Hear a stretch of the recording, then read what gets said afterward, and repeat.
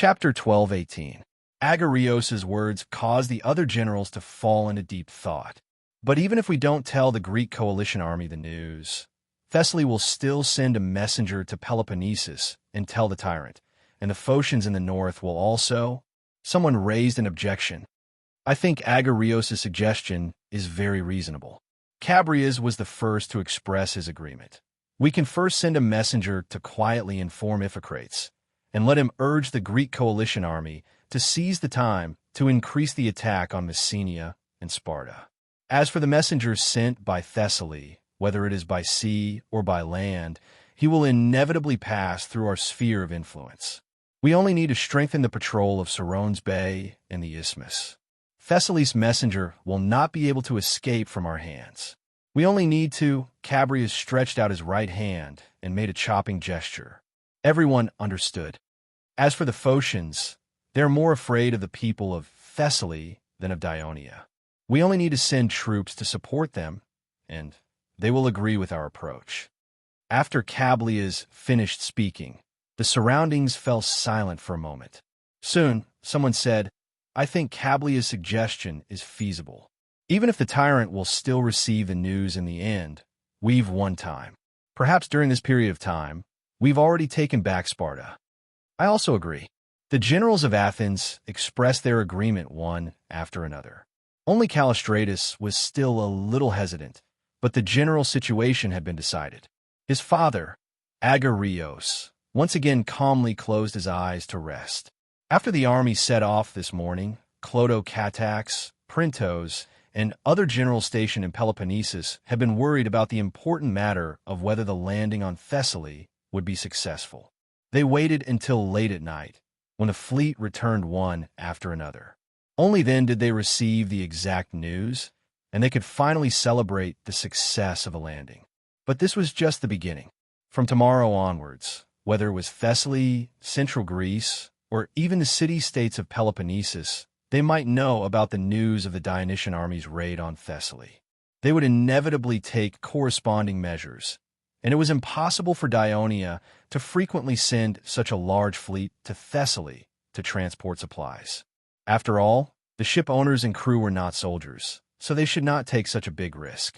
The army of nearly 100,000 in Peloponnesus consumed a lot of food every day. They must occupy Thessaly as soon as possible in order to obtain all the supplies in Thessaly to support the army. Therefore, the next few days were crucial for both sides. After killing his second brother, Polydorus, he immediately ordered his trusted troops to surround the central military tent.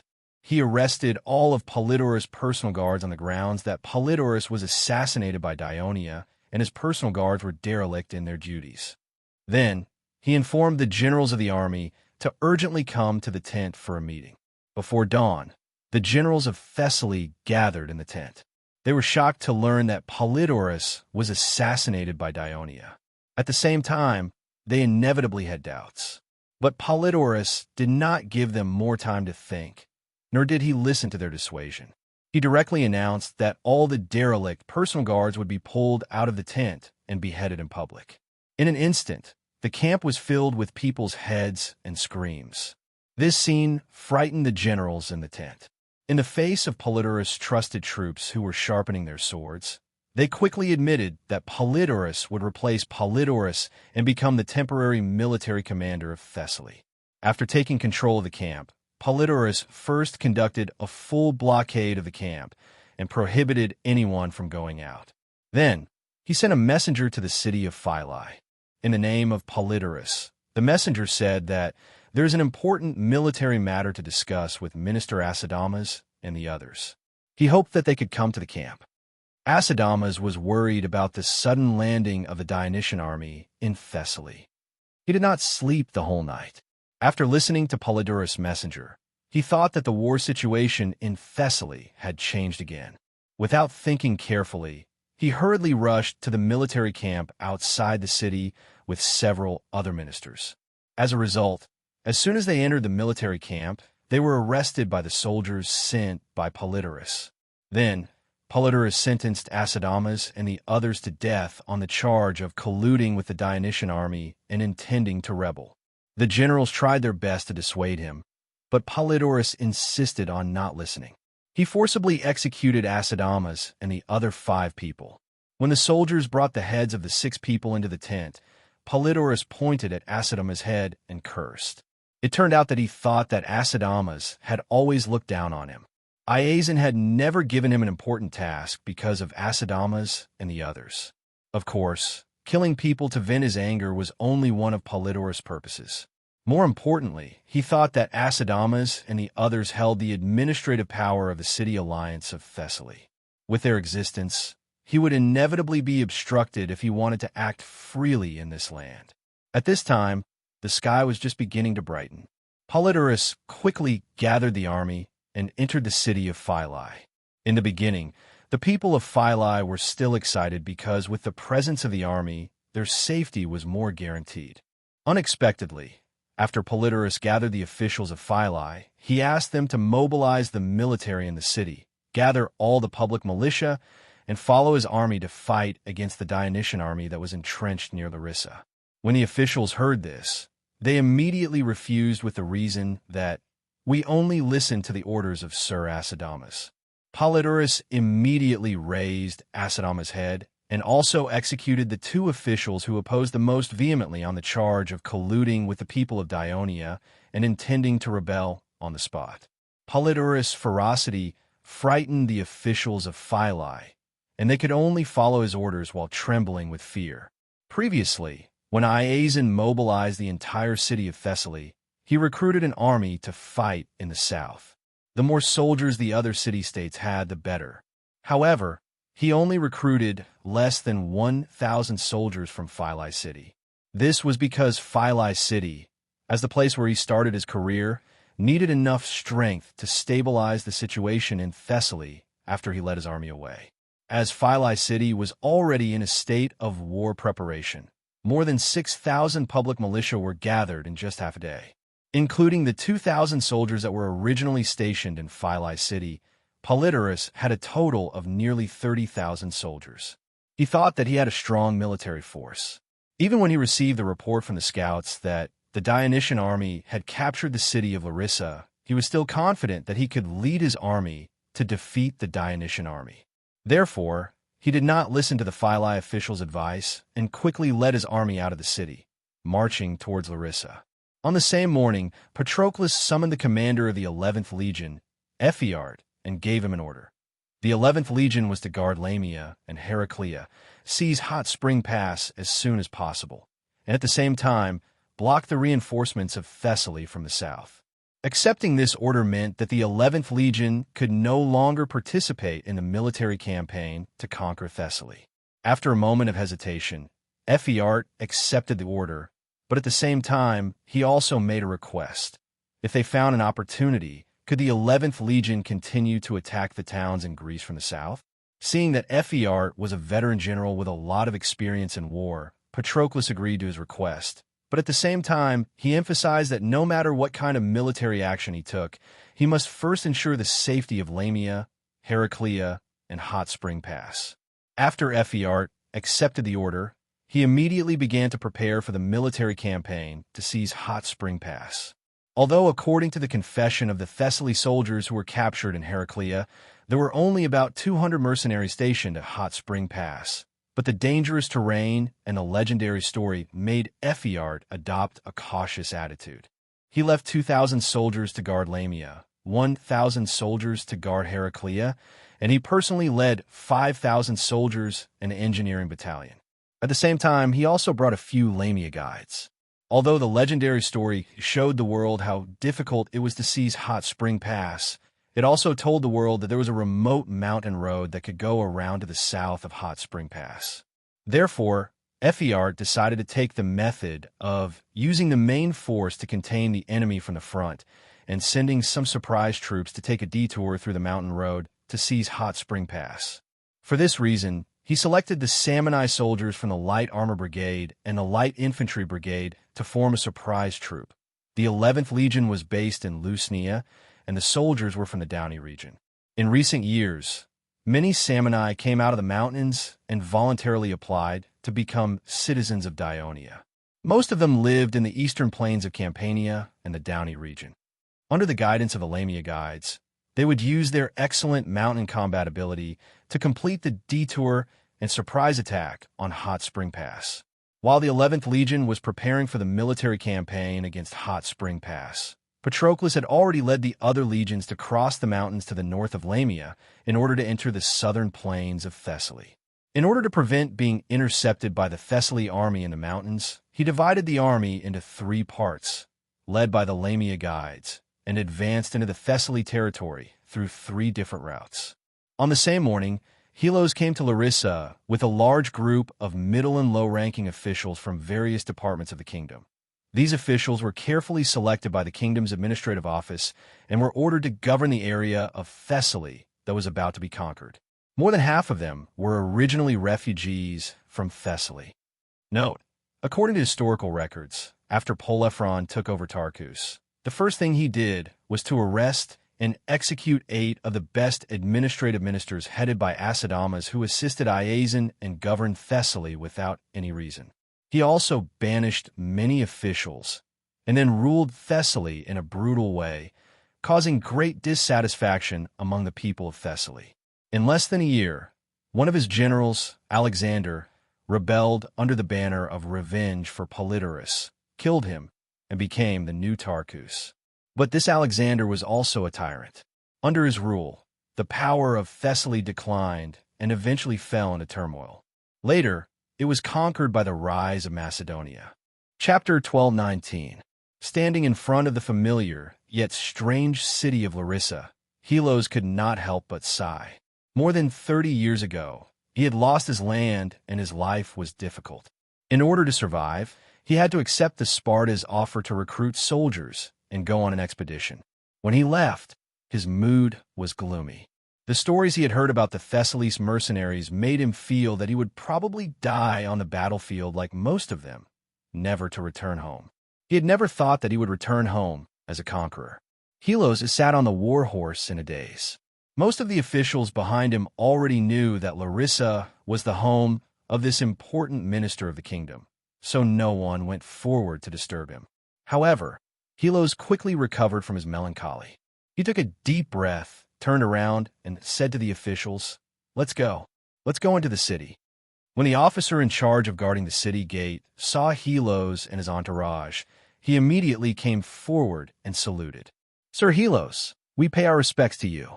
Commander Matones and Commander Lazuru are waiting for you at the governor's mansion." After that, he turned around and led the way. Helos slowly walked into the city on his war horse. He looked around. The streets were clean and tidy, and it was obvious that they had been carefully cleaned.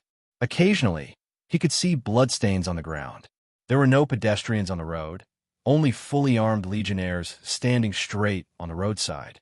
However, through the gaps in the doors and windows of the houses on both sides of the street, he could see pairs of eyes intertwined with anger and fear.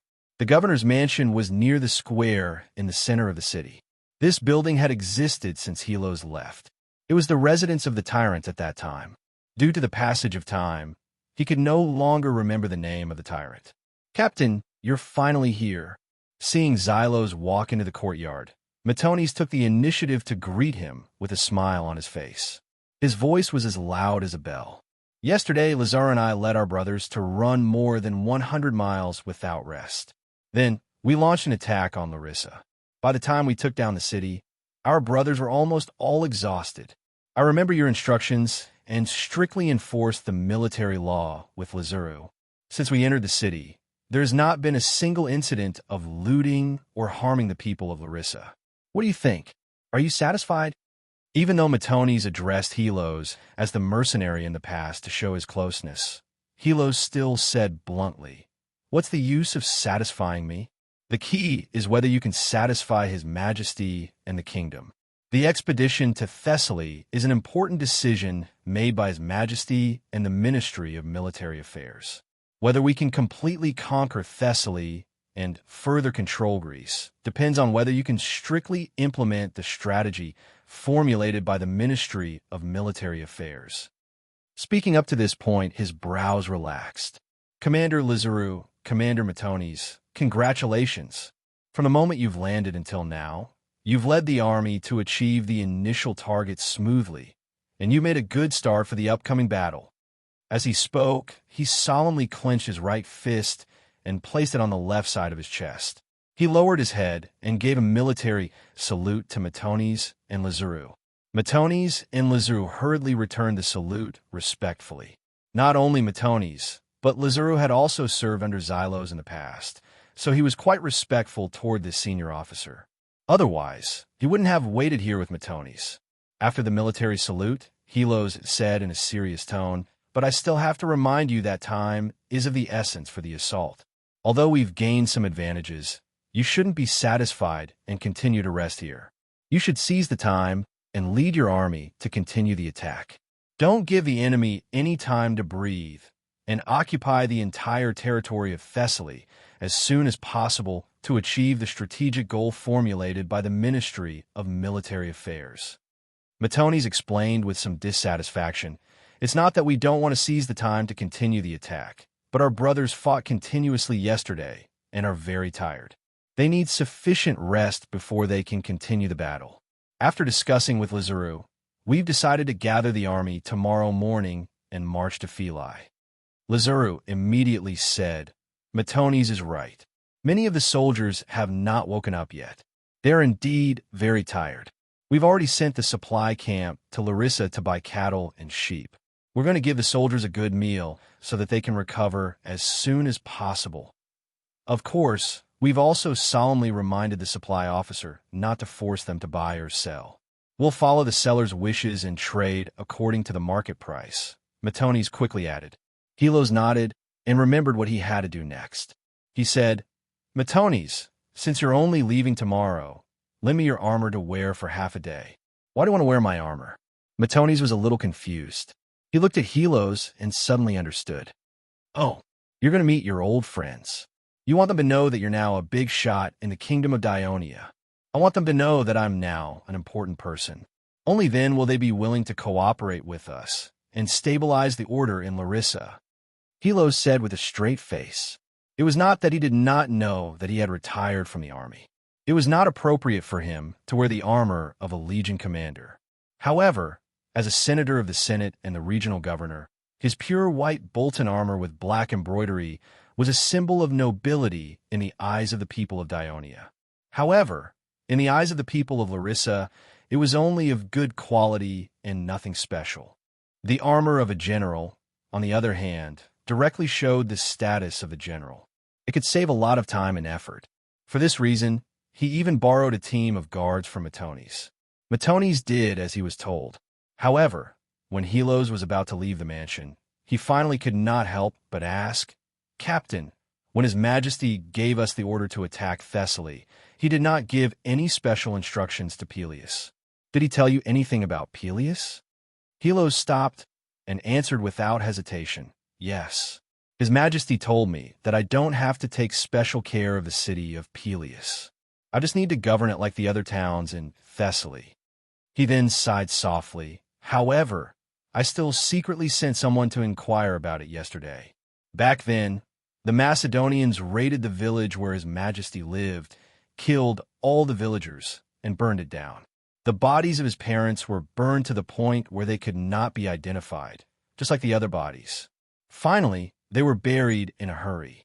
Now, it is a wasteland overgrown with weeds. No one remembers the specific location of the burial site. Damn the Macedonians!" Matones roared angrily. Wearing Matones' armor, Helos led a team of heavily armed guards to the civilian area of Larissa. Along the way, he attracted a lot of attention. Soon, he found some of his former neighbors and friends. When they learned that Helos, who had left Larissa for more than 30 years, had become an important minister of the kingdom of Dionia, they were very surprised. Back then, the young Helos was willing to help others and was good at fighting for justice. He had a good reputation in the civilian area. Therefore, although he returned to his hometown as an invader, he did not arouse the resentment of his former friends. Instead, they believed him when he said that Dionia would implement some policies for the occupied towns in Thessaly and were willing to publicize it for him. More than 10 years ago, when Dionia conquered Rome. In order to win the trust of the civilians in Rome, they specially selected slaves from Rome and entrusted them with important tasks. Only then did they gradually dispel the doubts of the civilians in Rome. Now, that Helos was a citizen of Larissa, he had a good reputation in the area. Using this method to stabilize and govern Larissa was naturally twice the result with half the effort. On the morning of the third day, Metones and Lazura left 2,000 soldiers to help Helos stabilize the order in the city of Larissa. They led the main force out of the city and marched eastward. On the way, they encountered the Thessaly army that was rushing over. At first, Polyphron, who had just received the news, was excited because he did not have to rush to Larissa to defeat the main force of the Dionysian army. But then he saw enemies in black helmets and black armors coming from the distance, causing the Dionia army to stretch out on both sides. He suddenly realized that the number of Dionia soldiers might be far more than 20,000, and they were moving quickly. Obviously, they were well trained. Polyphron panicked a little. Although he had always fought bravely, it was always under the command of his elder brother, Iazon. He had never had the experience of commanding such a large-scale battle independently. At this moment, all he could do was to remove the messengers and urge the generals to line up according to his deployment as soon as possible. He even rode anxiously to the rear of the army, shouting hysterically, "Tell the soldiers to speed up the formation. Anyone who is slow will be severely punished after the battle." Just as this army, which was temporarily put together by the various city-states of Thessaly, was unfolding in a mess, the Dionia army suddenly changed. It suddenly broke from the center, and the distance between them grew larger and larger until it split into two parts, each corresponding to the left and right wings of Thessaly's army. The reason why the Dionysian army did this was because Metones and Lazura were commanders of the same rank. In order to facilitate the command and avoid conflicts, they each commanded their own troops to fight. The second reason was to disrupt the enemy's deployment, so the two troops were deliberately combined at the beginning. The sudden change in the Dionia army's formation confused the inexperienced Polyphron. For a moment, he did not know how to deal with it. At this moment, the Dionysian army launched an attack. It did not take long for the two wings of Thessaly's army to collapse, and the collapse quickly spread to the entire army. Polyphron's rapid collapse was not only because of his lack of experience and poor command, but also because of the strong dissatisfaction of Thessaly's militia. Chapter 12:20. Polydorus had a gentle and steady personality. He was kind to the soldiers, so the militiamen were more willing to accept him as their commander. His death was very strange, and it made the soldiers suspicious. Acidorus and the other 6 ministers were all very famous people in the Thessaly city-states. They were specially selected by Iazon to help him unify the entire Thessaly region. In the end, they were killed by Polydorus on a groundless charge. How could this not make the militiamen from the various city-states angry? They were just afraid of Polydorus's power and temporarily endured it. When the Dionia soldiers' swift and violent attacks led to a disadvantageous situation, the soldiers of Thessaly, who did not have a strong fighting spirit, quickly gave up fighting and chose to escape. There were even Philai militiamen who were dissatisfied with Polydorus's actions and killed Polydorus, who was also fleeing in disorder in the chaos. The Thessaly army was defeated, and the soldiers were no longer restrained. They wanted to escape back to their motherland. They scattered in all directions, causing the whole area to be full of defeated soldiers. It seemed to be a little disadvantageous for the Dionysian army after the battle. Metones and Lazura did not expect the Thessaly army to be defeated so quickly, but at the same time, they both thought that the victory of this battle would help them capture the city of Philai, which may have been completely defenseless, as soon as possible and completely solve the problem of the Dionysian army's food supply. This was the original purpose of their eastward march, so the two of them ordered the light armored soldiers, light infantry battalions, and cavalry legions who did not contribute much in the battle, not to chase after the defeated soldiers, but to hurry to Philai. While the armies of Metones and Lazura were fighting with the Thessaly army in the northern plains, Patroclus had led the army over the mountains and entered the same flat southern plains of Thessaly. The soldiers continued to march northeast to the hilly area, regardless of exhaustion. In the afternoon, they arrived at the center of the southern plains, Pharsalus. When the Dionysian army landed in the Gulf of Mariacos, the Lamias had sent messengers to ask for help from Pharsalus. Therefore, the Pharsalus people were prepared for the arrival of the Dionysian army. They even sent messengers to ask for help from Philai. But when the messenger arrived in Philai, Polydorus had already led his army to Larissa. He received the news that Acidorus, who was respected by the Pharsalus people, was killed. He did not have time to send the news back to the city. The people of Pharsalus did not expect the Dionysian army to come so quickly and in such large numbers. The militia looked down from the city and could only see endless black surging. It was terrifying. The city of Pharsalus was built on a hill, and they had been prepared in advance. It was getting late, and the Dionia soldiers had been marching for a long time and were physically exhausted. So Patroclus ordered the army to camp and rest less than a mile away from the city of Pharsalus. The distance between the two sides was so close that it was easy to be attacked. But Patroclus, with his absolute advantage in strength, was not worried. Instead, he was happy to see it happen. But just as the soldiers began to dig trenches and build camps, he received a report from a cavalry scout. There were many defeated soldiers of Thessaly in the north. After thinking for a while, Patroclus immediately issued an order. Let some of the troops who were building camps immediately surround the city of Pharsalus to prevent any defeated soldiers from escaping into the city. At the same time, the cavalry legion, light infantry, and light armor troops were sent to hunt down the defeated soldiers of Thessaly. These defeated soldiers of Thessaly, who had been running for several hours, thought that they had escaped the pursuit of the Dionysian army, but they did not expect to run into another huge Dionysian army. This was a great blow to them, who were extremely tired. Many of them simply chose to surrender. Before dusk, the pursuit was coming to an end. The Dionysian army had captured nearly 2,000 defeated soldiers of Thessaly, most of whom were people of Pharsalus. Through their interrogation, Patroclus learned about the general movements of the armies of Martones and Lazuru in the north in the past few days. He was happy for their successive attacks on Peleus, Larissa, and the defeat of Thessaly's main force. At the same time, he reminded himself to speed up the military action, so that when the two armies met, his prestige would be reduced due to too few military achievements, even though it was he who had taken the initiative to land on the most difficult southern coast. Therefore, Patroclus selected 5 high-ranking and reputable captives from the captured Pharsalus soldiers. First, he assembled the army and let these captives follow him to review the tens of thousands of high-spirited soldiers. Then, he called Lamia's guide and explained the fact that the Dionysian army had occupied Lamia, Heraclea, and Hot Spring Pass in the south. After that, Patroclus formally talked to them and told them clearly that Dionia had sent 100,000 troops to attack Thessaly, and the main force of the army was far away in Thessaly and Peloponnesus. The city-states of Thessaly would certainly find it difficult to resist, but as long as Pharsalus surrendered to Dionia, he could swear in the name of Hades, the patron saint of Dionia, that the Dionysian army would not harm the people of Pharsalus and would not plunder the property of the people at will.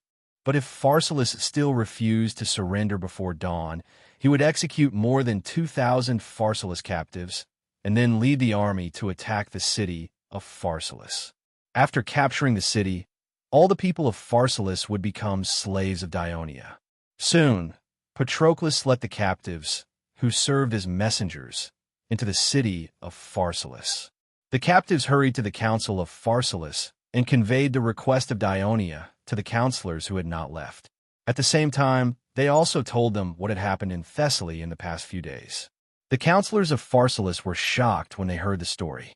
In order to conquer Thessaly, Dionia had sent 100,000 troops.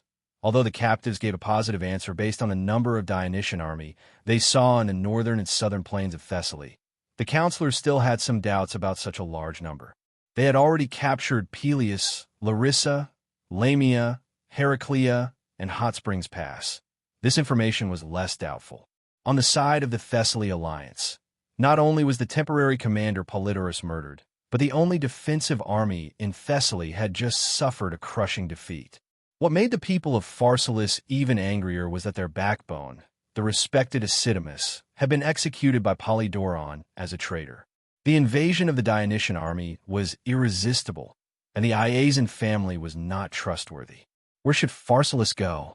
At dusk, the bells in the city of Pharsalus rang, and the counselors urgently convened a citizens' meeting. As one of the most powerful states in Thessaly, there were less than 2,000 citizens attending the meeting and less than 500 young and middle-aged citizens. Most of the citizens were either captives of Dionia or still in the army led by Iasian. In fact, the citizens of Pharsalus had been intimidated by the huge Dionysian army outside the city. Now that they knew that the enemy was stronger than they had seen, and they were isolated and helpless, most of the citizens agreed to surrender to Dionia. The citizens of Pharsalus quickly passed a resolution.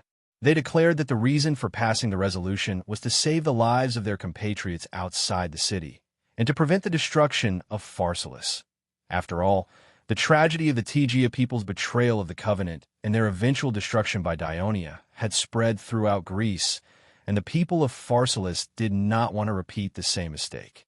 That night, Pharsalus sent messengers out of the city to discuss the surrender with the Dionysian army. Among the powerful states of Thessaly, Phyllis was relatively special. It was surrounded by undulating hills.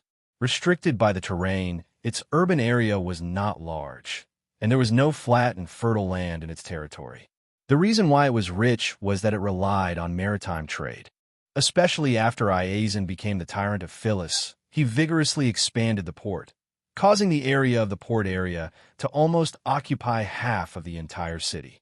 Therefore, it was difficult to completely separate it from the main city. There were more than a dozen cargo ships docked at a dock in the port. A fat middle-aged man staggered towards the dock. He greeted the owners of the merchant ships nearby while he was hiccuping. It was not until he approached the innermost of the dozen cargo ships that he stopped and put on a drunken posture. He took the opportunity to quietly glance around. After he found nothing unusual, he staggered and jumped onto the ship, then wobbled into the cabin. Compared to the crew sleeping on the deck, there were 3 people sitting in the narrow cabin, discussing something in a low voice. "Captain, I'm back," the sailor who jumped onto the ship said in a low voice. The man who was addressed as the captain was around 40 years old. He was abnormally burly, and there were several obvious scars on his face and body. His every movement exuded an awe-inspiring aura. He was the current captain of the Mountain Ridge Reconnaissance Brigade of the Sacred Kingdom of Dionia, Tegetus. Why would Tegetus, who was supposed to follow Clodocatax to fight in Peloponnesus, appear at the port of Phyllis? It turned out that the Ministry of Military Affairs had formulated the military plan to land and raid Thessaly. The Mountain Reconnaissance Brigade was an important part of the plan, as the landing troops had to capture Thessaly as soon as possible to alleviate the shortage of food supplies. The issue of how to successfully capture Phyllis, the center of Thessaly, became the most important issue.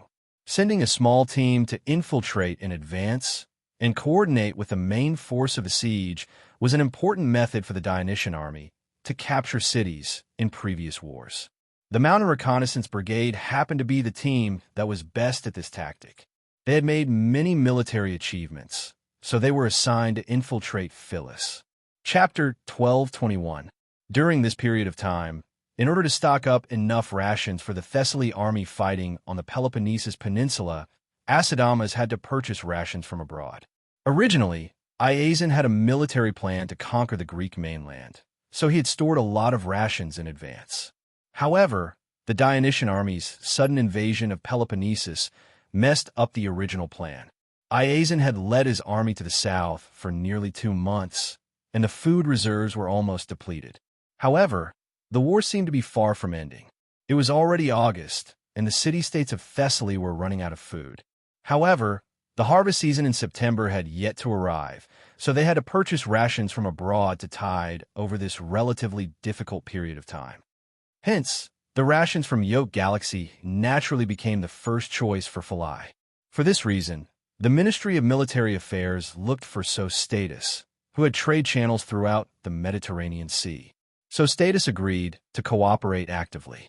He asked the fleet in charge of trading in Yoke Galaxy to pretend to be a merchant ship from Yoke Galaxy. They carried rations to Philai for sale many times, and most of the sailors in the fleet were soldiers from the Mountain Reconnaissance Brigade. After a while, the management and patrol team of Philai's port became more familiar with this fleet from Yoke Galaxy. Therefore, the day before the Dionysian army landed on Thessaly, Sostatus's fleet deliberately arrived at Philai's port in the afternoon. By the time they finished unloading the rations, it was already past dusk. After all, it was dangerous to sail in the Aegean Sea at night, so the entire fleet had no choice but to stay at the port. The next day, the Dionysian fleet suddenly blockaded Philai's port. So naturally, Sostatus's fleet could not leave. For the next few days, the Dionysian fleet had been patrolling the nearby waters, destroying many merchant ships that wanted to escape from Philai. Sostatus's fleet had been staying at Philai's port on the grounds of safety. Of course, many merchant ships from other city-states had also chosen to stay at Philai's port. Therefore, there were many ships docked at Philai's port, making Sostatus's fleet inconspicuous. However, to Sostatus's surprise, Philai suddenly strengthened the management of the port. Not only did it prohibit foreign sailors from roaming freely in the port, but it also prohibited them from entering the city.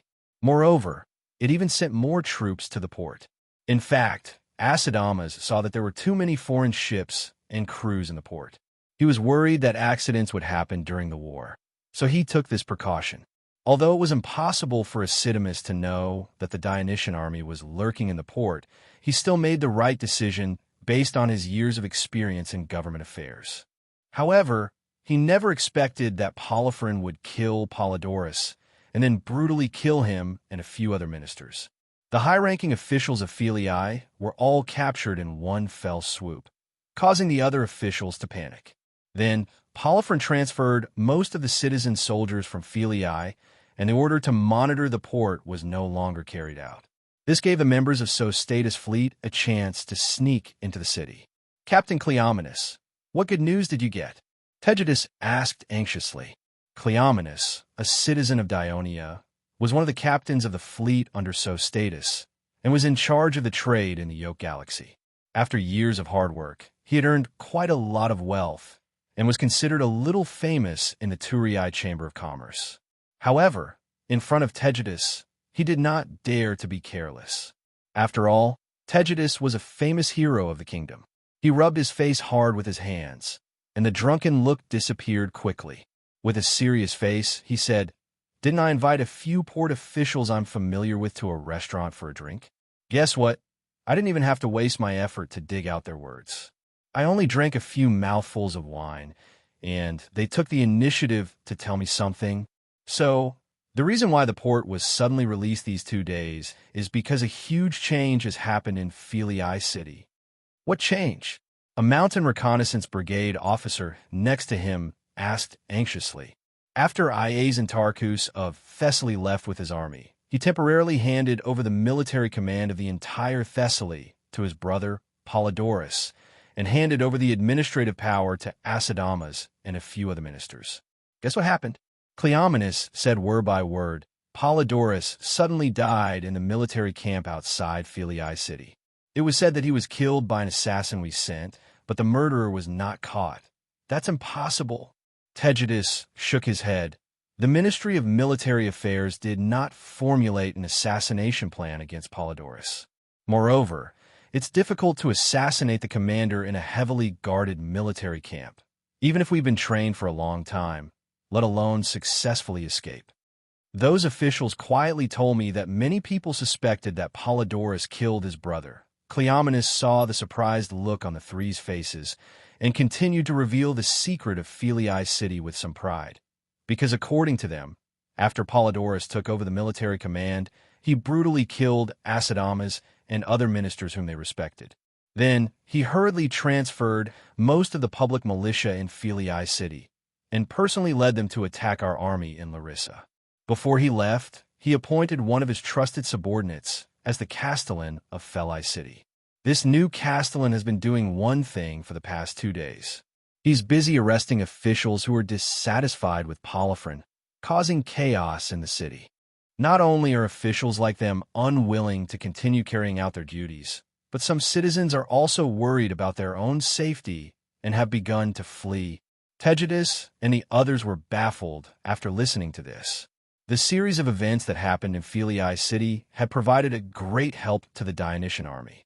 If it was not for the fact that the Ministry of Military Affairs did not give the mountain reconnaissance team a special hint before landing, Tegetus would even think that this Thessaly General Polydorus was a spy sent by the kingdom. "Did you ask them how many soldiers are in the city now?" Tegetus asked. "Of course. I won't forget such an important question," Cleomenes said confidently. Ionis said confidently. When Polifron left, he left 500 soldiers for his confidant. They are loyal to Polifron. This is the reason why the people of Pherae dare not rebel against the new governor. As for how many citizen soldiers are there in the city, they are not too sure. However, there should not be many left. They revealed a piece of news to me. It is said that the new governor plans to forcibly recruit foreign crew members like us to participate in the battle at the port when necessary. Recruit us? This is a good thing. This way, we can take the opportunity to blend into the Philii army and help our siege team to seize Philii City. A team officer said excitedly. "Captain, Philii City is in chaos now, and the people are panicking. This is a great opportunity. Why don't we launch a surprise attack at night and seize Philii City directly?" Another team officer suggested.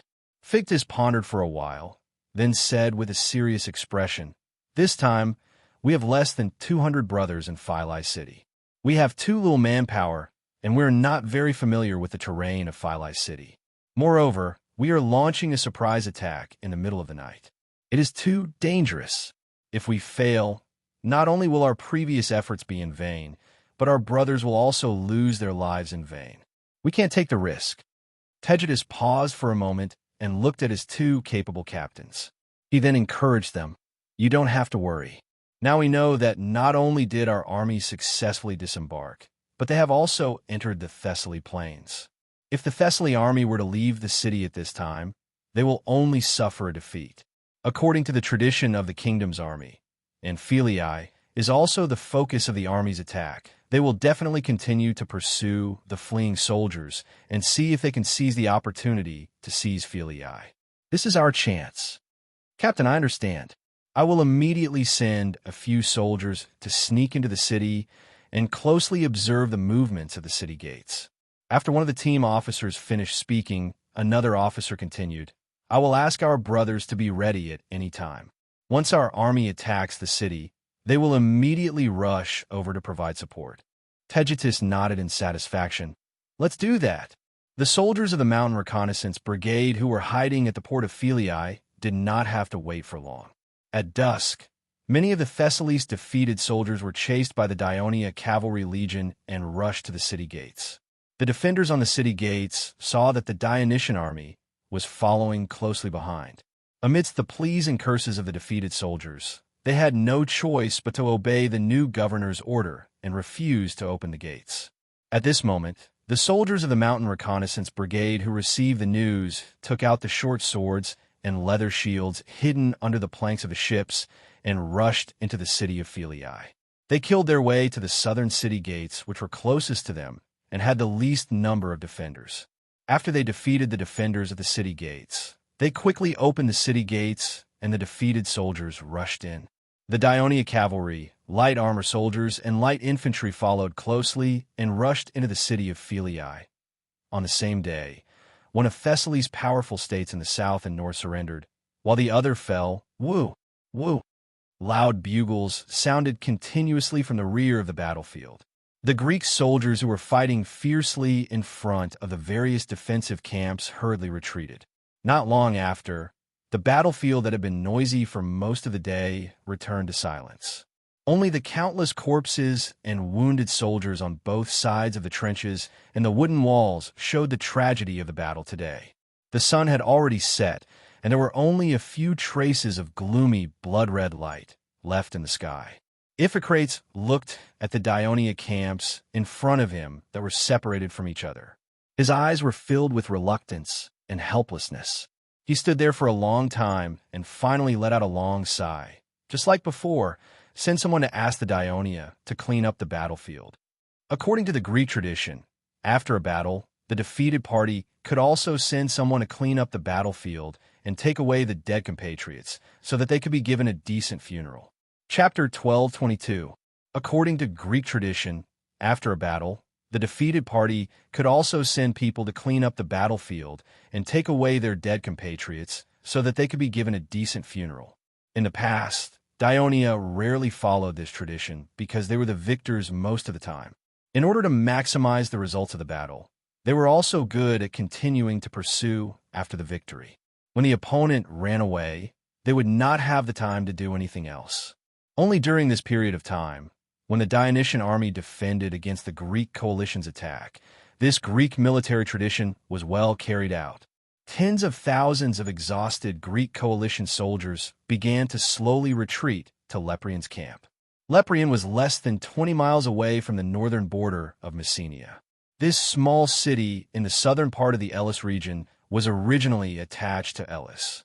Later, it was taken away by Sparta. After Elis joined the Greek coalition, it was taken back by Sparta. When the Greek coalition attacked Legania, they were frequently attacked by Dionia's soldiers when they were camping. Therefore, after the army moved to Messenia, Iphicrates learned his lesson and stationed his army in Leprian, which was far away from the battlefield, mainly for safety reasons. On the way back to the camp, many generals of the other cities came to Iphicrates to complain, saying things like, their soldiers suffered many casualties in today's battle, and so on. Their words revealed the same meaning. They were not willing to carry out such a tragic siege again.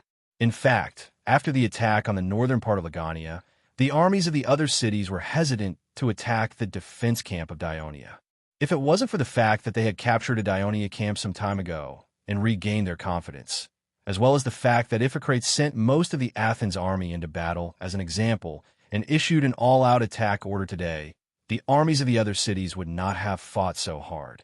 However, it turned out that the small victory a few days ago was just an illusion. Not only did the defense of Dionia not weaken, but it had also strengthened. Although the Greek coalition's siege ability had improved a little, they had learned a lot from the continuous battles against Dionia's camps. It was still not enough to break through the complex defense system of the Dionysian army. Iphicrates gave the same answer to the vague expressions of these generals. The allied forces would no longer attack the defensive encampment of Dionia. Iphicrates' affirmative answer surprised the generals, but he didn't say anything else.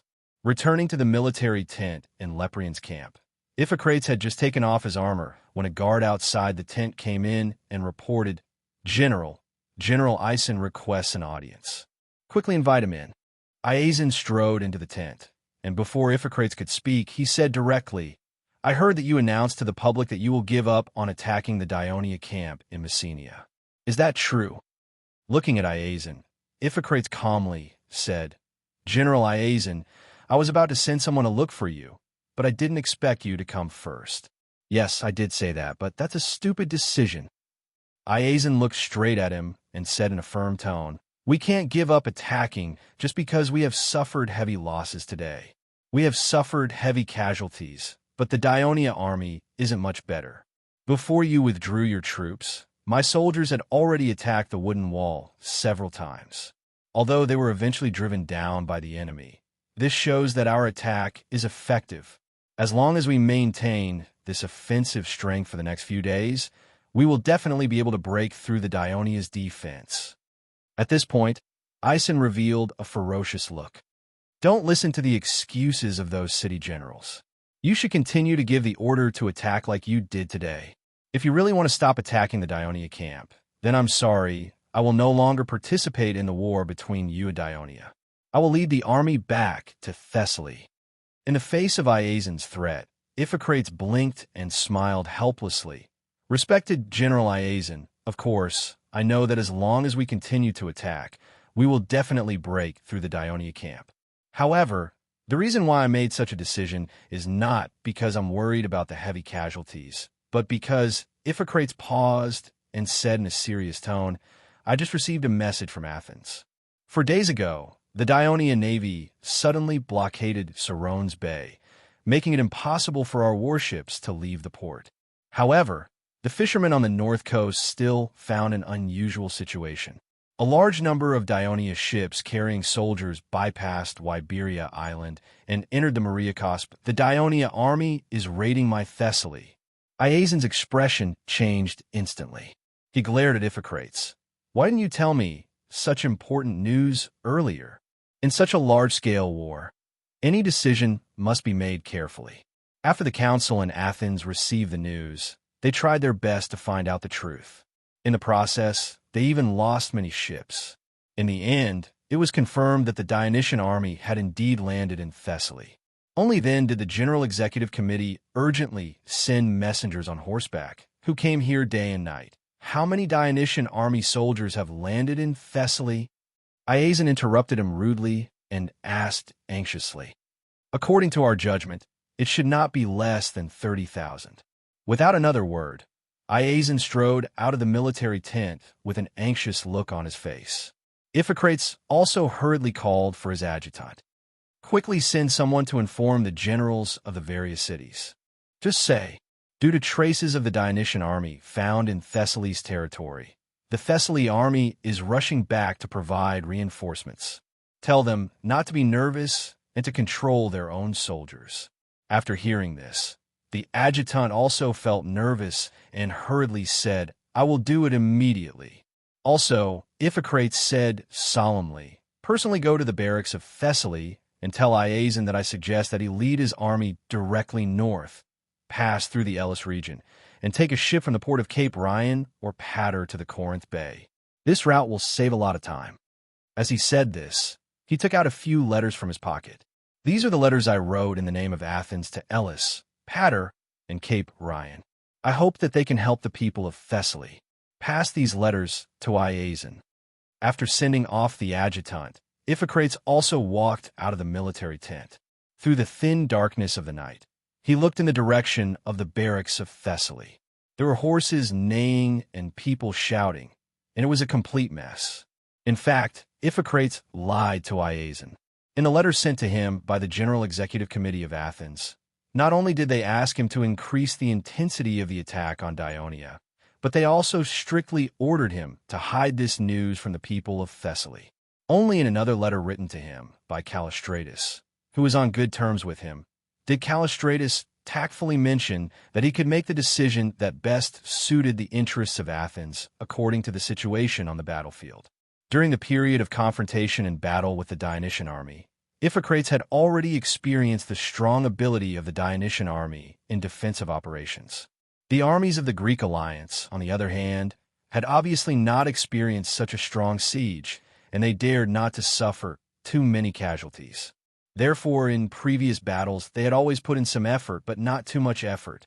This included the army of Athens. After receiving the order from Athens, Iphicrates finally issued a death order today and launched a fierce attack. However, the result was still disappointing.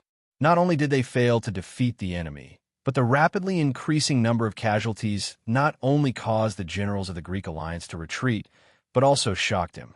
If he continued to launch a fierce attack, as Iason said, he was afraid that the Greek alliance would be torn apart before they could break through the defense line of Dionia, and he might also be impeached by the General Assembly of Athens. Moreover, even if the Greek alliance paid a heavy price and finally defeated the Dionysian army in Messenia, the kingdom of Dionia would send new troops to Greece, just like how they sent another army to Thessaly. At that time, the Greek alliance, which had already suffered heavy losses, would not be able to resist the Dionysian army's invasion. Iphicrates had already realized that the war with Dionia could not end with just 1 or 2 victories. If they wanted to fight against the powerful Dionysian army for a long time, they must win over Thessaly's people. During the time they fought side by side, Iphicrates discovered that not only did Thessaly's army account for half of the Greek alliance, but its combat power was also the strongest. In particular, the nearly 10,000 mercenaries were not only brave in battle, but also well-disciplined. As the commander of Thessaly's army, Although Iazon had some conflicts with Iphicrates because he did not become the commander of the Greek alliance, he treated every battle seriously and had a strong command ability. As an enemy, Thessaly's army was undoubtedly terrifying. However, as an ally against a strong enemy, Thessaly's army was undoubtedly the best helper. Therefore, Iphicrates decided to disobey the order of the General Executive Committee. After delaying for a day, he personally told Iazon the news that Thessaly had been attacked by the Dionysian army. Even if the General Executive Committee pursued this matter in the future, he could falsely say that Iazon received the news from Thessaly's messenger. After all, it was impossible for Athens to completely block all the roads leading from Thessaly to Peloponnesus.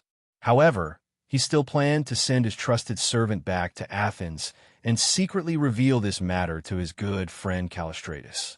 He believed that with Callistratus's foresight, he would definitely support him, because all this was for the sake of Athens. Just as Iphicrates was standing outside the tent, lost in his thoughts, his adjutant had already rushed back to report to him, "General, I have handed the letter to Iazon." He expressed his gratitude and said that after he drove away the Dionysian army in Thessaly's territory and stabilized the rear, he would definitely lead his army back to fight against the Dionia together with the Greek alliance. Chapter 12:23. Iphicrates nodded in satisfaction. With Iazon's attitude, it meant that his efforts were not in vain. He looked at the Thessaly camp. It was already on fire. Countless torches poured out of the camp gate and extended to the north, gradually forming a winding fire dragon. Iphicrates prayed silently with a solemn expression. "May Athens bless Thessaly's people and ensure that everything goes smoothly." The departure of Thessaly's army caused the morale of the Greek coalition army to waver. For the next few days, the Greek coalition army stayed in their camp. At the same time, out of worry, they had to strengthen their defenses. While Iphicrates was busy comforting the generals and soldiers of the coalition army, he also sent people to inform the allies of Peloponnesus to strengthen their defenses. As he expected, Clotocatax, who had found out about the enemy's situation, under the suggestion of Printos, sent the first legion from Sparta to the north to attack the Greek coalition army that was besieging Mandinia. The Greek coalition army, who had received Iphicrates' order, retreated, and Mandinia was temporarily free. The First Legion, which had not fought with the Greek coalition army, continued north, heading straight for Corinth, which was located on the isthmus. Iphicrates, who received the news, did not lead his army to rescue them. Instead, he let the main force of the coalition army stay in the Leprean camp. At the same time, he assumed a posture that he would attack the Dionia camp in Messenia at any time, forcing Dionia to not easily mobilize its troops in Messenia. Only the Greek coalition army that had besieged Mandinia followed the First Legion. However, once the First Legion turned to attack them, they quickly avoided it. However, their presence prevented the First Legion from attacking the seemingly well-defended city of Corinth. 2 days later, the First Legion, who had failed to mobilize the main force of the Greek coalition army, did not dare to stay in a completely unfamiliar enemy territory for long. In addition, they had used up a lot of their rations, so they once again turned south and returned to Legenia. Just as the battle in Peloponnesus temporarily subsided and the two sides were in a strange standoff, Iazon had already led his army across the Corinth Bay and landed on the Thebes of Calixus. They quickly went north, passed through the Pyotia area, and entered the Phocis area. At this time, the Phocians were no longer as hostile to Thessaly as they had been a few months ago. After all, the two sides were now allies, and Phocis was facing the threat of the Dionysian army stationed in the north. They urgently needed the help of Thessaly's army. Therefore, Thessaly's army was welcomed by the Phocians, and the generals of the Greek reinforcements came to greet them. After some discussion, Iazon had a general understanding of the situation in the north. The Dionysian army occupied Heraclea and, at the same time, took down the Hot Spring Pass. At one point, they continued south and surrounded the city of Satignan. Fortunately, there were timely reinforcements from Athens in advance. The Phocians repelled the attacks of the Dionysian army several times. Yesterday, the Dionia might have found out that Thessaly's army had returned, so they had already withdrawn from Satignan and returned. After some consideration, Iazan decided to lead the army north along the coast, take down the Hot Spring Pass first, and then enter the Lamia region. The reason for this choice was that he considered that the mountainous area in the north of central Greece was more difficult to traverse, which was not conducive for the advancement of the army. Moreover, the Dionysian army occupied Heraclea, guarding the northern gate of the mountainous area. He had already seen the defensive capabilities of the Dionysian army in Peloponnesus. If they couldn't take down Heraclea in time, it would be extremely dangerous for tens of thousands of troops to be stuck in the mountainous area. Isin was very clear that although the Hot Springs Pass was known in Greece for being easy to defend and hard to attack, the Greeks built this pass in order to defend against the barbarians from the north, mainly referring to Thessaly. Therefore, it only defended against the north and not the south. It was only a one-sided pass.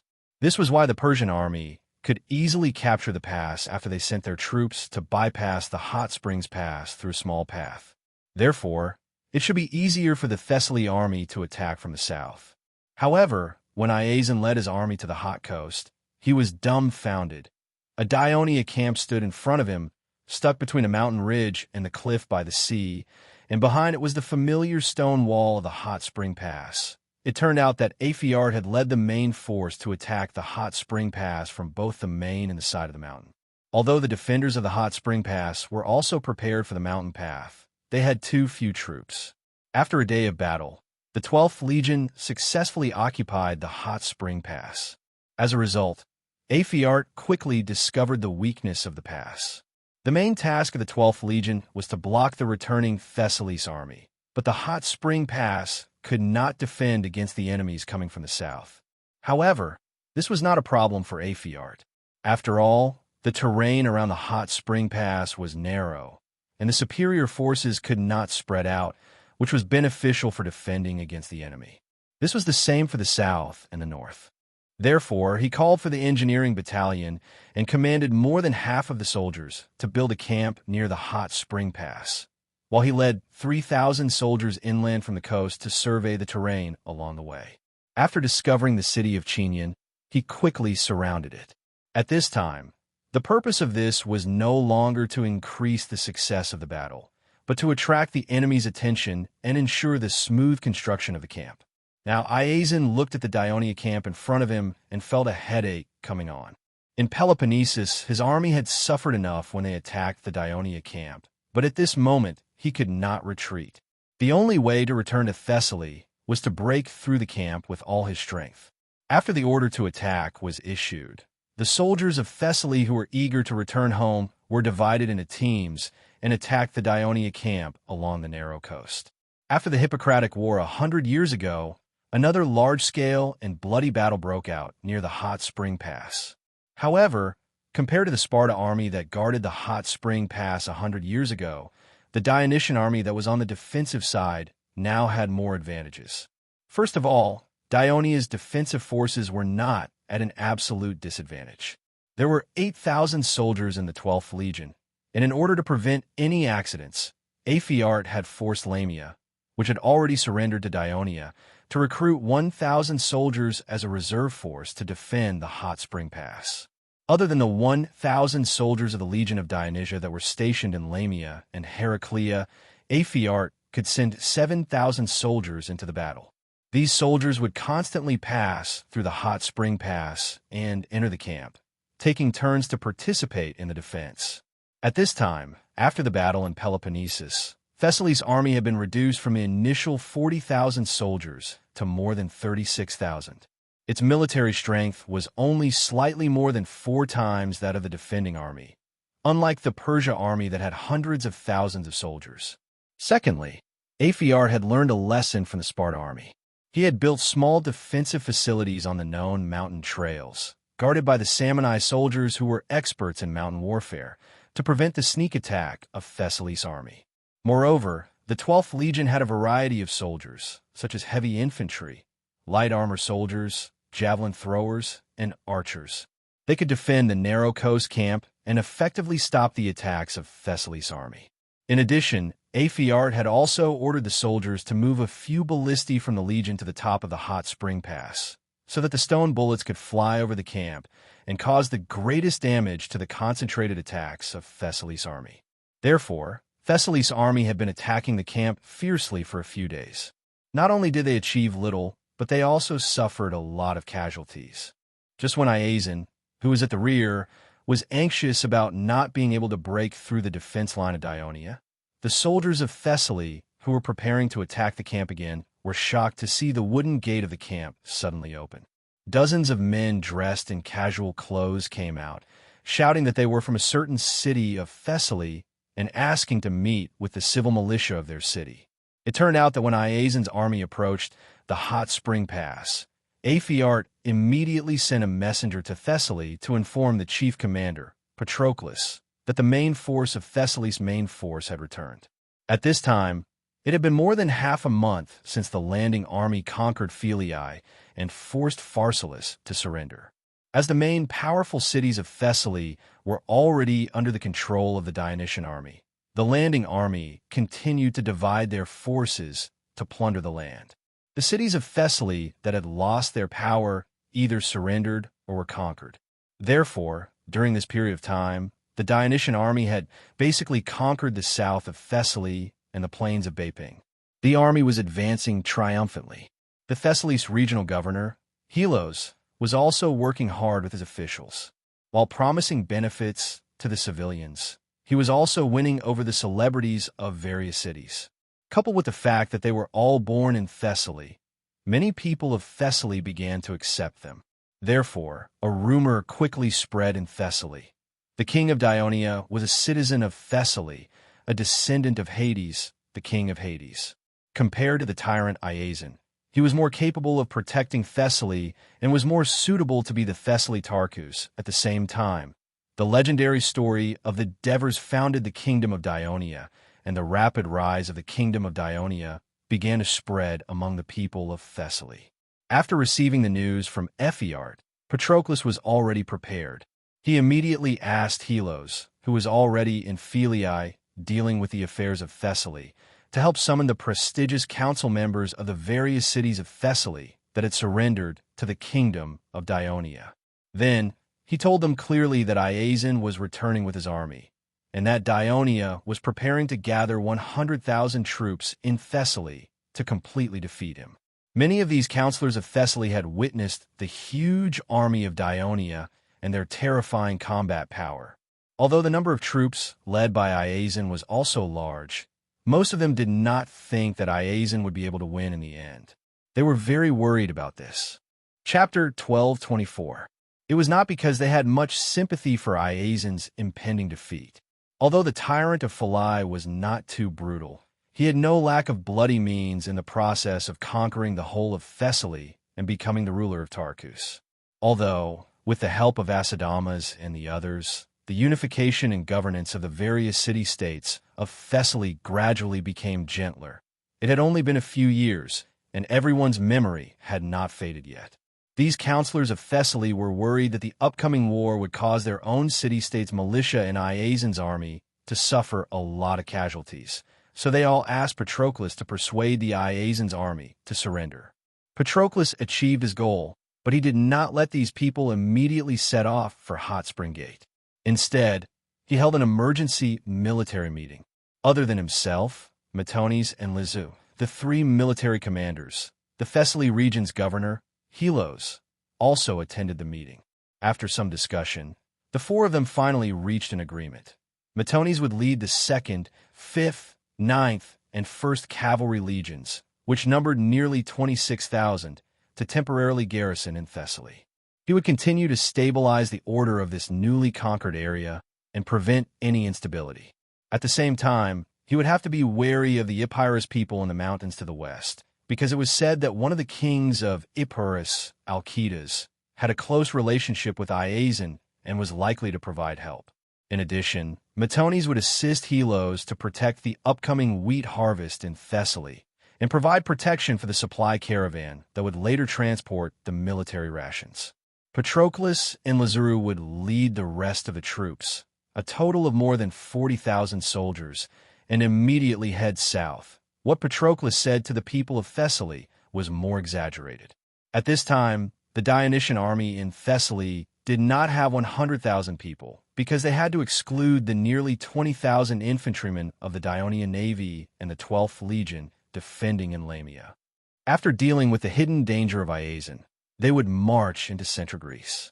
For these generals of the kingdom, it was undoubtedly a great honor to be able to lead the army into central Greece and finally conquer Athens, washing away the humiliation of being degraded as barbarians by the Greeks led by Athens. The reason why Metones agreed to stay was partly because of Helos's persuasion. On the other hand, as a Thessaly man, he was willing to do something for his hometown. After solving the problem of choosing a candidate to stay behind in Thessaly, Patroclus led the army across the southern mountains in high spirits and entered the Lamia area. And then the previous scene appeared. These counselors of Thessaly were all famous people in their respective cities. The soldiers of Thessaly quickly recognized them and immediately scrambled to ask them about the situation of their respective cities. When Iazon heard news and rushed over, the news that 100,000 troops of Dionia have landed in Thessaly and have conquered all the cities.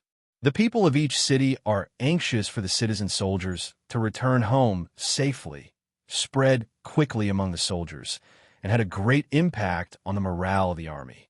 The militias of each city gathered around the counselors of their cities and discussed eagerly about returning home. The entire army was beginning to show signs of falling apart.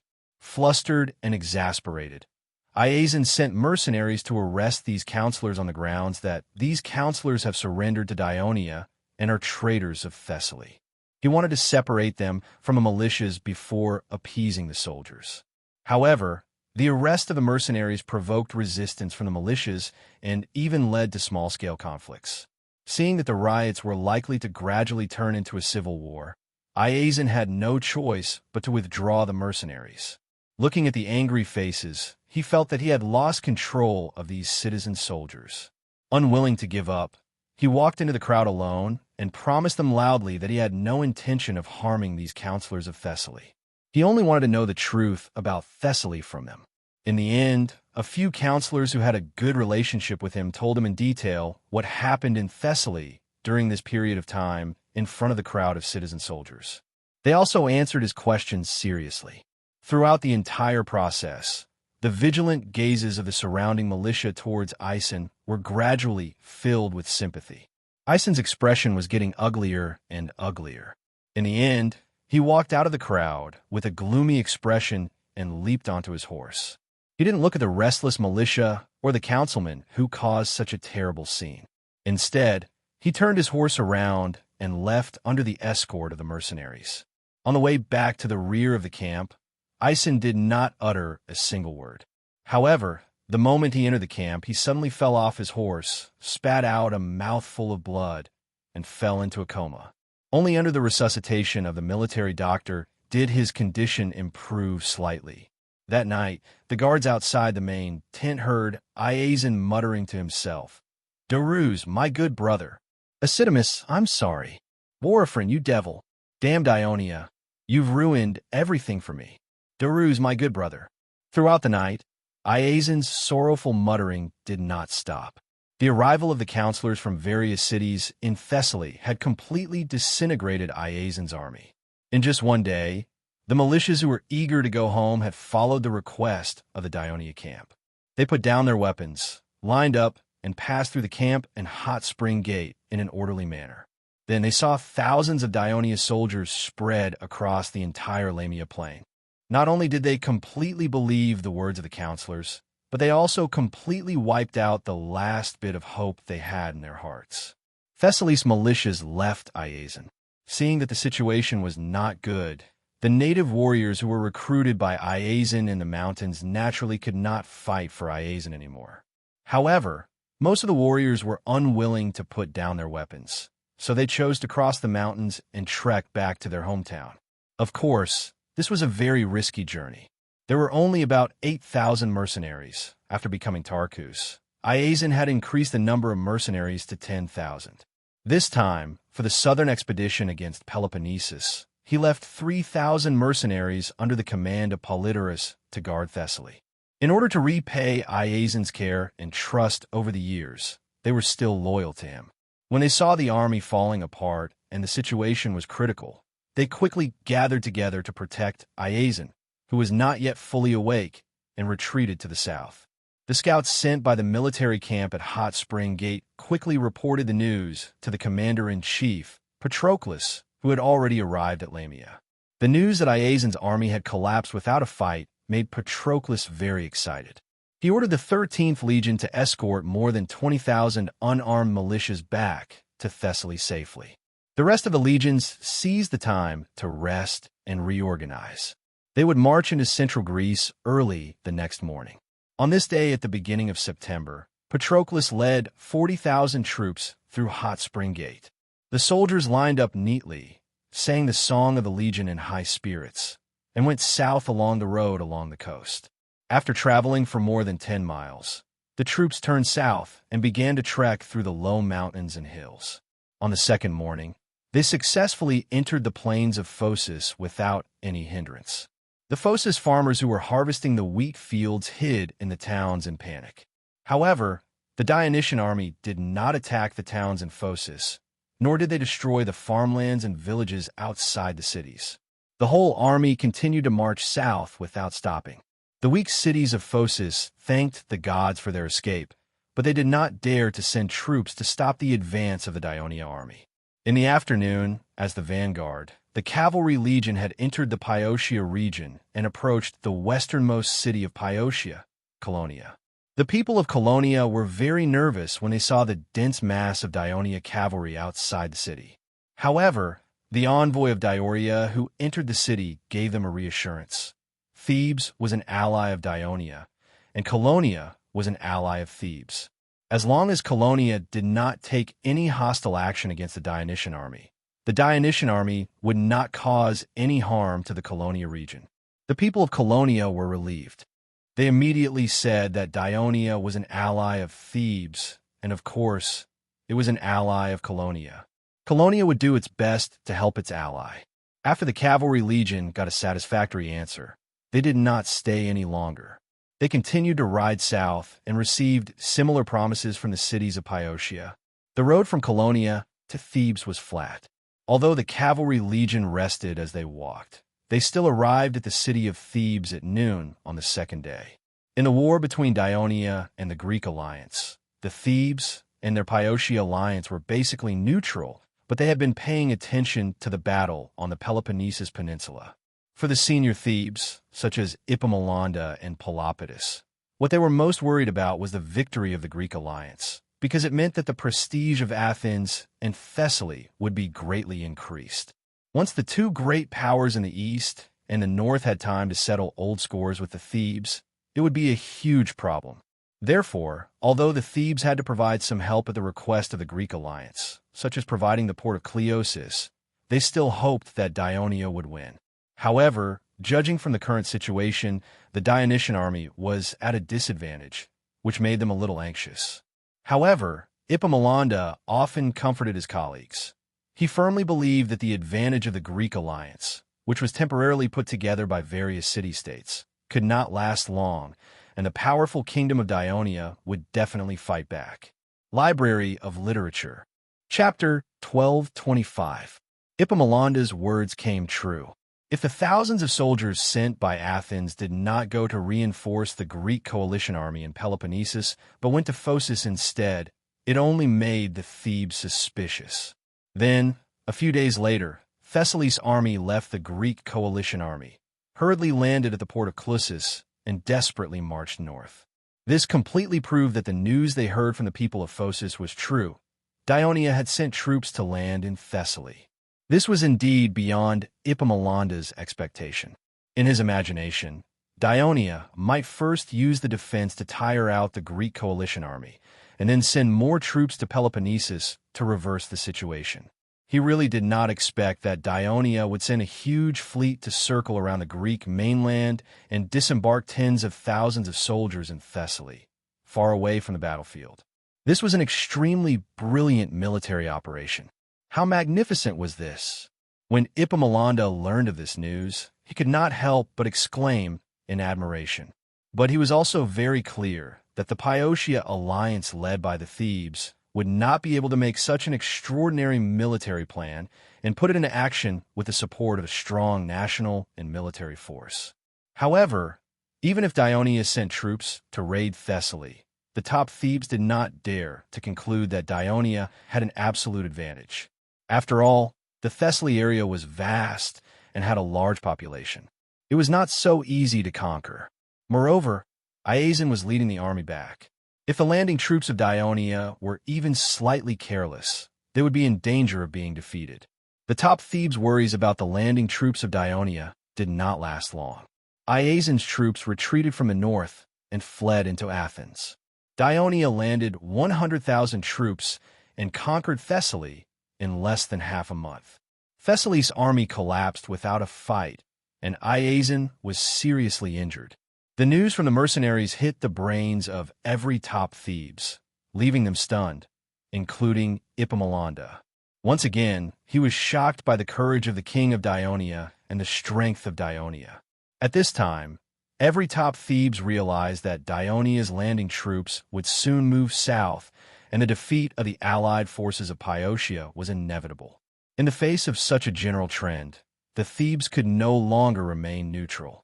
They had to make a decision as soon as possible in order to ensure the safety of the Piotia alliance and win benefits for the Thebes before the end of the war. Therefore, when the Dionia cavalry legion arrived at the city of Thebes, the Council of Thebes had already passed a resolution and agreed to all the demands of the Dionysian army without hesitation. First, the Dionysian army would be allowed to pass through the Piotia region safely and be stationed anywhere in the territory. Second, the Dionysian army would be lent some military rations urgently. The army led by Patroclus only carried 5 days' worth of rations. After entering central Greece, they moved quickly to the south, and the military rations could not be supplied for the time being. Third, the port of Delian would be open to the fleet of Dionia. Delian was a city-state on the northeast coast of the Piotia region. It was one of the few port towns in the Piotia alliance, and was not far from Oropus, which had defected to Athens. Once it was open to Dionia, the grain ships from Philai could directly pass through the sea route between Euboea and central Greece and unload at the port of Delian. Thus, the supply of grain to the Dionysian army would become extremely convenient. The Thebes even proposed that they were willing to immediately take back the port of Clissus that was occupied by the Greek alliance and hand it over to Dionia for free. Moreover, the Thebes were willing to fulfill the military alliance treaty signed with Dionia and send troops to fight side by side with the Dionysian army. When Patroclus learned that the Thebes not only readily agreed to his request, but were also willing to actively cooperate in the battle, although he despised the opportunistic approach of the Thebes, he did not reject the benefits that were delivered to his doorstep. So, he gladly agreed to the request of the Thebes. Therefore, on the 4th day after entering central Greece, the 40,000 Dionysian army met with the 5,000 hastily formed Thebes soldiers near Thebes. When Athens learned that the Dionia's landing army was about to move south, it was not the Iazon mercenaries who had fled to Athens who first informed them. Ever since they learned that the Dionysian army had landed in Thessaly, in order to be prepared, Athens had sent some merchant ships to the Mariakos Bay every day to scout the enemy situation. Why did they only choose the Mariakos Bay? This was because the Pagasa Bay, which belonged solely to Thessaly, was too closed and could easily be discovered by the patrolling Dionia warships. There were many ships near the Mariakos Bay, mainly from the city-state of Euboea, the city-state of Phocis, the city-state of Locris, and Lamia. After Lamia surrendered to Dionia, the Dionysian army allowed it to reopen its port. Athens' merchant ships were mixed among them, which made it easier for them to conceal themselves. After Patroclus led his army into the Lamia area, the merchant ships sent by Athens discovered the situation. They quickly reported the news to the General Executive Committee. After a discussion, Callistratos and others concluded that although the Thessaly army led by Iazon was still working hard to break through the defense line at Hot Spring Gate, Dionia had increased its troops to the Lamia area. Did this mean that they had conquered Thessaly? Although the possibility was not high, Athens had to prepare in advance. Therefore, the General Executive Committee quickly sent messengers to inform Iphicrates in Peloponnesus to lead his army back to Attica as soon as possible. This action taken by Athens was 2 days earlier than the landing of Dionia's army into central Greece. After the departure of Thessaly's army, the Greek allied forces stayed in the Leprean camp for the first few days. Even when the Dionysian army, First Legion, rushed into the Arcadia region to rescue Mandinia, and even went north to threaten Corinth, Iphicrates remained unmoved. He had been busy in the camp, comforting the generals of the city-states and stabilizing the morale of the army. It was not until he felt that the situation had improved that he began to lead his army to the Dionia camp on the northern border of Messenia. However, he only made some tentative attacks and no longer fought fiercely. Iphicrates knew very well that the departure of Thessaly's army meant that the Greek allied forces no longer had the upper hand, and Dionia was focused on defense. There was not much meaning for the allied forces to fight here, and it would only be a waste of food. However, he could not stop fighting or lead his army away, because that would mean admitting defeat. He was afraid that it would lead to the departure of some of the disgruntled generals of the city-states, and the entire Greek allied forces would face disintegration. It would undoubtedly be more difficult to regroup, not to mention that there was still the Dionysian army eyeing them covetously. Through this period of battle, Iphicrates had realized that Dionia was an extremely difficult opponent to deal with, and this powerful opponent who had always been on the defense had not yet used its full strength. He was very uneasy, but he had no choice but to do his best to maintain the integrity of the Greek allied forces. On the one hand, he hoped that Iason could successfully drive away the Dionia army and lead his army back to Peloponnesus as soon as possible to join the allied forces. On the other hand, he hoped that the promised strong support from Persia would arrive as soon as possible to strengthen the strength of the Greek allied forces. Of course, there was also a vague idea in his mind, which was to negotiate with Dionia while the Greek allied forces still had the upper hand. However, it was not easy for Athens to walk out of the shadow of defeat in Peloponnesus, and its national power was gradually recovering. Now that Sparta had declined, many Greek city-states, including those of Peloponnesus, had joined the Greek alliance led by Athens. Athens had ushered in the best time to become the overlord of Greece again. If they negotiated peace with Dionia at this time, with the strength of Dionia, Athens would definitely lose some benefits. This would not only cause dissatisfaction among the other Greek city-states, but also lead to the disintegration of the Greek alliance. It would also lead to protest from the people. So, Iphicrates could only think about it in his mind. Just as he was urging to maintain the integrity of the Greek allied forces, he received news from Athens and immediately felt uneasy. Unlike Callistratus and the others who were in the rear, he had a more acute intuition about the situation on the battlefield. Although the possibility of the Dionysian army conquering Thessaly in such a short time was not high, what if they dared to send more troops to Lamia, because they had really conquered Thessaly? Then Iason's army was in danger of collapsing quickly. Without his army blocking in the north, the Dionia army would quickly move south, and Athens would be in danger. Moreover, the messenger from Athens who rushed to the barracks also brought another piece of news. When he passed through the isthmus, he saw Dionia's warships in Corinth Bay. Iphicrates was shocked again because since the Dionysian army invaded Peloponnesus, they had never sent warships into Corinth Bay. That was why Iphicrates dared to suggest that Iason go north by ship. Now it seemed that Dionia was most likely expecting Iason to lead the army back as soon as possible. This was a conspiracy.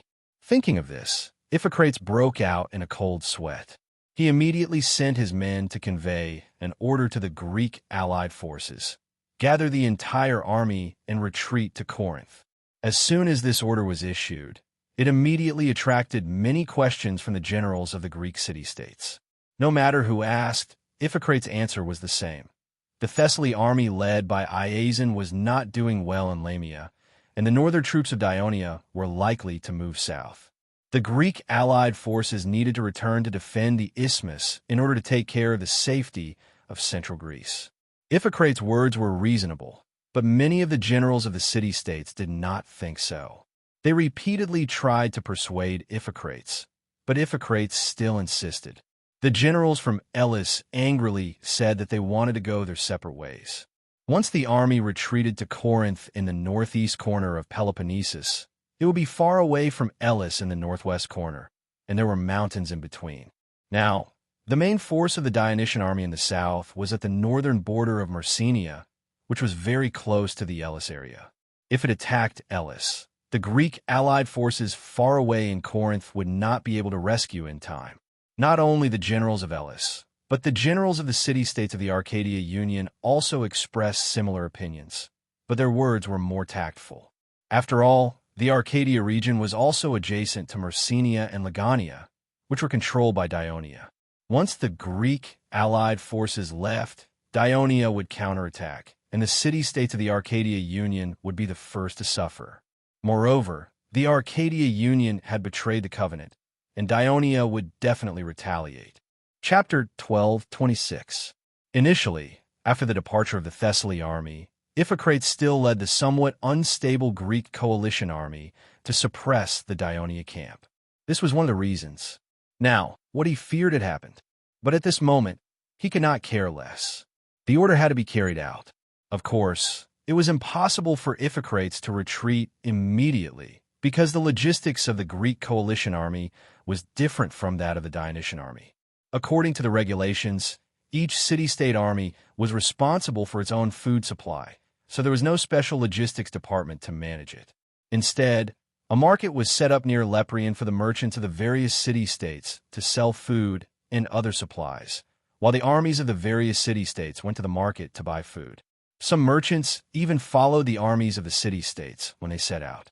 Only the Athens army and the Thessaly army were different.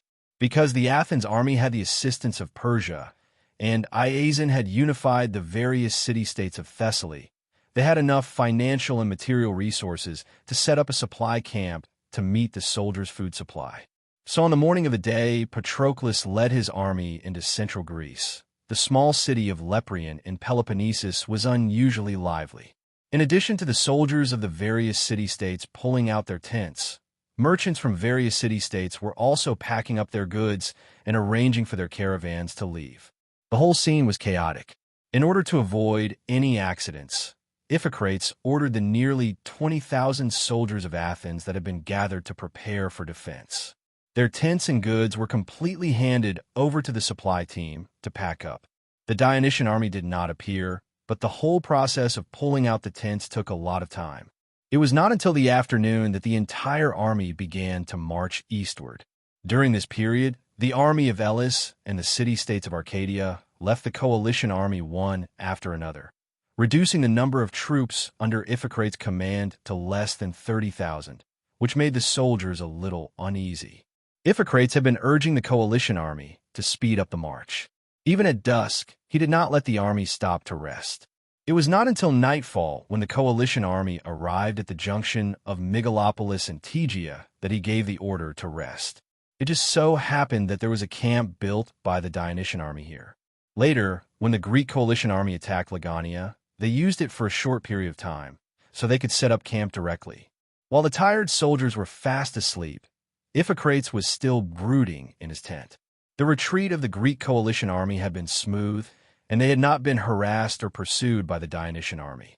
The scouts he had sent out had also reported to him that the Dionia camp on the northern border of Messenia had not been detected. Although the Dionysian army had always held their ground, the Greek army's retreat had caused such a huge commotion. Did they not want to retaliate? Iphicrates was confused. On the second day, Iphicrates suddenly asked the coalition army to change their marching route. They were to return to the city of Megalopolis and then go straight north through the mountains. This meant that they wanted to go around the Tegea-Mandinia plains and march towards Corinth. This method of marching was immediately opposed by the people of Argos. Because the Tegea plains was next to Argos to the west, the Argos militia had been fighting for more than 2 months. They wanted to take this opportunity to go home, but Iphicrates' sudden change of marching route made it impossible for them to realize their wish. The people of Argos immediately rejected the idea. As the Argos were the strongest nation in the Greek alliance, they had sent 7,000 soldiers, which was second only to Thessaly and Athens. They had a considerable amount of weight in this new alliance, so Iphicrates had to persuade them. For example, he was worried that the Dionysian army might intercept them in the Tegea region. However, the people of Argos had the same stubborn and conservative character as the people of Sparta. Once they had made a decision, they would not easily change their minds. Otherwise, they would have surrendered to Sparta's dominance over the past 100 years.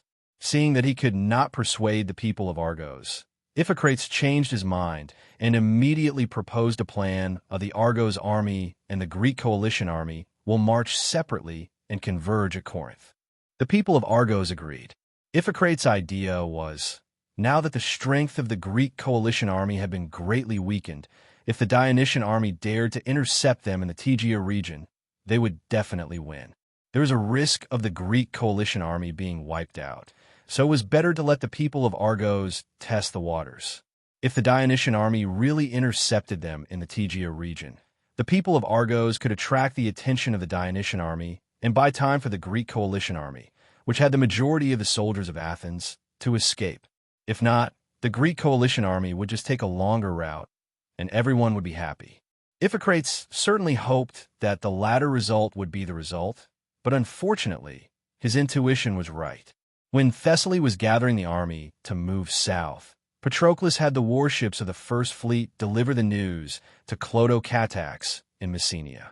After discussing with Printos, Clodocatax believed that the Greek coalition army would retreat soon, so they decided to quietly withdraw the troops stationed at the northern border of Messenia to Legania, and the defense of the camp would be replaced by the newly formed Messenian reserve troops.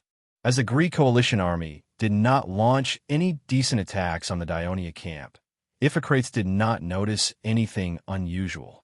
Clodocatax also sent scouts to closely monitor the movements of the Leprian camp. As soon as the Greek coalition army began to retreat, the scouts rushed back to Legania and reported the news to Clodocatax. So when the Greek coalition army entered the former Dionia camp in Megalopolis, the 1st and 7th legions of Dionia had already quietly entered the territory of Tegea. Printos's plan was, when the Greek coalition army marched to Tegea tomorrow, the 1st and 7th legions, as well as the newly formed Legania brigade, would intercept them. When the enemy had no choice but to stop and prepare for battle, Clodocatax would lead the 4th and Legio VI, as well as the 1st Cavalry Legion, which had long been hidden at the northern border of Legania, to the battlefield. They would launch a pincer attack and completely wipe out the Greek coalition army. However, to Printos's surprise, this meticulously laid out net only caught the Agos army, which was neither too big nor too small of a fish. This also delayed the Dionysian army for more than half a day. Not only did Iphicrates lead the main force of the Greek coalition army to escape from the encirclement, but he also ordered his troops to abandon the merchants and caravans that followed the army and speed up their advance. Finally, they arrived at the city of Corinth before the Dionysian army. The main force of the Greek coalition army, led by Iphicrates, met up with the army that had previously surrounded Mandinia. Their strength was once again restored to more than 30,000 soldiers. However, he soon learned that Thessaly's army had suffered a crushing defeat and that Dionia's army had already invaded Attica. He did not rest for long in Corinth. He anxiously led his army to Attica and defend Athens. However, at this time, the Greek coalition army was once again divided. Corinth refused to let the civil militia of its city follow because it was also facing the threat of the Dionysian army from the south. The civil soldiers of Phocis and Locris were worried about the safety of their city. No matter how Iphicrates tried to dissuade them, they insisted on taking the risk of passing through the Piotia alliance, which had already declared war on the Greek coalition, to return to their mother city. As a result, the entire Greek coalition army was left with only about 10,000 soldiers from Athens and its maritime allies. The Greek coalition army was only a name. After the army led by Patroclus met up with the army of the Thebes, the first target of attack was not any town in Athens, but the city of Orops, which was the easternmost city in the Piotia region. Although Orops belonged to the Boeotia region, it had always been attached to Athens and refused to join the Boeotia alliance. The Thebes had long disliked it, but they were worried that Athens would interfere, so they did not attack it. Patroclus chose it as the first target to express the goodwill of Dionia to the Thebes. More than 40,000 Dionia coalition soldiers quickly surrounded Orops. Not even a shadow of the reinforcements from Athens appeared. Thousands of Thebes soldiers launched a strong attack on the city of Orops.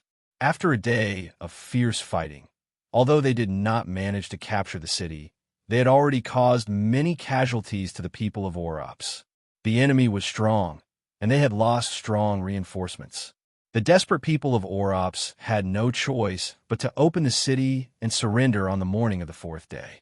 The morale of the Dionia coalition soldiers was high as they approached the border of Athens.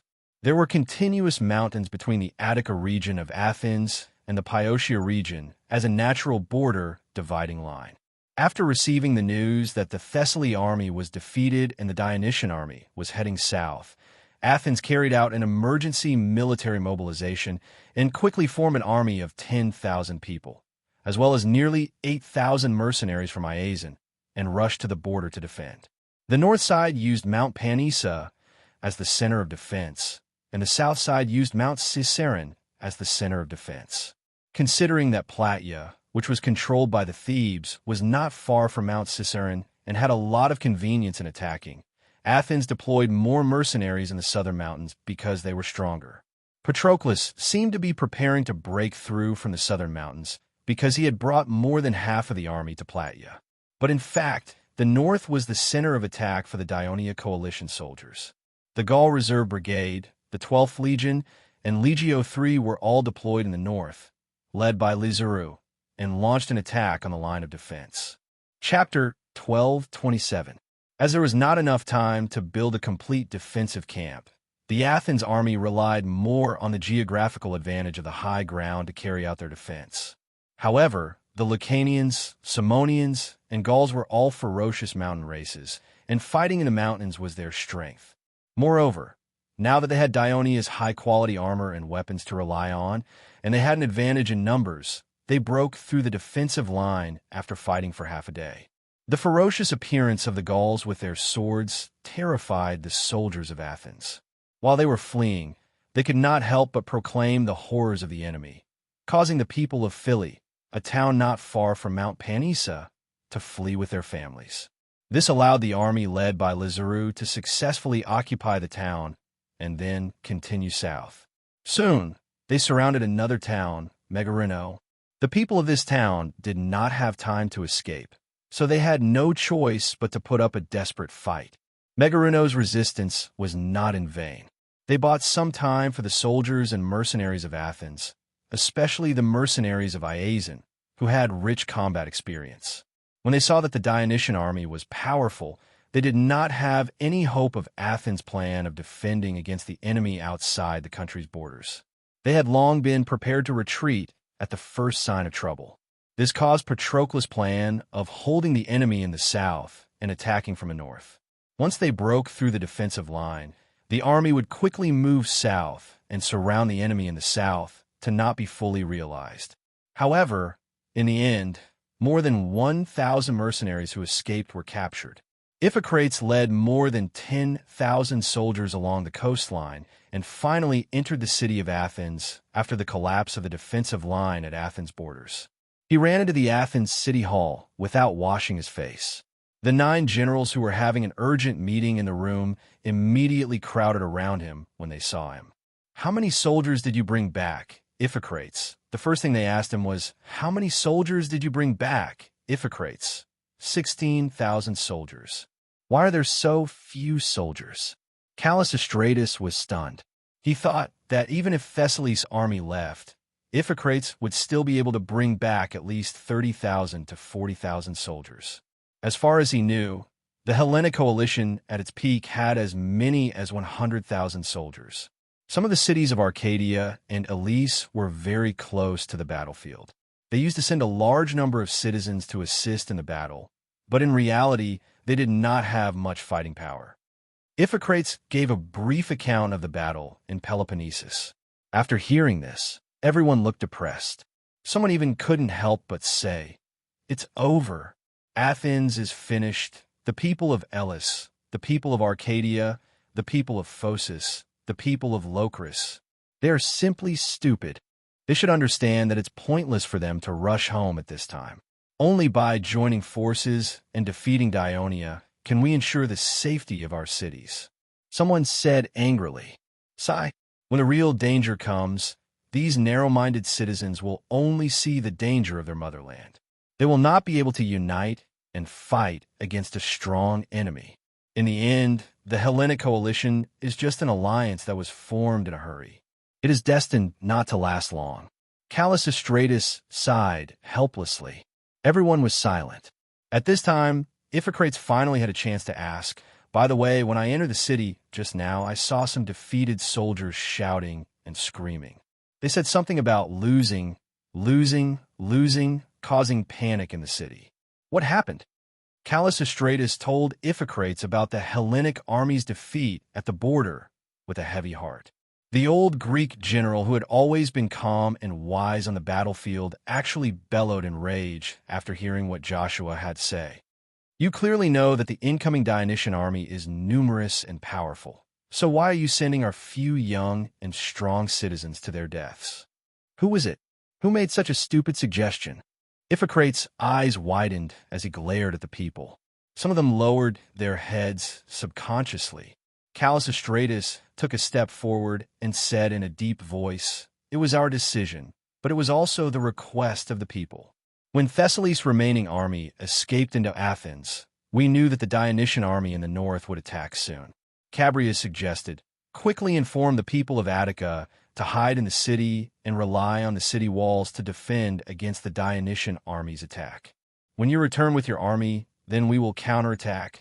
We all agreed with this decision, but a trace of shame flashed in Callistratus' eyes. But in the citizens' meeting that followed, most of the citizens disagreed. They refused to abandon their homes without resistance and let the Dionia trample on them. During the Peloponnesus War, the whole of Attica, except for Athens, was almost destroyed by the Sparta coalition army. The citizens did not want such a tragedy to happen again. So we came up with this plan. We set up a defense line at the western border to stop the Dionysian army for a while. When you return with your army, we will find a chance to counterattack. Who knew that the Dionysian army would come so quickly and attack so fiercely? Sigh. After Callistratus finished speaking, the other generals could not help but shake their heads and sigh. Iphicrates saw that they were avoiding his gaze. He knew that what Callistratus said was not completely true, but there was no point in arguing about it now. He took a few breaths to calm himself down and asked, "What about now? What's your plan now?" Callistratus said in a low voice, "While the Dionysian army is still far away from Athens, we have sent people to inform the various villages in Attica to let the people take refuge in the city immediately. We have decided to rely on the city walls to defend against the Dionia army's attack and wait for you to return with your army to find a chance to counterattack. But I did not expect that you would bring back so few troops." Seeing the disappointment on Callistratus' face, Iphicrates said with a solemn expression that he had never shown before, "From the battles I have been fighting with the Dionysian army, it is indeed as the rumors say. The Dionysian army is very strong and has a large number of soldiers. Other than the Dionysian army that has entered Attica, there are tens of thousands of Dionysian army under the city walls of Corinth. According to my judgment, it will not be long before Corinth falls. When the time comes, these two armies will join forces. We cannot defeat such a powerful Dionia on our own, unless Persia sends troops to support. Don't have any expectations for Persia." One of the generals said angrily, "The Persia have deceived us. They will not give us any support at all. Even the Persia messenger has run away." Iphicrates was shocked and quickly looked at Callistratus. The chief general nodded in pain. "The king of Persia has already led his army to attack Egypt. He has no spare energy to care about us. We have been tricked." Iphicrates slumped into a wooden chair. He had served as a commander in the previous war between Persia and Egypt. He knew very well that Persia would definitely go all out in the war against Egypt, and it would not end in just a few months. At this time, the old Agarios said loudly, during the Peloponnesus War, the citizens of Athens relied on the defense of the city walls and held on for decades without being breached by the Sparta coalition. We can definitely do the same today. The Dionysian army is indeed large, but because of its large size, they will consume a lot of resources. Can the people of Dionia support such a huge consumption in the long run? His words lifted the spirits of some people. Chabrias, who had always been in charge of the navy, could not help but remind them. The reason why we were not afraid of the siege of the Sparta coalition was because we controlled the sea. The goods that the people urgently needed could be transported in through merchant ships at any time, and the Sparta army could do nothing about it. But now it is different. Not only is the army of Dionia strong, but their navy is also strong. During this time, their fleet has been patrolling near Serone's Bay every day, intercepting merchant ships that enter and leave. This has greatly affected our sea trade. Our warships have taken risks to attack many times, and both sides have suffered casualties. But we have too few warships. In the situation where we can't obtain shipwood from the outside world, and we can't build new ships, there are very few for us in Attica. We will only have fewer and fewer warships. When the Dionysian fleet completely blockades our port, where will we get enough food to meet the needs of the people of Athens? Agarios was speechless for a moment. Just then, he saw someone rushing in. He quickly asked with a straight face, "What's the matter?" "General Agarios, generals, the Dionysian army has landed in Ina. Please send troops to rescue them." "What? Ina is under attack." The generals were shocked. Chabrias asked anxiously, "When did this happen?" According to the messenger from Ina, about 2 hours ago, the Dionysian fleet suddenly blockaded the port of Ina, and tens of thousands of Dionia soldiers landed on the beach at the southwest corner of Ina Island and launched an attack on Ina City. The garrison on the island has not seen our reinforcements, and the situation is very critical. They had no choice but to send the warships stationed at the port to take the risk and rush out of the port.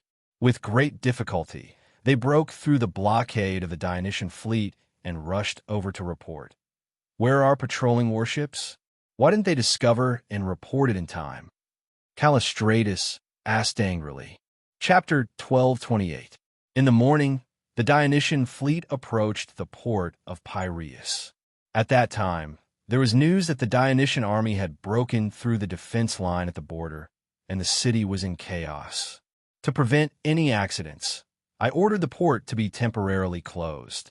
The Dionysian fleet had approached the port of Piraeus several times before, and we did the same, but I never thought that the Dionysian fleet was doing this to cover up their attempt to capture Ina Island.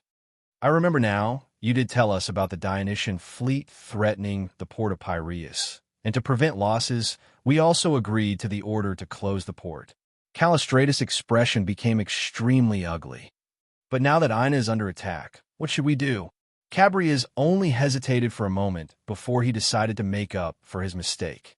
He said resolutely, "Ina must not be occupied by Dionia. I request to lead the fleet to attack and distract the Dionysian fleet. You will send the fleet to transport reinforcements. Take the opportunity to enter the port and defend the city of Ina." The generals knew that Chabrias' plan was very risky, but at least half of them agreed almost without thinking, because they knew very well that although the Dionysian fleet was powerful, they still could not completely seal off the sea routes to Athens. This was because they were stationed in the south of Peloponnesus and traveled back and forth every morning and evening, and there would always be a period of time when they could not patrol in Serone's Bay. However, if Dionia were to occupy Ina Island, which was close to Athens, because of the complete military port facilities on Ina Island, they could directly dock their fleet on Ina Island. It would be like holding a dagger directly to the chest of Athens. They could threaten the port of Piraeus 24 hours a day, and it would be a huge disaster for Athens. Generals, although I have conveyed the request of the Ina crew to you according to their request, I do not want you to send your fleet out of the port. The official of the port of Piraeus said solemnly, according to the crew of Ina, Dionia sent 2 fleets. One surrounded Ina Island, and the other sealed off the port of Piraeus. There might be more than 600 of them, so the 20 warships that rushed out of Ina Island were all hit and sunk. Only this clipper managed to make into the port under their cover. There are only 75 warships in the port of Piraeus. If they take the risk and attack, I'm afraid they will suffer the same fate. If the Athens assembly doesn't have the protection of warships, I'm afraid the punishment of the gods will come. When the generals heard this, they were greatly shocked. Before the Persia army attacked, the people of Athens sought an oracle from Delphi. The wooden wall will protect Athens. Under the bewitchment of Themistocles, the people believed that the wooden wall mentioned in the oracle was the warships, so they spent a lot of money to build warships. Thus, the naval battle of Salamega, which was led by the Athens fleet, became the turning point of the Hippocratic War. It also made the people of Athens believe in the oracle of Delphi, and it was passed down from generation to generation. Now that Athens was facing great danger, if the warships that Athens relied on were all destroyed, these generals would feel terrified and at a loss from the bottom of their hearts. At this time, even Caprias, who had been resolute just now, became a little confused. Stop the war with Dionia and negotiate for peace. Iphicrates sighed softly. Now that things have come to this is the only way to save Athens. Iphicrates' words shocked everyone, and the room suddenly fell into silence. Before his arrival, it was not that no one thought of negotiating peace with Dionia, but no one proposed it because the executive committee of the generals had reached a consensus that the citizens of Athens were so hostile to Dionia that they finally declared war on Dionia. Now, only a few months had passed, and the generals who first proposed this resolution would undoubtedly bear more anger from the citizens of Athens. However, Iphicrates' words pierced through this layer of window paper. The Dionysian army was about to arrive, and the sea barrier of Ina Island was invaded. Athens, who was trapped in a dangerous city, actually had no other choice. At the emergency meeting of the citizens, when Callistratus put forward the proposal of negotiating peace with Dionia, he thought that he would be criticized and obstructed by the citizens, but that was not the case. Whether it was the citizens who retreated from the western border, the citizens who followed Iphicrates to fight in Peloponnesus for several months, or the citizens who dealt with the Dionysian fleet on the warships every day, all of them, without exception, had witnessed the strength of the Dionysian army. They were eager to end this terrible war, and they did not have the heart to hold the executive committee of the generals accountable. The proposal was quickly passed, and Callistratus's initiative to apply to be the envoy of the Dionysian army was also approved. The next morning, the ground outside the city of Athens shook and dust filled the air. The Dionia allied army appeared in the field of vision of the sentries at the top of the city wall. The citizens of Athens who received the news quickly put on their armor, picked up their shields and spears, and rushed to the top of the city wall to prepare for defense. At this time, the Dionia allied army had already lined up at the bottom of the city wall. The soldiers were like a tide, the spears were like a forest, countless military flags were fluttering, and countless shining armors were shining. The citizens of Athens were dizzy when they saw this, and their hearts tightened. Hades! Hades! Hades! The Dionia soldiers shouted in unison, their voices like thunder, causing the militia of Athens to tremble. While the Dionysian army was in high spirits, Callistratus walked out of the city gate and walked straight into the Dionia army, meeting the commander-in-chief of this army, Patroclus. However, when he mentioned that Athens wants to negotiate an armistice with Dionia, Patroclus shook his head and refused, telling him that the authority to negotiate an armistice with the Greek alliance lies in the hands of Prince Clodocatax, the commander-in-chief of the other Dionysian army. Callistratus had no choice but to propose that during the negotiation between Athens and Dionia, was it possible to suspend the attack on Athens? Patroclus directly refused. Unless an armistice was signed, the Dionysian army under his command would never stop attacking the city of Athens. Hearing this, Callistratus had no choice but to rush to Peloponnesus immediately. Patroclus's formation under the city of Athens was just a demonstration of the military might of the Daionia allied army, and a blow to the morale of the people of Athens. He knew very well that the city of Athens would not be easy to take, so he quickly issued an order. The army was to build a camp 2 miles away from the city of Athens. Callistratus hurried all the way south, past Megara, and entered the city of Corinth. Corinth took the initiative to ask him about the situation in the north. He said that Athens had gathered its soldiers in the city to defend first, and had now easily repelled an all-out attack by the Dionysian army, and were accumulating more strength. This time, he came at the request of the people of Athens to negotiate with Daionia, hoping to get back the bodies of the citizens of Athens who died in the Battle of Peloponnesus. Corinth and the people were skeptical, but they were sure of one thing. The people of Athens were already defending the city, and it was impossible for them to send reinforcements.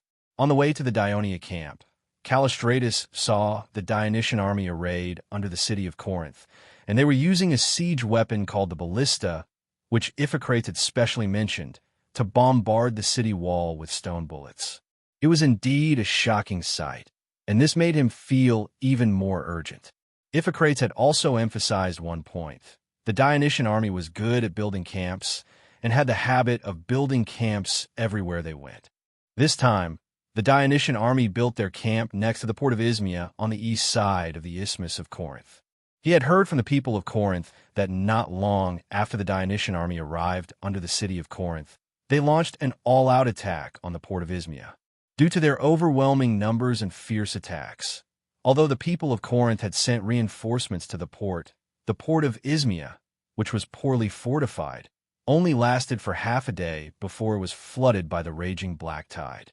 Callistratus stood at a high point on the coast, and he could even see many Daionia warships anchored in the port.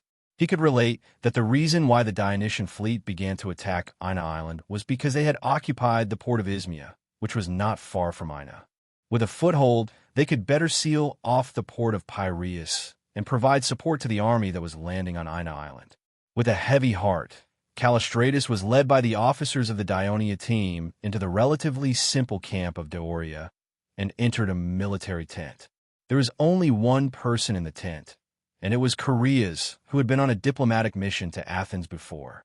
With a smile on his face, Chaereas took the initiative to welcome him. "Sir Callistratus, welcome.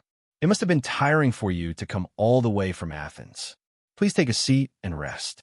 I have prepared some cold honey syrup for you to quench your thirst." Chaereas was very polite, and there was not a hint of arrogance in his tone. However, the way he addressed Chaereas as Sir Callistratus still made the chief general of Athens feel the hidden sharpness in his words. He increased his vigilance, and a smile quickly appeared on his face. "Thank you very much. You are so thoughtful." As he spoke, he sat down without any hesitation, picked up the pottery bottle on the table, poured himself a cup, and drank it in one gulp. Then he said happily, "This syrup is really delicious." Chaereas also returned to his seat and said apologetically, "Sir Callistratus, you have requested to see His Highness Clodo Catax. Unfortunately, he is not in the military camp now and cannot see you." Chapter 1229. He's not here. Callistratus was a little disappointed and doubtful. His Highness has led the army to Argos. Callistratus looked at Callistratus and said in a clear voice, "Because the people of Argos have decided to withdraw from the Greek alliance and surrender to Daionia. His Highness has decided to appease them personally." "When will Prince Clodo Catax return?" Callistratus asked without changing his expression, as if he did not care about Argos' surrender. However, his heart sank. Argos has surrendered? Is this true?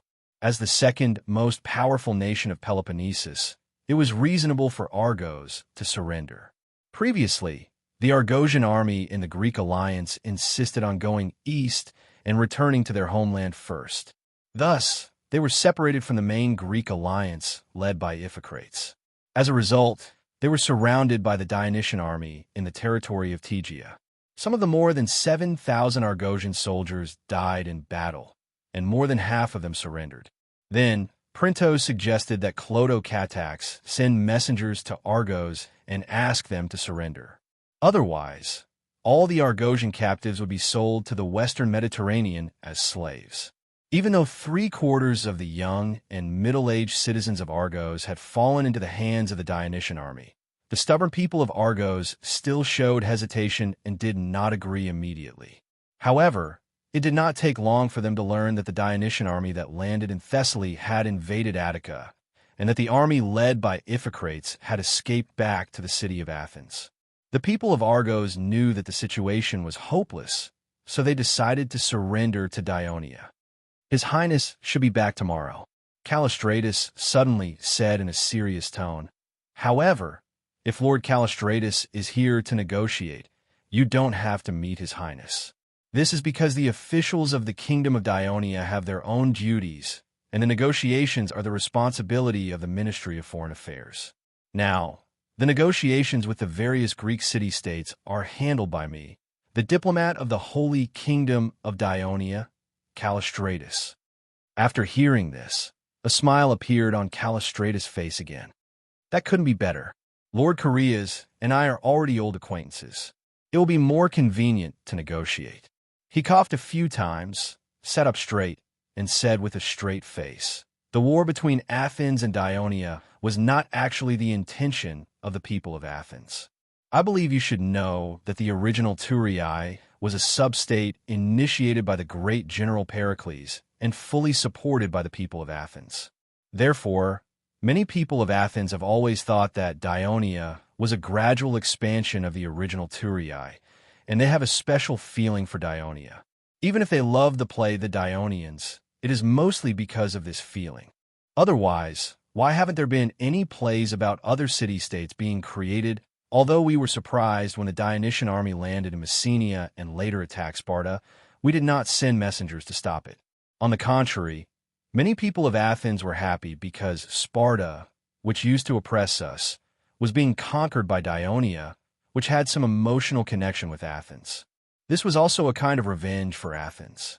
However, Dionia is, after all, a foreign country. Your occupation of Sparta caused the Olympia priests and the Delphi priests to feel uneasy. They went around persuading other city-states to make Dionia their enemy. This even affected many of Athens' allies. In the end, Athens had no choice but to join the Greek alliance and declare war on Dionia. Callistratus sighed, but war is cruel. A large amount of gold and silver in the treasury of Athens was rapidly consumed. The people's daily necessities were gradually depleted. Young citizens were constantly killed and injured in battle. The people of Athens had tasted the cruelty of war. I think it should be the same for the people of Dionia. So today, I have come here with the wishes of the people of Athens. I solemnly propose that Athens is willing to stop the war with Dionia and restore peace. Callistratus glanced at Callistratus. Seeing that Callistratus was listening attentively, he continued, after the peace armistice, Athens will recognize the current arrangements of Dionia with Messenia and Sparta. It will also recognize Dionia's handling of the city-states of Thessaly. It will also persuade Delphi and Olympia to accept Dionia as a member of the Greek Holy Alliance. At the same time, Dionia should withdraw all its troops from the mainland of Greece. Dionia's fleet should no longer appear in the Aegean Sea. If Dionia agrees to the above conditions, Athens is willing to sign a long-term peace and friendship agreement with Dionia. It is also willing to open the trade market of Athens and its allies to Dionia merchants. After listening, Callistratus blinked and said slowly, the armistice agreement proposed by Athens sounds good. It reminds me of the friendship agreement signed between Dionia and Sparta.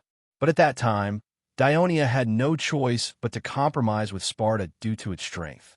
But now that the kingdom has developed to this day, His Majesty no longer allows us to sign such an agreement that binds our hands and feet. Relying on force and blindly expanding and invading will only arouse the resistance of the Greek people and ultimately lead to failure. Only friendly exchanges and peaceful trade can bring stability and prosperity to the city. Callistratus advised with a righteous tone. Callistratus smiled. Wasn't it because of Athens' continuous expansion of the sea that Sparta was worried and eventually led to the Peloponnesus War? Callistratus did not argue. Instead, he said in a deep voice, "You're right.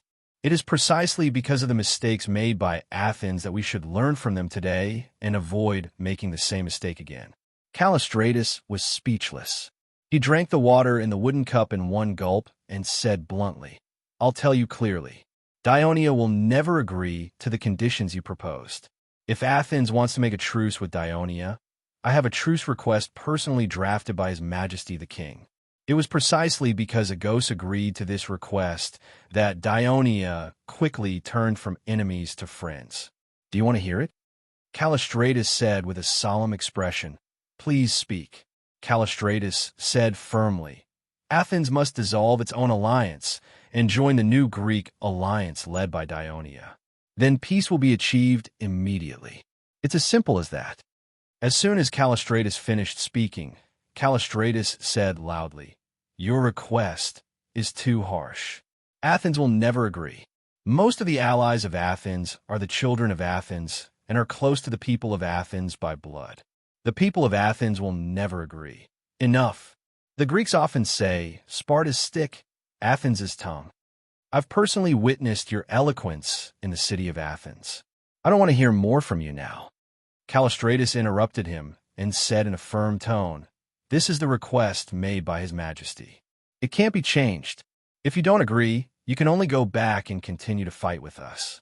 We don't care." Callistratus no longer had the calmness he had when they first met. He felt bitter in his heart, but he still wanted to fight for it. "I can't agree to the conditions you've put forward now. I have to return to Athens and bring it up in the 500-member parliament. After discussing it with the parliament members and reaching an agreement, I still have to go through the citizens' assembly to discuss and approve it. Only then can I give you a positive answer. This process will take about 5 or 6 days. Before Athens gives a final answer, can you ask the Dionysian army to suspend its attack on Athens, to ensure that your request can be accepted by the people of Athens more smoothly?" "That's impossible." Callistratus refused clearly. "I'm only responsible for diplomatic negotiations. I can't influence the command of the army commander. If you want Athens to suffer less damage, you'd better give a reply as soon as possible." Callistratus saw that the other party refused to budge. Although he was disappointed, he did not show it on his face. He stood up and said helplessly, "Well, I'll convey your request to the people of Athens as soon as possible." After that, he walked out of the tent. After a few steps, he could not help but turn back and said solemnly, "I think you should be prepared. The citizens of Athens who advocate freedom are likely to oppose your request. For this reason, the citizens of Athens will unite and defend the city of Athens and the port of Piraeus with all their might. During the War of Peloponnesus, Sparta's allied forces failed to break through the city of Athens for more than 10 years. The war between Dionia and Athens is bound to be protracted.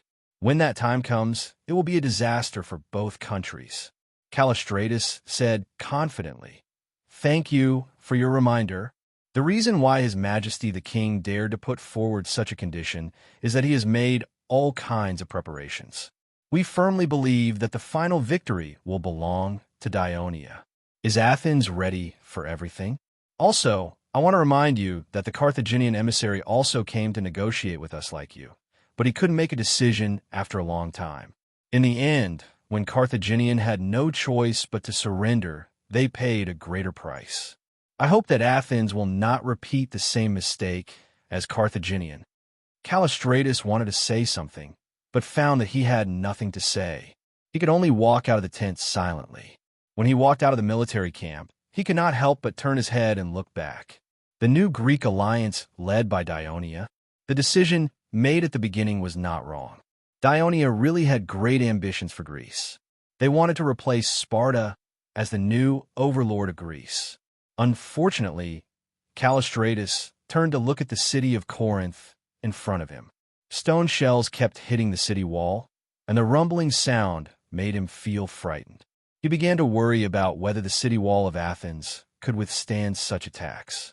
Yes, unfortunately for a powerful kingdom that could send 100,000 elite soldiers and thousands of warships, the previous efforts of Athens might be in vain. What should they do next? Callistrado's lonely eyes were filled with an endless sense of loss. Chapter 12:30. At that moment, Chaereas walked into another military tent. Clotocatax and Printos were waiting there. Chaereas lied. The two of them did not go to Argos. In fact, Clotho-Chaereas could have directly refused to meet with the envoy from Athens. But the well-mannered prince thought that doing so would be a humiliation to a city-state like Athens, so he found such an excuse. He could also use the matter of Argos' surrender to provoke Athens. Chaereas, what's the result of the negotiation? Clotocatax asked with interest. Your Highness, the chief general of Athens, said that he wants to go back and discuss the matter, but I don't think Athens will agree. Chaereas told his judgment truthfully. Athens is already in such a predicament, and they still don't intend to surrender. Are they prepared to be destroyed together with Athens? Clotocatax was both surprised and a little regretful. Although he could not enter the Dionia Academy, he had always been good at Turiai's school. Since most of the teaching materials came from Athens, especially grammar, rhetoric, and speech, after all, the people of Athens created the glory of Greek civilization. He had always had a good impression of Athens. After all, Athens was once the overlord of Greece, and now it is one of the strongest states in Greece. It is understandable that they are unwilling to admit defeat. Printos saw through his thoughts and reminded him, but if we want to attack Athens, we must first conquer Corinth. But the walls of Corinth are high and thick. I am afraid it will not be easy to conquer it in a short period of time, Clotocatax said, but he still looked at Printos with hope. Your Highness is right. The city of Corinth is not like an ordinary Greek city. Its defensive facilities have obviously been meticulously built. It is impossible to take it down without a bitter battle, Printos said solemnly. I think this may have something to do with the Sparta coalition attacking Corinth for several years during the Corinth War. After that fierce battle, the people of Corinth must have more experience in how to defend Corinth, Chaereas interrupted. This is a bit troublesome. Clotocatax looked a little worried. Although he was a little reluctant when the Devers asked him to be the commander of the expeditionary army, after a period of training on the battlefield, not only did he adapt to life on the battlefield, but he also began to enjoy the glory brought by the victory on the battlefield like the other generals. So at this time, he was really eager to go north to join Patroclus and share the glory of conquering the great city of Athens. At this moment, a guard came in and reported, Lycomedes requests an audience. Quick, let him in, Clotocatax said. He immediately tidied up his attire and went to the entrance of the tent. The reason why Clotocatax treated Lycomedes so courteously was not only because Lycomedes was the leader of Mandynia, which was currently the firmest and only ally of Dionia on the Peloponnesus Peninsula. Messenia and Legania were currently controlled by Dionia and were completely under the command of Dionia. They were not considered allies, and Agos was forced to surrender, so their loyalty was still to be tested. Moreover, Lycomedes had personally led his army to join the Dionysian army and participated in the battle against the Agos army. After the army of Agos was wiped out, he even took the initiative to ask Clotocatax to surrender to Agos and finally succeeded. Therefore, Clotocatax valued him so much. Your Highness Clotocatax, I would like to ask for your permission to surrender to Corinth. Sure enough, Lycomedes never went to the temple for no reason. As soon as he opened his mouth, he gave Clotocatax a pleasant surprise. Clotocatax hurriedly asked, Lord Lycomedes, are you sure that you can make the Corinthians open the gates and surrender? Lycomedes said seriously, I'm not completely confident, but I can give it a try. I know the people of Corinth quite well. Although Corinth is a strong nation, the people of Corinth are not good at fighting. They do not have fertile land for farming, and the only thing they can rely on is using the isthmus to trade on land and sea. Therefore, most of the people of Corinth are good at doing business. They do not have much persistence, and what they are best at is following the wind. For their own interests, they can even do unbelievable things. I heard you talking about the Corinth War just now outside the tent. In fact, the reason why the people of Corinth were able to resist the attacks of Sparta's coalition for such a long time was mostly due to the continuous military and material support from Athens and the Thebes. At that time, many of the people of Corinth secretly joined forces and surrendered to Sparta. If it were not for the timely reinforcements, the outcome of the war would have been completely different. Now that we have defeated the Greek coalition, Peloponnesus is basically under our control. I heard that another Dionysian army has landed in Thessaly and has joined forces with the Thebes to attack Attica. This way, not only will the people of Corinth have no one to rely on, but they will also be in great danger of being attacked from both sides. I think the smart people of Corinth will be able to see the situation clearly and will not be stupid enough to stop us from advancing north. That's great. Then I'll have to trouble my lord to personally go to Corinth again, Clotocatax said happily. After listening to Lord Lycomedes, I have a small suggestion. Printos interrupted. Just now, the envoy from Athens came to the camp to ask for a truce and peace. The people of Athens are going to surrender so soon? Lycomedes was a little surprised. They only asked for a truce, but we rejected it. Moreover, the envoy from Athens is Callistratus, Callistratus said. After hearing this, Lycomedes' heart skipped a beat, and his face immediately lit up. Understand, I will mention this in front of the people of Corinth.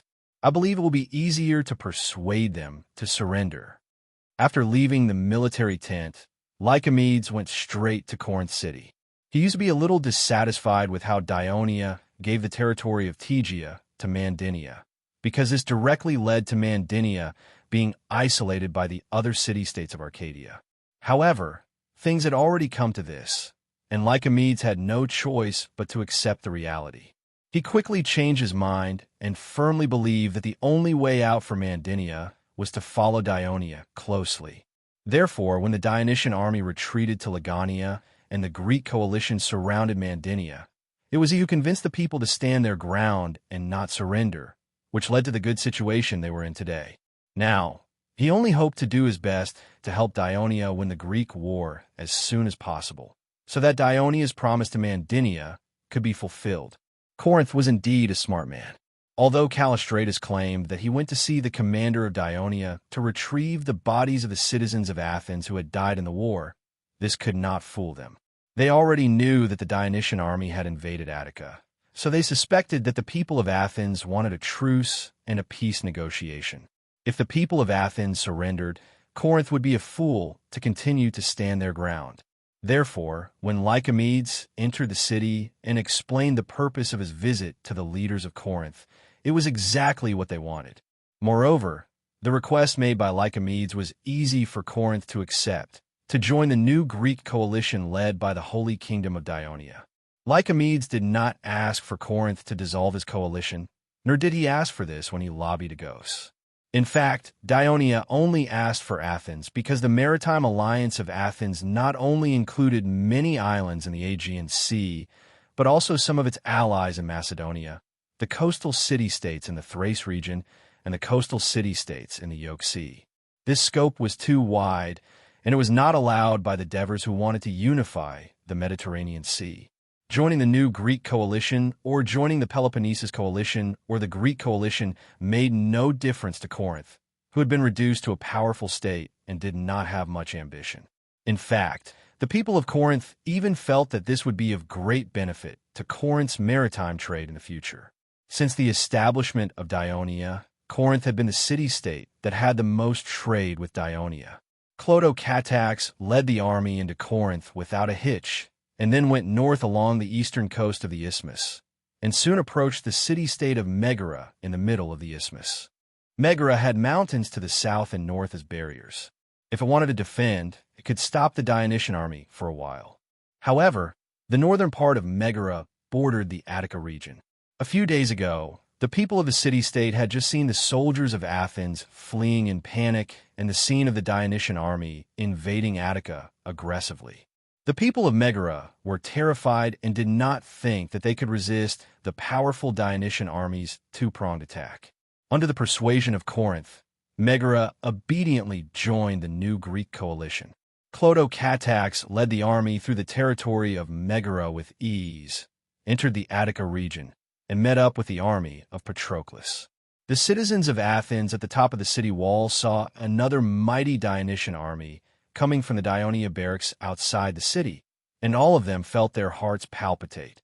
In the few days that Callistratus was away, the city of Athens had been carrying out an emergency military mobilization. All the citizens and foreigners who could fight were organized. There were a large number of foreigners in Athens. They lived in Attica for a long time, paid taxes like citizens, and even took part in the military service, but they never had the citizenship of Athens and prepared to defend. Not only did they have to ensure the safety of Athens, but they also had to protect the port of Piraeus and the long wall that connected the port to the city. Several well-known orders of Athens, led by Isocrates, gave speeches at the Agora Market in Athens, the Theater of Dionysus, the Nene Square in Athens, and other crowded places, encouraging citizens and foreigners to defend Athens and fight bravely against the Dionysian army. Chapter 1231. Callistratus brought back the preconditions of Dionia's agreement to the peace talks and read them out to the citizens' assembly on Mount Priscus. The citizens were immediately enraged. In the words of Esocrates, the evil Dionia wants to destroy Athens. The citizens, full of fighting spirit, unanimously agreed to fight to the death against the Dionians, who were ready to destroy Athens. The people of Athens were ready for a full defense. After the two Dionysian armies met, the self-aware Clodocatax took the initiative to hand over the unified military command to Patroclus. Patroclus did not refuse, but he did not immediately attack the city of Athens. Instead, he ordered the 100,000 troops to build a strong camp around the city of Athens. The 100,000 troops included not only the Dionysian army led by Clodocatax and Patroclus, but also the Thebes, Mandinia, Agos, Corinth, Megara, and other allied armies. At the same time, he also sent troops to sweep through the entire Attica region.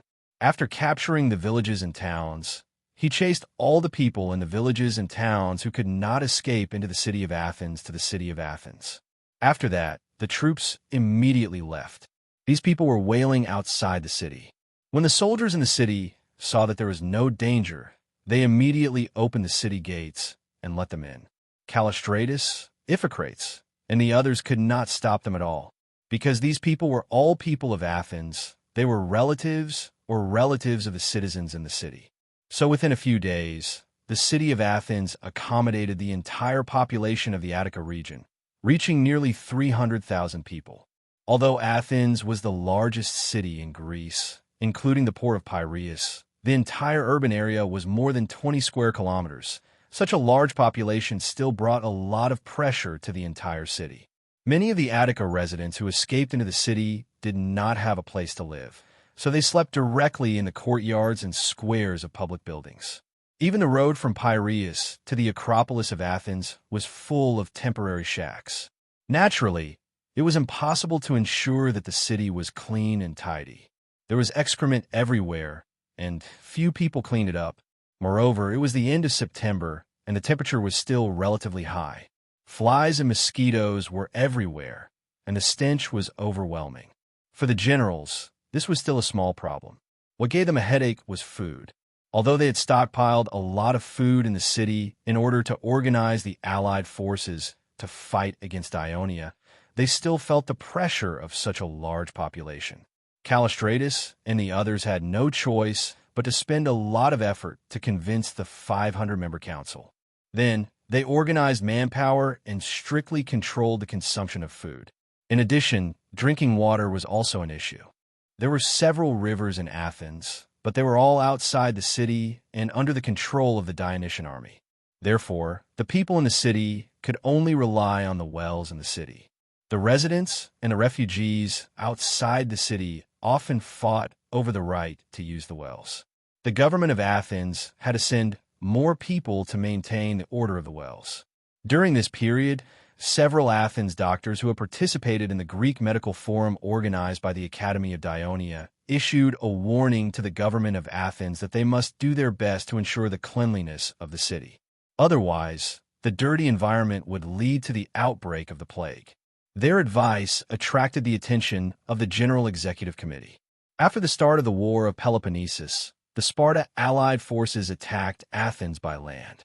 At that time, the city of Athens was also defending itself, and the situation was not much different from today. However, it did not take long for a plague to break out in the city, and Pericles died of the disease. Although the doctors claimed that all the knowledge they had learned from the Academy of Dionia, the generals of Athens did not ignore them. After all, the medical standards of Dionia had gradually been recognized by some city-states in the eastern Mediterranean Sea. The plague had caused a terrible nightmare for the people of Athens. Therefore, even though they were enemies, Callistratus and the others decided to take their advice and sent a large number of people to clean the streets every day to ensure the cleanliness of the city. Before the official war, the leaders of Athens, led by Callistratus, were already mentally and physically exhausted by the sudden increase in administrative affairs in the city. The people were also struggling to get through the day in a state of anxiety, panic, and busyness. However, the army of Dionia still did not launch an attack. Under the orders of Patroclus, the ballista teams of the various legions were evenly distributed around the city of Athens and began to fire a large number of small stone bombs into the city of Athens. These stone bombs constantly flew over the city wall and smashed the houses nearby, causing panic among the people of Athens, forcing them to stay away from the city wall and causing crowding in the center of the city. In order to ensure that the soldiers could go up and down the city wall without hindrance, the officials of Athens had to arrange for slaves to clean up the ruins near the city wall. It did not take long for people to report to the city hall that the slaves in the house have secretly gone out many times to meet with other slaves in secret. Their whereabouts are unknown. The city hall immediately sent out patrols to arrest some slaves for interrogation. The result was shocking. It turned out that the slaves who were responsible for cleaning up the ruins near the city wall found that almost all the stone bombs that were shot into the city were engraved with Greek characters. The main meaning was, as long as the slaves dare to rise up against their masters and the city-state and assist the Dionysian army in breaching the city, not only will Dionia grant them freedom, but they will also be given land. The culture of Athens was prosperous and commercial. Not only were many slaves literate, but they were also trained by their masters to be their assistants in doing business. In their dealings with foreign merchants, they more or less knew something about how the western kingdom of Dionia treated slaves more leniently. Therefore, some slaves were a little tempted and began to contact each other in private. As a result, the news quickly spread among the slaves of Athens. When the General Executive Committee learned about this, they broke out in a cold sweat. Because the slave population in the city of Athens was as high as 100,000, almost the same as the population of Athens, and the living conditions of the slaves in Athens were not better than the black rogues of Sparta. For example, the number of mining slaves in the Rolion silver mine was not only very large, but their living conditions were also very poor. Many slaves died in the mines every year. These slaves, of course, were full of resentment towards the slave owners who exploited them, and there were many incidents of group revolting against their masters. The most famous incident was during the Peloponnesus War, when more than 40,000 slaves of Athens united and escaped from the city of Athens, causing a major blow to the national power of Athens. In the previous military meeting, Iphicrates also proposed to organize young and strong male slaves, equip them with weapons, and assist in defending the city. Although this proposal was not immediately adopted, it did indeed move some people, so it had been under discussion. But now that this had happened, naturally, this matter was no longer under consideration. And under their orders, the city patrol immediately took action and arrested hundreds of slaves who were previously cleaning the ruins. At the same time, the 500-member council passed a resolution asking the people in the city to look after their own slaves, prohibit them from going out, and immediately report to the city hall if they found any abnormalities. The city hall also organized a group of soldiers to be responsible for looking after the slaves in the city. Just when the General Executive Committee was busy, another bad news came. The main city built on the high ground of Ina Island, after tenaciously defending against several strong attacks by the Dionysian army, finally fell.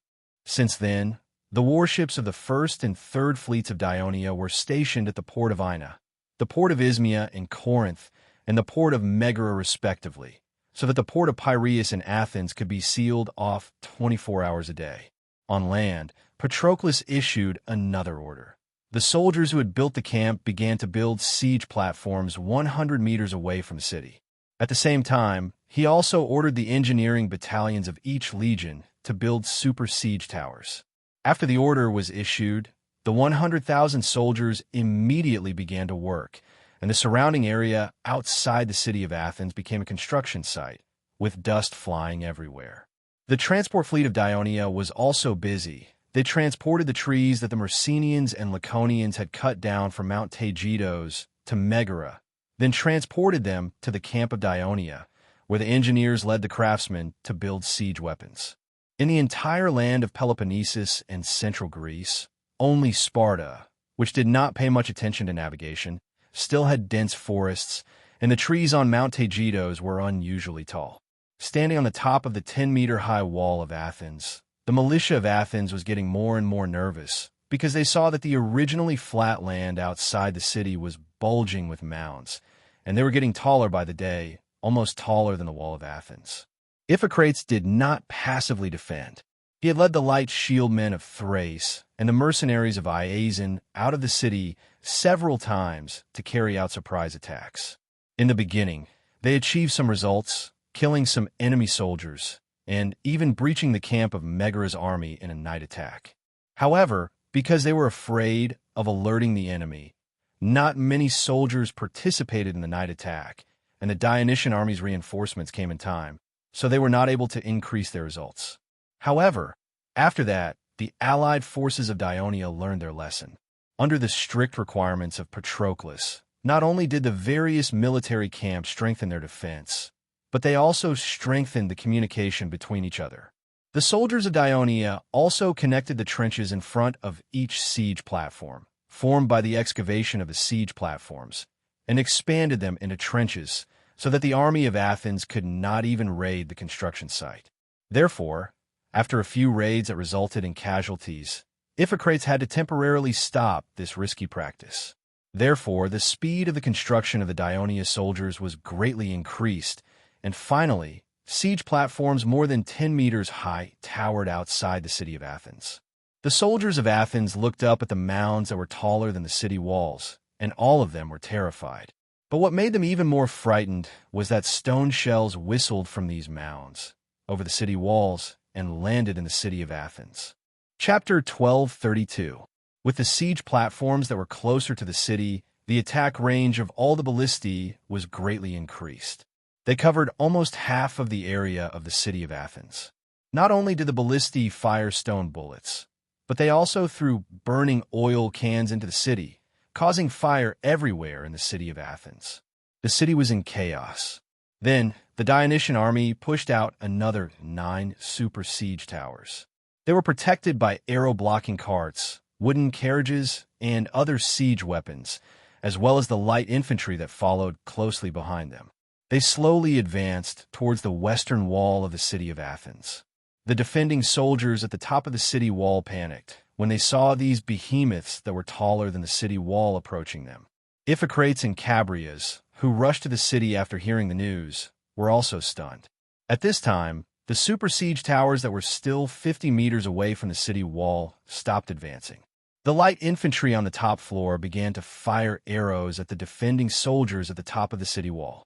At the same time, the lower floor of the siege towers opened up, revealing the ferocious appearance of the archers.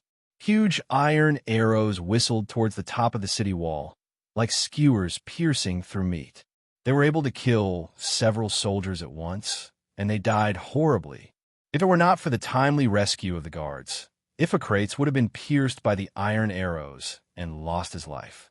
He looked at the towering siege platforms not far away and the huge siege weapons in front of him with lingering fear. He suddenly felt a strong sense of helplessness. For the next few days, Patroclus attacked the city of Athens in the same way. Although he had not launched an all-out attack, he had already caused a lot of casualties to the defending soldiers at the top of the city wall and caused panic and chaos in the city. He showed the people of Athens the terrifying ability of the Dionysian army to attack the city. At the same time, he vaguely told the leaders of Athens that the Holy Kingdom of Dionia was strong enough to ensure the huge consumption of 100,000 soldiers. It was completely possible for them to carry out a siege war.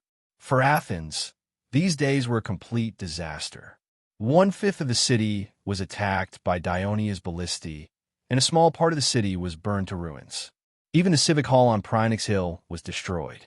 Phrynex Hill was very close to the southern wall, near the road leading to the port of Piraeus.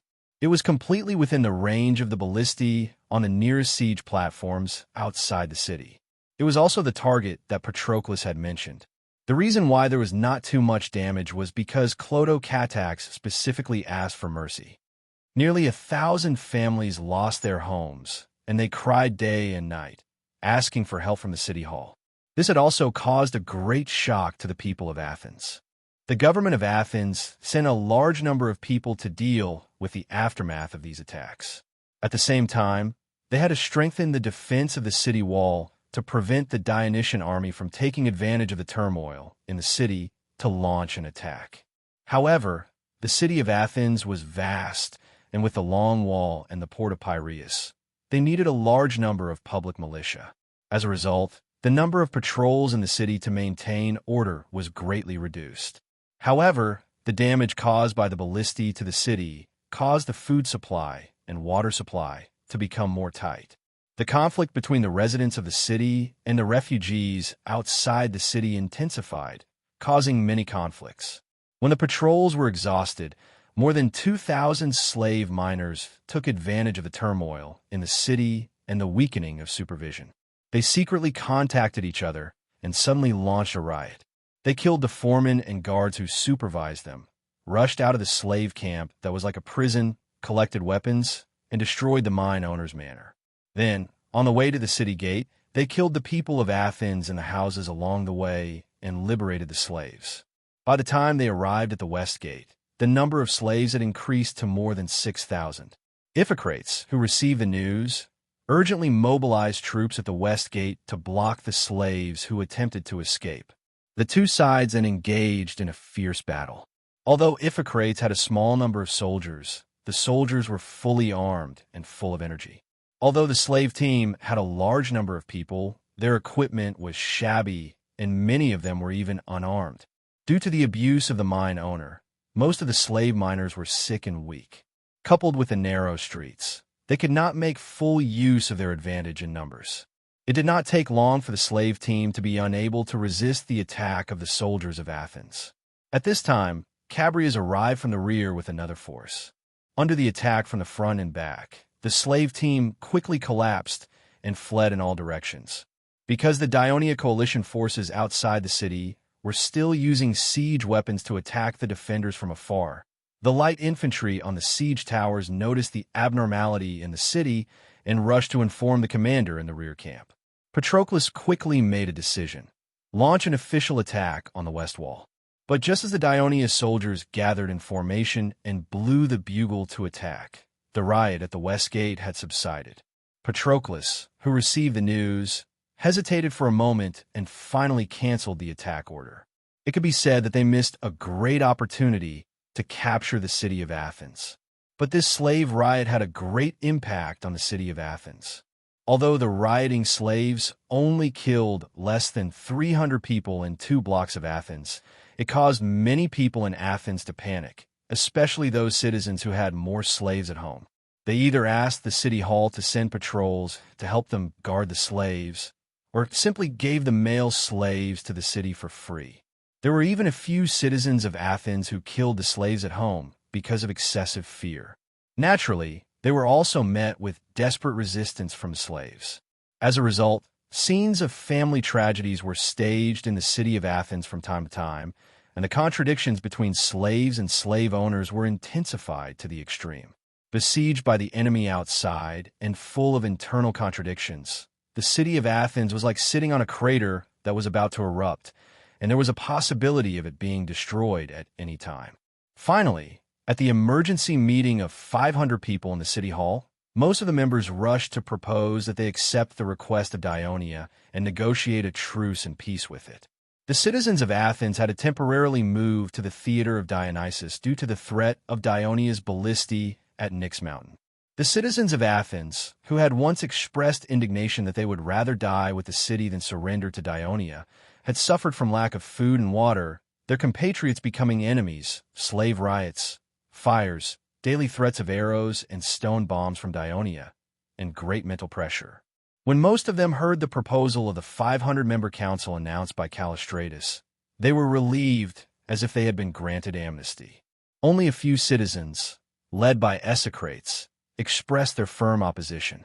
Esocrates even made an impassioned speech on the rostrum. He shouted in his hoarse voice, "Descendants of Theseus, your ancestors were once the best and bravest citizens in the world. When Persia's army of hundreds of thousands invaded Greece, and when the other city-states retreated in fear, your ancestors bravely stood up and defeated Persia's powerful navy at Salamis, and finally won the Persian War. Through this great victory, the other city-states saw the greatness of Athens, and thus saw Athens as their savior. Since then, Athens has created great glory. Do you still remember the words of Pericles? Athens is the school of all Greeks. Yes, that was the golden age that all of us here yearn for. And today, history is repeating itself. Another powerful invader has invaded Greece, and they have even killed their way to the city of Athens. Citizens, it's time. It's time to be like our ancestors. When the other Greek city-states were afraid to surrender, we should bravely stand up and fight against the Dionysian army for your freedom and dignity. Athens favors heroes, and she will only bless us who fight unyieldingly. In the end, we will defeat the Dionysian army, and by then, we will be the savior of all Greece. Without Sparta restraining us, we will create a future even more glorious than the previous golden age. But if you choose to surrender to these barbarians who can't even speak Greek fluently, you will have to abandon the democracy that once made us proud and submit to a king. The wise and humorous plays that you loved will be replaced by their seemingly grand, but actually ridiculous dances in the square. The athletic sports that you worshipped with the beauty of strength and skill will be replaced by the terrible games of brutal collisions. Most importantly, we will not be able to worship the beautiful and wise Athena and the other Greek gods as before, but will have to worship the heresy of their faith. In the end, the glorious culture and history of Athens will be forcibly erased, and the only thing left for posterity will be the history of their conquest. Citizens, when that time comes, the great Athens will be gone. It will be gone. At the end of his speech, Esocrates' tears flowed down his cheeks. The theater was dead silent, and gradually, sounds of sobbing and crying could be heard. However, ideals are beautiful, but reality is cruel. When came time to vote, the resolution was passed by an absolute majority. Athens has surrendered. When the envoy from Athens walked into the camp of the Dionysian army with a dejected look, the good news quickly spread throughout the Dionia army, and everyone was cheering. Patroclus repeatedly asked Clodo-Catax to preside over the surrender ceremony of Athens, and Croto-Catax had no choice but to accept it. The two military commanders cooperated and humbled each other throughout the war in Greece, and it became a legend for a time. When the envoy from Athens signed the armistice agreement in agony, a fishing boat quietly sailed out of the port while the people of Dionia were celebrating, and the blockade outside the port was loosened.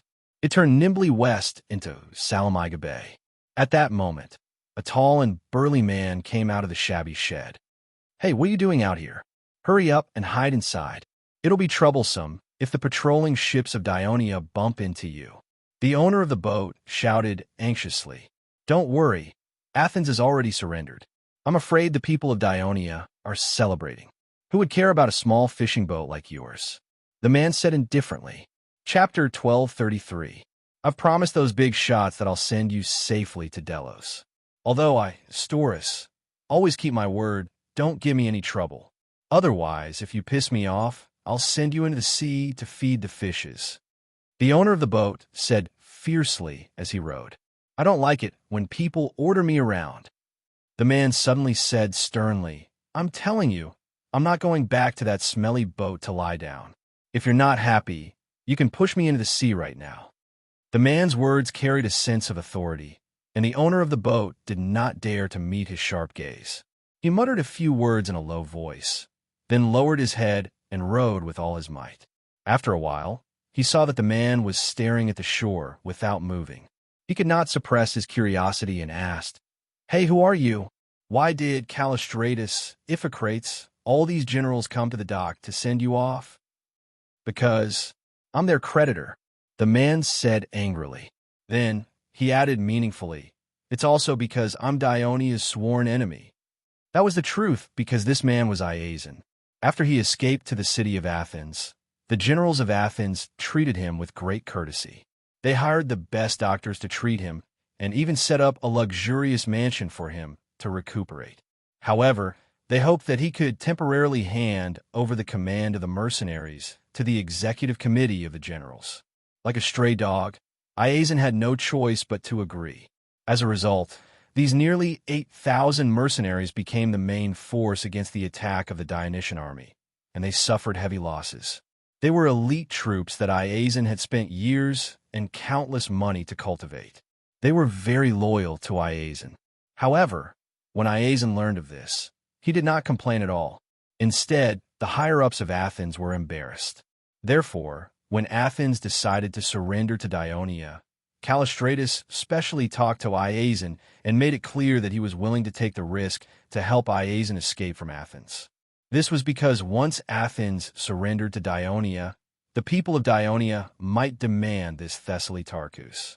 Whether the people of Athens wanted to cause trouble for the people of Dionia out of guilt or indignation, Iason knew that he had no other choice.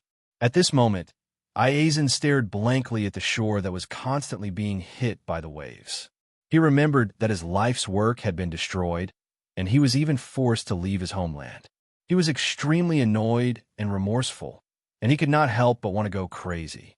He suddenly knelt down, grabbed the side of the boat with both hands, and put his head directly into the sea. The owner of the boat was shocked. He hurriedly dropped the oars and ran over to pull him up, shouting, "Get up quickly! Don't be stupid! Don't jump into the sea!" Iason pushed himself up with both hands and suddenly stood up. The cold sea water temporarily extinguished the anxiety in his heart. He wiped his head and face with his hands, then threw the sea water in his hands at the owner of the boat. Seeing the owner of the boat dodging in panic, he laughed, then looked up at the sun that was slowly rising and said fiercely, "Hurry up and row. I want to rush to the east." The surrender of Athens was like pushing down the dominoes, so that all the Greek city-states that were still watching no longer had any hope. Elis, Phocis, Locris, Arcadia, and the Ionian city-states that originally belonged to the Athens Maritime Alliance all sent messengers to the Dionia barracks in Attica to express their goodwill to Clodocatax and take the initiative to join the new Greek alliance. Under such a trend, the city-states of Achaia, Euboea, and even Crete, which had remained neutral since the beginning of the war, Crete was forced by the Second Fleet of Dioria. Under the order of the Ministry of Military Affairs, the Second Fleet, led by middle-aged, sailed around Crete every day, also expressed their willingness to serve Dionia as the leader of the alliance. As a result, Delphi, which had not moved at all, was particularly eye-catching.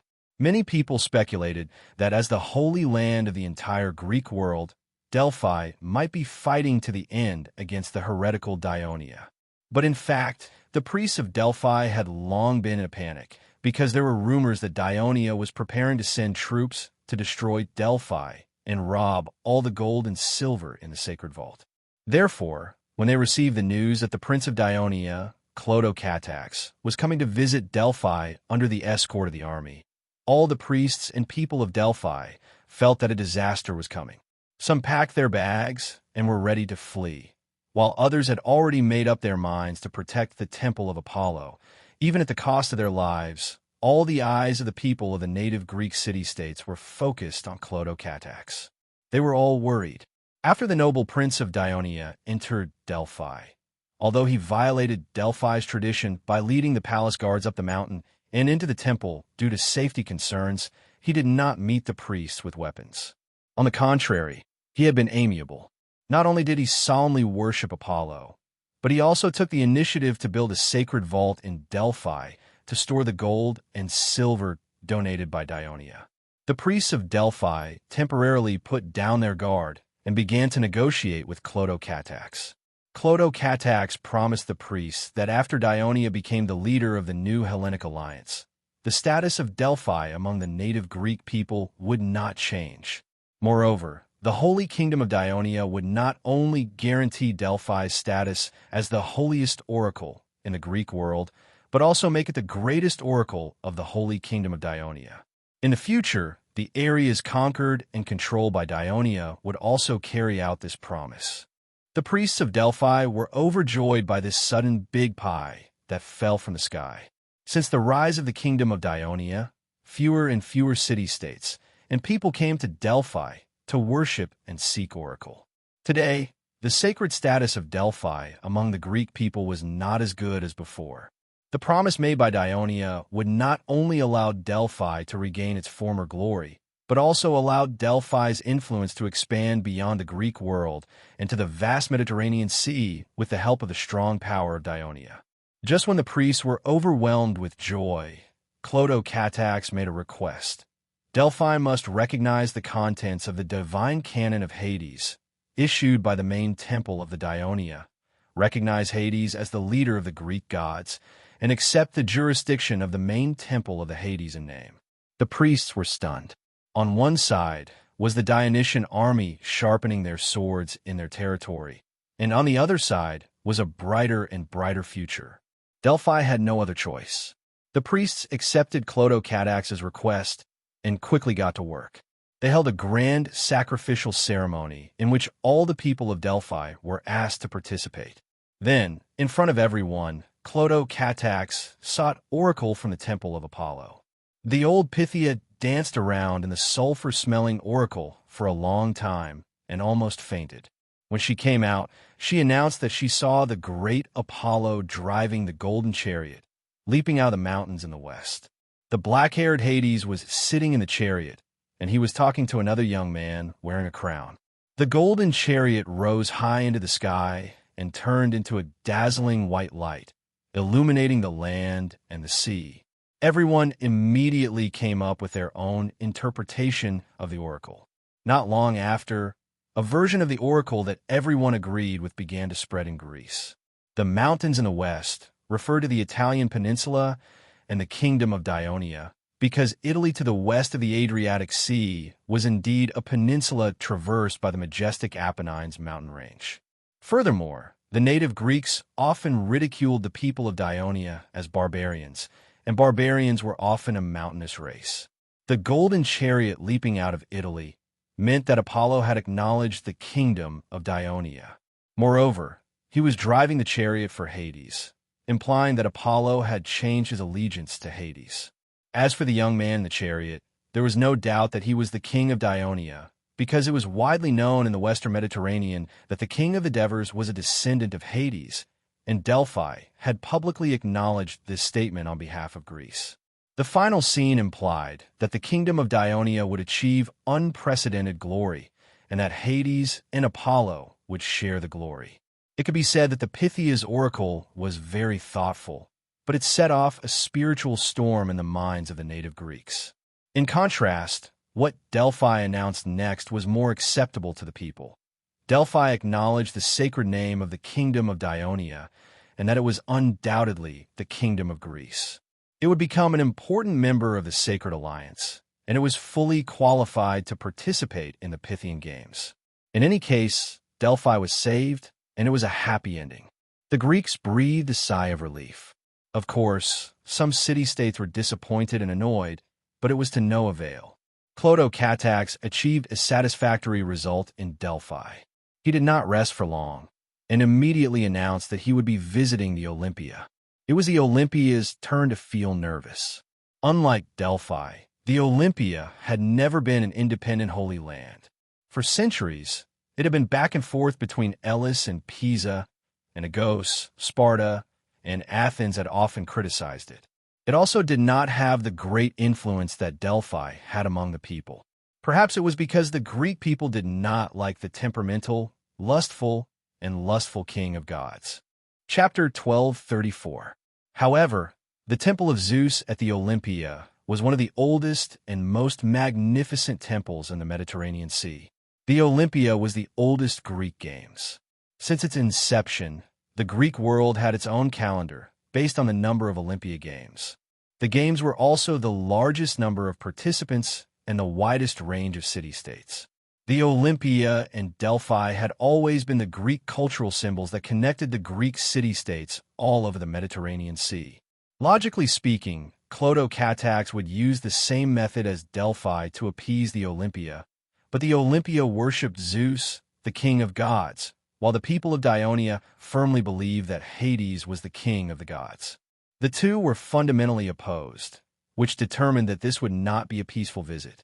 As for how to deal with the Olympia, the Devers had personally sent instructions. Clodocatax found it difficult to accept after reading it. Patroclus had expressed his willingness to carry out the plan on his behalf. After 2 days of painful thinking, the Prince of Dionia finally decided to go in person because he remembered the words written in his father's letter. As a king, he should not only enjoy flowers and wine, but also bear the blame and criticism when necessary. The road to prosperity of the kingdom is never smooth. Iron and blood are indispensable. The Olympia was located in the southern part of the Elis region, at the confluence of the Alpheos River and the Clades River. In addition to the Temple of Zeus, the Temple of Hera, the residence of the priests, and a meeting hall for the representatives of the city-states and the winners to gather and celebrate. The rest were places for competitions. There were no villages inhabited by civilians. Sycamore trees, olive trees, willow trees, and pine trees grew luxuriantly in the open space between the buildings, making it full of the atmosphere of the mountains. When there were no major sacrificial activities, the Olympia seemed a little sparsely populated, giving people a feeling of isolation. The army that followed Clodocatax to the Olympia was more than twice as large as the one in Delphi. More than half of them were former helots from the Myrcenia and Lagania region. They surrounded the Olympia, looking murderous.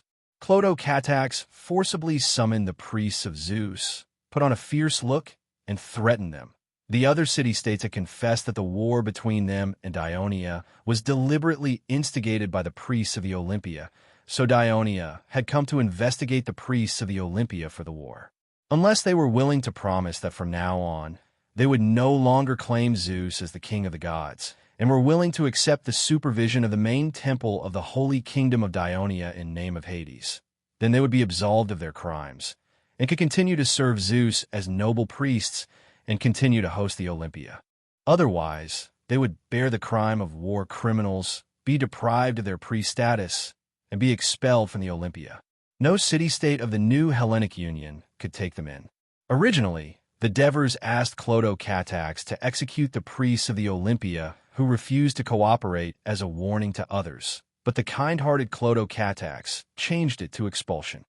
Zeus was the king of the gods, but the priests of Zeus in the Olympia were not only not strong, they were often bullied. In order to gain control of the Olympia, Alice and Pisa often fought, and from time to time, they also asked the priests of the Olympia to express their stance. They were like grass on the fence, supporting whichever side was strong, and once the situation changed, they would immediately change their stance. It was the same when the Olympia was held. In the past, when Alice and Sparta had a conflict, Alice used her status as the owner of the Olympia to expel the Sparta athletes, not allowing them to participate in the competition, and the priests did not dare to oppose. Soon after, Sparta led the army to the Olympia and expelled the Alice people, and then announced that all the results of the competition will be invalid until the Olympia is reheld. The priests also said yes. Such ridiculous things had happened many times in the past. It was precisely because of this situation that Clotho-Catax dared to accept this task, because he felt that in such an environment, the priests of the Olympia, who had been subservient for a long time, should not have many tough bones. His judgment was not wrong. Except for a few young priests who were expelled because of their firm opposition, the other priests chose to submit.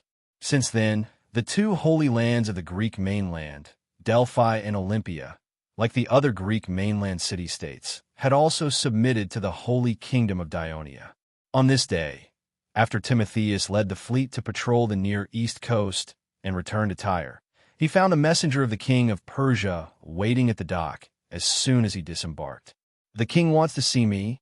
"Yes, the king has something important to discuss with you," the messenger said with a solemn expression. "May I ask what is the important matter?" Timotheus could not help but ask again. "Don't ask too much. Hurry up and follow us to see the king," the messenger urged impatiently. Timotheus looked at the arrogant messenger and the team of Persia royal guards in gorgeous armor behind him. He could not help but curse in his heart. The pure Persian nobles are all so annoying, treating the Greeks like barbarians. Timotheus had lived in Persia for many years, so he was already used to it. Even though he had some doubts, he did not hesitate to follow the messenger to the camp of the king of Persia. The king of Persia's camp was located in Damascus, east of Phoenicia. However, it was not in a town, but in a camp. However, the bustling scene of thousands of soldiers gathered here was no longer there, as the main force of Persia had been fighting in Egypt for nearly 2 months. Only the king of Persia and his family, attendants, and ministers were still here. Although there were 10,000 elite undead soldiers guarding the camp, it was still too little compared to the huge camp. At a glance, there were only empty tents everywhere. Timotheus could not help but think, if the Egyptians sent a surprise army to bypass the main force of Persia and ambush this camp, they could burn it to ashes with a single fire. Timotheus quickly suppressed this strange thought because they were already near the center of the camp, guarded by burly, well-equipped undead soldiers. They always looked at anyone who tried to enter the camp with suspicion. Even with the messenger leading the way, Timotheus still had to go through several strict checks before he was allowed to enter the camp of the king of Persia. The king of Persia's tent stood in the center of the camp like a mansion. Just the exterior was decorated magnificently, and the royal flag of Persia was erected high in front of it, a golden eagle. The king of Persia often hosted banquets in the tent, and Timotheus had attended one before. Sumptuous food, graceful dancers, beautiful music. It was memorable. However, at that time, Timotheus still felt a little uneasy. He felt that the king of Persia was a little too optimistic about the war, as though he could conquer Egypt in no time. Timotheus's premonition was right. The war had been going on for nearly 2 months, and the huge army had been blocked at the east bank of the Nile River. The warships of the Navy had not found the opportunity to break through the forts and water gates at the mouth of the Nile River and enter the core area of the Nile Delta. At that moment, he heard a roar coming from the tent, and he immediately felt uneasy. Could it be that the king of Persia had called him here because he had been the commander of the fleet for 2 months and had not achieved any great results? Was he going to reprimand him? The more Timotheus thought about it, the more guilty he felt. He even felt that the royal guards outside the tent were looking at him strangely. "Your Majesty, I have brought the Navy commander Timotheus. Tie up this Greek who is trying to rebel." Artaxerxes roared. The well-prepared guards immediately pressed Timotheus to the ground, tied him up, and dragged him in front of Artaxerxes. Trying to rebel? Timotheus was dumbfounded as he became a prisoner, and he could only scream in panic. "Accused?" Artaxerxes roared angrily. "Aeliobazenes has rebelled. He had planned this long ago, so he had you bring so few troops here to deceive me. I was really blind to have appointed you as the commander of the Persia fleet. In the end, you deliberately delayed the war and wasted 2 months of my time, giving that rebel enough time to prepare.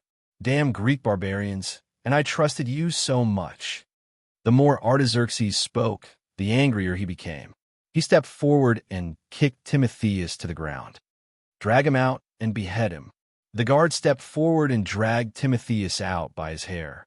Timotheus endured the pain and cried out in sorrow, "Aeliobazenes framed me." He knew that he had no chance of survival, so he simply shouted, "Artaxerxes, you are a stupid and incompetent king. No wonder your brother wants to usurp the throne, and your ministers want to rebel. As long as you are on the throne, Persia will never be at peace. Kill him! Kill him!" Artaxerxes flew into a rage. A moment later, the head of Timotheus was presented to Artaxerxes. Artaxerxes was still angry and said with hatred, "Cut off his hands and send them to Aeliobazenes together with his head." This was because Artaxerxes remembered that this was how he dealt with his brother Cyrus the Younger's body. He was so angry that his mother, who loved Cyrus the Younger, fell seriously ill. He even believed that the rebellion in Asia Minor was caused by his brother. Back then, his father appointed Cyrus the Younger as the military governor of Western Persia. As a result, Cyrus the Younger, who was good at winning people's support, not only used the financial resources of Asia Minor to hire a group of Greeks to fight for him, but he also obtained the support of almost all the governors and nobles in Asia Minor. That was why he had the confidence to compete with him for the throne. Chapter 1235. After the death of Cyrus the Younger, due to the turbulent situation in the kingdom, Artaxerxes did not severely punish the officials and nobles of Asia Minor who had supported Cyrus the Younger. However, he had always been wary of Asia Minor. He originally hoped that Tissaphunes, whom he trusted, could bring Asia Minor back under his complete control. However, he did not expect that Agesilaus, the king of Sparta, would invade Asia Minor. Tissaphunes was defeated in every battle. The queen mother of Persia, who hated Tissaphunes for killing Cyrus the Younger, took the opportunity to execute Tissaphunes. Artaxerxes deliberately refused to help Asia Minor because he was secretly hoping that after Sparta completely destroyed Asia Minor, he would clean up the mess. However, when the Corinth War broke out, Agesilaus had to return to Greece in advance, and the nobles and people of Asia Minor who had their homes destroyed had a lot of complaints because of the inaction of the king of Persia. In particular, the other governor of Asia Minor, Phanabotsos, in order to take revenge on Sparta, asked the general of Athens, Cannon, to lead his fleet to directly assist Athens in the war against Sparta. Even when Cannon took the entire fleet for Athens, Artaxerxes pretended to not see it. However, Artaxerxes accepted the advice of his advisor and supported Sparta. He also asked Phanabotsos to take back the warships that he had given to Athens. This aroused strong dissatisfaction from Phanabotsos. Not only did he not obey the order, but he also refused to recognize Sparta as an ally of Persia. As Phanabotsos was a great nobleman of Asia Minor, he had a lot of influence in the western part of Persia. In the end, Artaxerxes had to marry his daughter to Phanabotsos' son to appease the governor. However, since then, the rift between Asia Minor and the king of Persia had become deeper and deeper. The officials of Persia who were transferred to Asia Minor by the king of Persia could never get the cooperation of the local nobles and people. Artaxerxes had also been deliberately weakening the local forces of Asia Minor, such as conquering the Dukia Mountains, invading Egypt. Artaxerxes had asked Asia Minor to provide more soldiers and supplies. The key point was that every major war had ended in failure, causing Asia Minor to suffer great losses. One could imagine the resentment in the hearts of the nobles and people. Moreover, the failure of these wars had also lowered the prestige of the king of Persia, causing the governors and nobles of Asia Minor to have wild ambitions. For this invasion of Egypt, although Artaxerxes did not ask Asia Minor to provide more soldiers, he asked them to fully support Sparta and Athens. That was also a huge consumption of supplies. As a result, a rebellion finally broke out. Not only Phrygia rebelled, but Lydia, Mysia, Cilicia, Bithynia, Lycia, Pisidia, most of the eastern and western parts of Asia Minor rebelled, and it even affected Syria. To be honest, Artaxerxes was now very frustrated. His original plan was to attack Egypt 2 or 3 years later, because by then, the turmoil caused by the Dukia people would have passed. The situation in the country would be more stable, and the military preparations against Egypt would be more complete. Under such circumstances, the governors of Asia Minor might not dare to openly rebel against Persia, but when he heard the news that the Dionysian army had invaded Peloponnesus and had an absolute advantage in the battle against Sparta, he could not sit still. Once Dionia controlled Greece, it would become more difficult for Persia to smoothly conquer Egypt. He had no choice but to take advantage of the time when the Dionysian army was pinned down in Greece to launch an attack on Egypt in advance. However, he did not expect that it would incite a rebellion in Asia Minor. Tribasis, now that there's a rebellion in Asia Minor, what suggestion do you have? Artaxerxes looked at the brocade box on the table that contained the decorated severed head of Timo. His seemingly angry expression could not hide his nervousness. Your Majesty, the army of the kingdom is fighting in Egypt, and there are not enough troops in the Mesopotamian plains. Once the rebel army of Asia Minor advances eastward, it may threaten the capital. Tribasis was indeed a favorite subject of the king of Persia. He knew very well what the king of Persia was worried about at the moment. He continued, Your Majesty, I believe that when the generals who are fighting in the front lines hear about the rebellion in Asia Minor, they will definitely write letters to you to put down the rebellion and restore peace to the kingdom as soon as possible. Artaxerxes nodded with satisfaction and said, Go and arrange it. As the most honorable king of Persia, he had already lost a great deal of prestige when he personally fought against Dukia. This time, if he returned to Egypt without achieving anything, he would definitely be ridiculed by the people of Persia. Of course, if the generals first collectively asked for a suspension of the war against Egypt, and he reluctantly agreed, he could more or less save some face. After Tribasis left the tent, Artaxerxes remembered that Dionia had already conquered the mainland of Greece and established a so-called New Greece Union. And the military plan that he had prepared for a few years to conquer Egypt had to be stopped because of the rebellion. The more he thought about it, the angrier he became. He could not help but angrily smash his fist on the wooden table. The brocade box flipped over, and the bloody, severed head of Timo rolled out. The pair of eyes that had already lost their luster were still open, as if they were staring coldly at the king of Persia. Artaxerxes was startled and shouted in panic, Quickly take it away! Take it away! The eunuch in the tent hurriedly put the severed head into the brocade box and handed it to the guards outside the tent. Another eunuch asked with concern, Your Majesty, you are tired and need a good rest.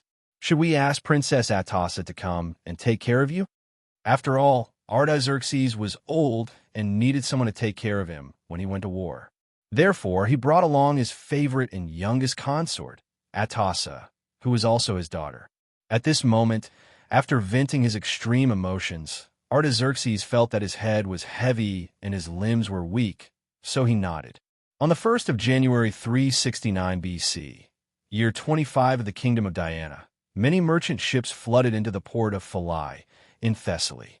Although the number of merchant ships from Dionia increased every month due to Dionia's conquest of the entire territory of Thessaly, the scene of the entire port being congested like today had never happened before. Chabrias finally got off the ship and began to complain. Since the people of Dionia informed us to come to Thessaly, they should have made preparations in advance. How could they let the order of the port be so chaotic and delay us for more than half a day? If they're making fun of us with the attitude of a victor, that's too ungentlemanly of them. I'm afraid that the people of Dionia did not expect that all the city-states, including us, would immediately send their messengers to Phalae upon receiving the notice.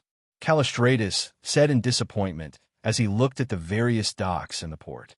After hearing this, Chabrias immediately understood. It seems like they're the same as us.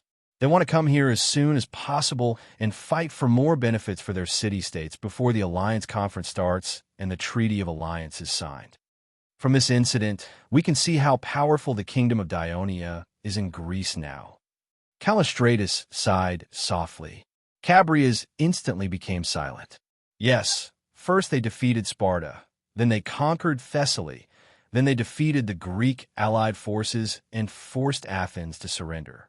Moreover, the people of Greece already knew that in order to make Greece surrender, Dionia had sent more than 100,000 troops and thousands of warships. How could the people of Greece not tremble in fear at such a powerful military force? Cabrias, you have good eyesight. Quick, see if that person is Agesilaus. Callistratus suddenly pointed to the side in front of him. Cabrias fixed his eyes on the direction and shouted excitedly, "That's right, it's Agesilaus. Let's go. Hurry up and catch up with him." Callistratus immediately ordered his followers to carry their luggage and hurried forward. Although the two of them were not too far apart, the crowd at the port was too dense. They only caught up with each other when they entered the city. "Goddess of Athens, bless me. It's a pleasure to see you again, King Agesilaus," Callistratus said sincerely. During the signing of the peace treaty of Callias, the two of them had a tacit understanding of each other. When Sparta was conquered by Dionia, there were rumors that Agesilaus had died in battle. He was sad for it. "I'm not happy to see you," Agesilaus said bluntly. "You know, when the news of Athens surrendering to Dionia reached Sparta, I was in so much pain that I almost wanted to commit suicide. Fortunately, I survived in the end. The people of Dionia are too powerful. The people of Athens were besieged for less than a month, and they strongly demanded to surrender. If we didn't agree, I'm afraid the people's anger would be vented on us." Callistratus recalled the scene at that time and was still a little worried. He could not help but say, for a city of Dionia that was only built for a few decades to become so powerful, Sparta is partly responsible for this. As the most powerful city-state in Greece, you should have strangled them in the cradle long ago instead of letting them grow. Otherwise, there wouldn't be today's disaster. How can you blame us for this?" Agesilaus retorted in dissatisfaction. "If it wasn't for the people of Athens playing tricks behind the scenes and inciting Corinth and Thebes to go against us again and again, so that we couldn't deal with Dionia at all, how could it be today? In the end, it's all the fault of Athens." Seeing that the two of them were about to quarrel, Cabrias quickly stepped forward to calm them down. "Please calm down. There's no point in arguing about this now. Whether it's Athens or Sparta, they're just fish on the chopping board of Dionia." Upon hearing this, the two of them were immediately discouraged. Athens and Sparta had been fighting for decades, and there were countless casualties. The hegemony of Greece was eventually usurped by a foreign upstart, and all their ambitions and dreams were in vain. Chapter 12:36. The two former leaders of the powerful Greek states looked at each other for a moment and sighed at the same time. At this moment, they heard voices around them. "Hey, let me tell you, I know that lame old man. He's the king of Sparta, Agesilaus. I saw him with my own eyes when I was doing business in Corinth more than 10 years ago. I know the man who's talking to him, too. He's the chief general of Athens, Callistratus. That's nothing. I saw the military chief of the Piotia alliance, Epaminondas. Why do you think the leaders of these Greek city-states suddenly came to Phyllis? You still don't know. We, Dionia, informed the leaders of the Greek city-states to attend the official establishment ceremony of the new Greek alliance in Larissa, and they came. We Dionia? Eucharis, you traitor. Dionia is the invader, but you're willing to be their lackey. Isn't it good for Dionia to rule Thessaly? The taxes are obviously reduced, but the port trade is obviously enhanced, and our income has increased. Lackey? Aren't you enjoying the same benefits? How dare you say this? If you're so capable, leave Thessaly, which is ruled by Dionia. I'm from Phyllis. Why should I leave? I say, Eucharis, there's another advantage for Dionia to rule Thessaly. You didn't mention that the people in the south used to regard us as barbarians, but now, with just a word from Dionia, their noble generals have to come here obediently. Let's see who dares to look down on us, the people of Thessaly. That's right, even the king of Dionia is a person of Thessaly. Now, those Peleus people are arrogant, and it's said that they want to raise funds to build a luxurious cemetery for the deceased parents of the king of Dionia. That's right. Even the people of Larissa have become arrogant when talking to us. Who asked the governor of Thessaly appointed by Dionia to be from Larissa? How dare they change the center of Thessaly to Larissa? That's not Governor Thessaly, but Regional Administrator Thessaly. I don't think there's any difference. It's not much different from Artarchus, except that there's a king on top of it. Sigh, why isn't there anyone from Philai among the ministers of the kingdom of Dionia? Otherwise, they could have taken more care of us. The argument between Callistratus and Euphleus had attracted the curiosity and heated discussions of the people of Philai. They did not care about their identities at all. The two of them didn't dare to stay any longer. Supported by his entourage, Euphleus quickened his pace and only heaved a sigh of relief when they entered the hotel. The entourage went out to check in. Callistratus, who was resting at the side, could not help but say, "I didn't expect the Devers to be Thessaly's people. I've known that for a long time." Back then, the Sparta general who led them back from Persia even proposed to the Elder Council to invite the Devers to serve Sparta, but the Elder Council rejected it. Now that I think about it, I regret it. Agesilaus looked upset. Even if the Elder Council agreed, I'm afraid the Devers would reject it, Caprias interrupted. Who knows? He was still young at that time. Agesilaus still could not forget about it. No wonder the people of Dionia could conquer Thessaly so quickly.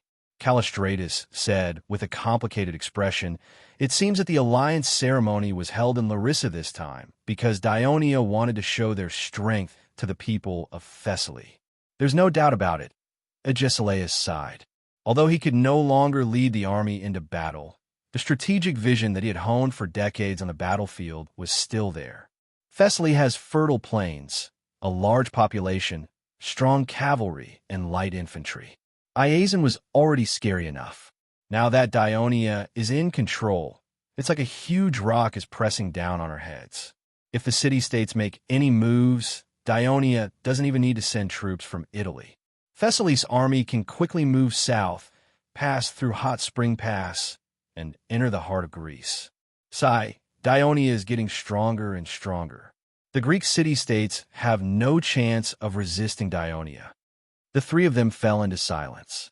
Finally, Caprias could not help but whisper, "There's also Persia." This was a sensitive topic. Callistratus immediately changed the topic. King Euphleus, Agesilaus interrupted him. "I forgot to remind you just now. Sparta no longer has a king. From now on, just call me by my name." Callistratus was shocked. He looked at Callistratus and immediately asked with concern, "Agesilaus, can you tell me what's the situation in Sparta now?" Agesilaus was silent for a long time before he slowly said, "I think you will know soon. Now, the people of Sparta are like the people of Athens. They are all trying their best to survive." Could he tell the people of Athens that after Dionia conquered Sparta, they liberated the Hilaoches and made the Hilaoches and Piraeus citizens of a new Sparta, and took away the land that should have belonged to the people of Sparta? Could he tell the people of Athens that when the Greek allied forces entered Peloponnesus and the main Dionysian army was defending in the north of Messenia, the Sparta warriors attempted to rebel, and if he did not do his best to dissuade them, they would have had to fight against the Hilaoches and Piraeus soldiers, and the result would have been unimaginable? Could he tell the people of Athens that when the news of the Greek allied forces being defeated in Athens surrendering reached Sparta, the people of Sparta were in despair, and a few of them even chose to commit suicide, while he and Xenophon got drunk and cried on each other's shoulders?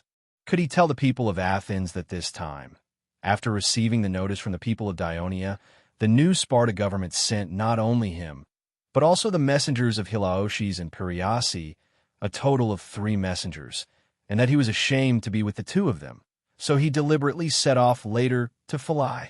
No, Agesilaus only had one belief in his heart. As long as he was alive, he would always silently shoulder the burden of the survival of the people of Sparta. Callistratus watched the old Euphleus being helped up the stairs by his entourage, and their hearts were filled with an indescribable heaviness. The next day, after the messengers from Athens had breakfast, they left the city with Agesilaus and went to Larissa. Along the way, they met many messengers from the Greek city-states, of course, including the Thebes that they hated. Now, these messengers no longer had to look at the eyes of the former powerful states of Athens and Sparta. They walked together according to the interests of their respective city-states. For example, the messengers from Phocis and Locris were together. The messengers from Thebes and other Piotia were together. The messengers from Elis and the messengers from Achaia were together.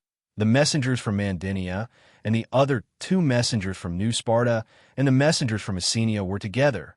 Although Messenia was now controlled by Dionia, out of consideration for the future, Dionia still let the Messenian council send messengers to participate in this ceremony as an independent force. Corinth, Argus, and the messengers from Megara were together. The messengers from Euboea and some messengers from the Ionian city-states were together. And some messengers from Ionia took the initiative to approach Agesilaus and the others. The messengers from the Crete city-states also took the initiative to approach Agesilaus. Some of them were happy, some were excited, some were silent, and some were worried. However, the ones who were most worried were the messengers from the Arcadia Union. They first allied with Dionia and then chose to betray it. It was rumored that Dionia hates betrayers the most and will punish them severely. So no messengers for the other city-states were willing to get close to these unlucky fellows. Although the messengers from the various city-states gathered here and there, they formed a long queue on the road to Larissa, which was undoubtedly quite eye-catching. Many people from Thessaly who witnessed this scene spread the news that Dionia has ordered the Greek city-states to come to Larissa for a meeting. The messengers also passed by the new barracks that Dionia was building. When they saw more than 20,000 Dionysian army training, they were secretly alarmed. After the surrender of Athens, more than 100,000 troops and thousands of warships from Dionia returned to the western Mediterranean one after another, leaving only 3 legions stationed in Thessaly. The first reason was to continue to stabilize the order in Thessaly and strengthen the rule of Dionia here. The second reason was to prevent the invasion of the surrounding indigenous forces. Of course, in the plan of the Ministry of Military Affairs, these regular legions would be replaced by the re-established border legion after a few months. With the development of military training in the Thessaly area and the establishment of its own legion, Thessaly would have sufficient defense capabilities. The barracks that the Greek messengers saw was only one of the ones built by the Dionia soldiers in Thessaly. After all, Thessaly was vast. Whether it was for the needs of military training or security defense, one barracks could not meet the requirements. Therefore, another barracks was also being built in the southern plains of Thessaly near the edge of the mountains. This way, it could ensure that the southern towns, such as Pharsalus and Arcadia, as well as the citizens of Lamia in the south of the mountains, could participate in the military training in a timely manner. The barracks that Iazon originally built outside the city of Philae was located in the northeast corner of Thessaly's territory. Its location was too remote, so it was abandoned. The messengers entered the city of Larissa one after another, each carrying out their own diplomatic mediation. The ones in charge of this alliance ceremony were the Prince of Dionia, Clotocatax, and the regional governor of Thessaly, Helos. Both of them showed a positive attitude, received the messengers, and listened carefully to their opinions. Note, in history, the rebellion in Asia Minor was a major event in the later period of Artaxerxes' reign. The rebellion lasted for several years, greatly weakening the national strength of Persia. At the time of the rebellion, the army of Persia was attacking Egypt, which caused Artaxerxes' plan to recover Egypt to fall short of success. At that time, in order to resist the attack of the army of Persia, the pharaoh of Egypt hired many Greek soldiers. After the defeat in the Battle of Leuctra, in order to raise funds and build an army to fight against the Thebes, which had become stronger, accepted the invitation of Egypt at the age of 70 and became the main leader of the Greek mercenaries. However, because he was not put in an important position, he turned to support the rebels in Egypt and drove out the original pharaoh. Due to the internal struggle in Egypt, the plan of Egypt to counterattack Persia and support the rebellion in Asia Minor was canceled. This gave Artaxerxes a buffer, and finally, the rebellion in Asia Minor was quelled. Chapter 1237. On the 5th of January, the new Hellenic Alliance Conference was held. It was chaired by Clotocatax and assisted by Helos. Nearly 200 city ambassadors attended the conference. Even though the framework of the alliance had been established, the ambassadors still had a heated debate over some of the smaller details. On the 11th of January, the final agreement was finalized. The main contents of the agreement were as follows. First of all, the first clause was that Dionia, Athens, Sparta, Thebes, Argos, all the Greek cities voluntarily formed the new Hellenic alliance and voluntarily elected Dionia as the permanent leader of the alliance. After the establishment of the new Hellenic Alliance Conference, each city would recommend one of its citizens to become a member of the alliance. The change would take place every 3 years, but the member of Dionia would always be the chairman of the alliance. Members of the alliance were not allowed to wage war against each other. Otherwise, the alliance would form an army under the leadership of Dionia to suppress the initiator of the war. Any conflict between members of the alliance would be reported to the alliance conference. Dionia would form an investigation team to discuss and resolve the conflict. If a member of the alliance was invaded by an enemy, the alliance would form an army under the leadership of Dionia to repel the enemy and ensure the safety of the members of the alliance. If a member of the alliance wanted to wage war against an enemy, they could make a request to the alliance conference. If the alliance passed the request, help would be provided. If the request was not passed, the alliance would not ensure the safety of the territory. Furthermore, Dionia had a veto. If other cities wanted to join the alliance, they would have to obtain the consent of the alliance conference. However, Dionia had a veto. In addition, under Dionia's deterrence and strong insistence, the new Hellenic alliance also confirmed the areas of influence of the main members of the alliance. Recognizing Athens as the entire Attica Peninsula, including Ina and Salamis Island. Recognizing Sparta as Legania, including Caesarea Island. Due to Argos' timely surrender at the end of the Greek War and actively sending troops to assist the Dionysian army, Dionia returned Tisha, which Sparta had occupied for hundreds of years, to Argos. At that time, Sparta was still worried about their own fate and did not have the heart to object. Affirm that Thebes will establish the Piosa alliance, which will be led by Thebes. This alliance will include the entire Piosa region, including Oropus. Thebes was the only Greek state that did not oppose Dionia during the Greek War and supported Dionia in the later stages of the war, which led to the quicker arrival of victory. Of course, Dionia had to repay the alliance conference by fully satisfying the dreams of Pelopidas, Epaminondas, and other leaders of Thebes. However, regarding the assignment of Oropus to Thebes, the emissaries of Athens, led by Callistratus, strongly opposed it. They believed that Oropus had always been close to Athens and viewed Thebes as an enemy. Oropus had always been considered a part of Attica and should be assigned to Attica instead of Piotia. As Pelopidas also strongly argued, this issue was debated endlessly during the negotiation process. In the end, Clotocatax mediated. He proposed that Ina, which was occupied by Dionia, should be returned to Athens, while Oropus should be assigned to the Piotia alliance.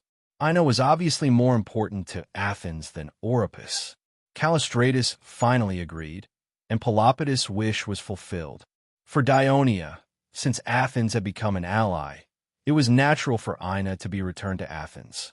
This was killing two birds with one stone. Mandinia established the Arcadia Union with Mandinia as the leader and the former territory of Tegea belonging to Mandinia. This was the biggest reward that Clotocatax gave to Mandinia, who had always firmly supported Dionia in the war and also fulfilled his previous promise.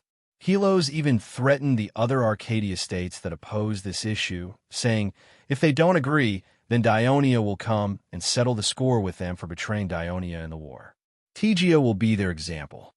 The emissaries of the Arcadia states did not dare to oppose in the end, confirming that Olympia was under the jurisdiction of Ares, but Ares had no right to stop the people of the Arcadia Union from worshipping Zeus or to cancel their right to participate in the games. It could be said that Ares was able to regain control of Olympia in the end thanks to the pleading of Ionicus and other former Ares citizens who had joined Messenia. When Clodocatax sent troops to surround Olympia to threaten its priests, the Ares fully cooperated. On the 12th of January, the emissaries of the Arcadia states signed the treaty one after another. Then, a famous Greek engraver engraved the treaty and the signatures on a 3-meter-tall, 1-meter-wide bronze pillar. Then, the emissaries of the Arcadia states would face the engraved bronze pillar and solemnly swear in the name of the 12 Greek gods that their states would abide by the treaty and would never betray it. Finally, the sacred bronze pillar would be transported to Turin and erected in front of the gate of the Arcadia Union that was being built. On the 1st of March, a grand triumphant ceremony was held in Turin, the capital of the Holy Kingdom of Dionia. When the news of the conquest of Greece spread to the territory of Dionia, the people of Greek descent were overjoyed. Most of them were either refugees from the Eastern Mediterranean or descendants of immigrants from the Arcadia Union. Even though the country was rich and powerful, there was still a trace of inferiority in their hearts. Now that the Arcadia states that they had once regarded as their mother state had bowed down to Dionia, they could not help but feel proud. They scattered flowers, sang, and danced to welcome the soldiers who had been waiting for this triumphant ceremony for months. On the platform in front of the Grand Council Hall, the Devers were as overjoyed as the people. Especially when they saw their son striding up, their eyes never stopped looking at him.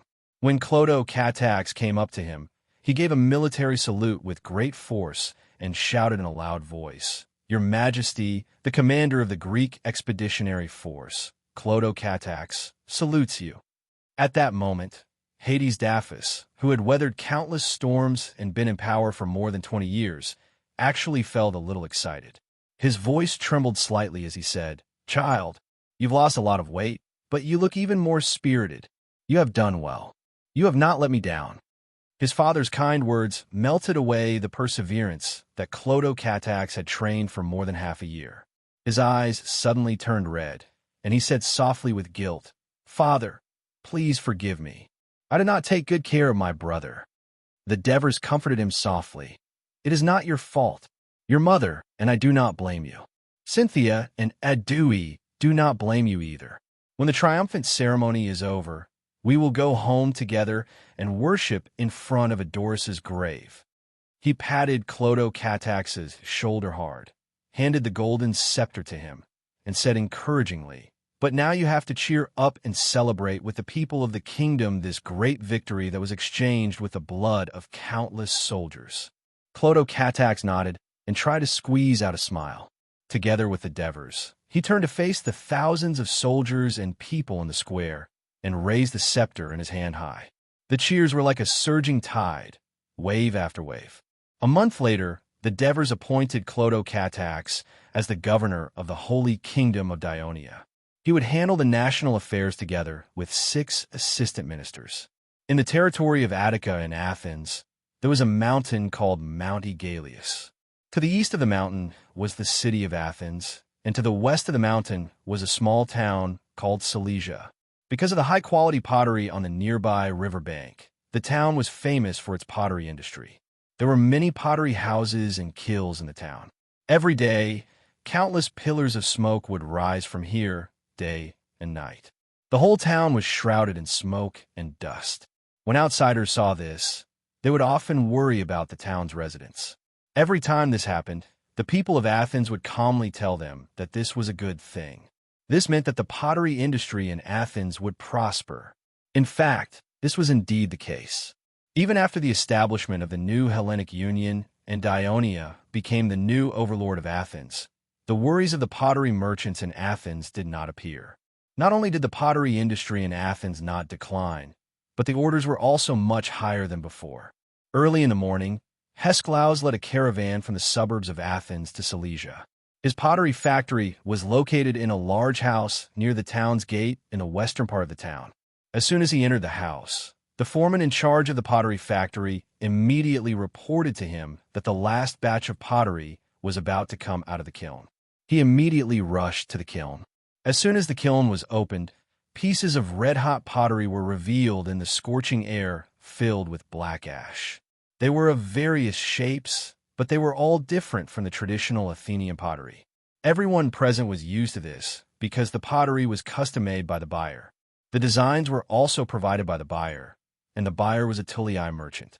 It must be noted that at the very beginning, when Hesklaus had given the new designs supplied by the buyers to the potters, who were in charge of making the prototypes and moldings, these skilled Athenian potters had refused to make them, considering them to be deviant and wild designs.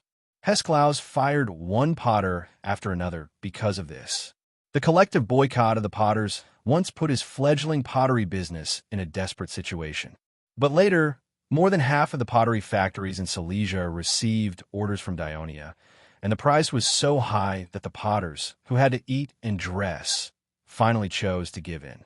While waiting for the temperature of the pottery to drop, Hesklaus went to the adjoining vase room, where he wished to express his gratitude and to pay handsomely to Onesimus, the painter, and his assistants, who had painted the designs for the work.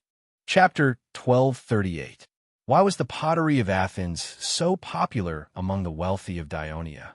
It was not only because of the unique and superior quality of the pottery with red drawings on a black background, but also because of the exquisite drawings on the pottery.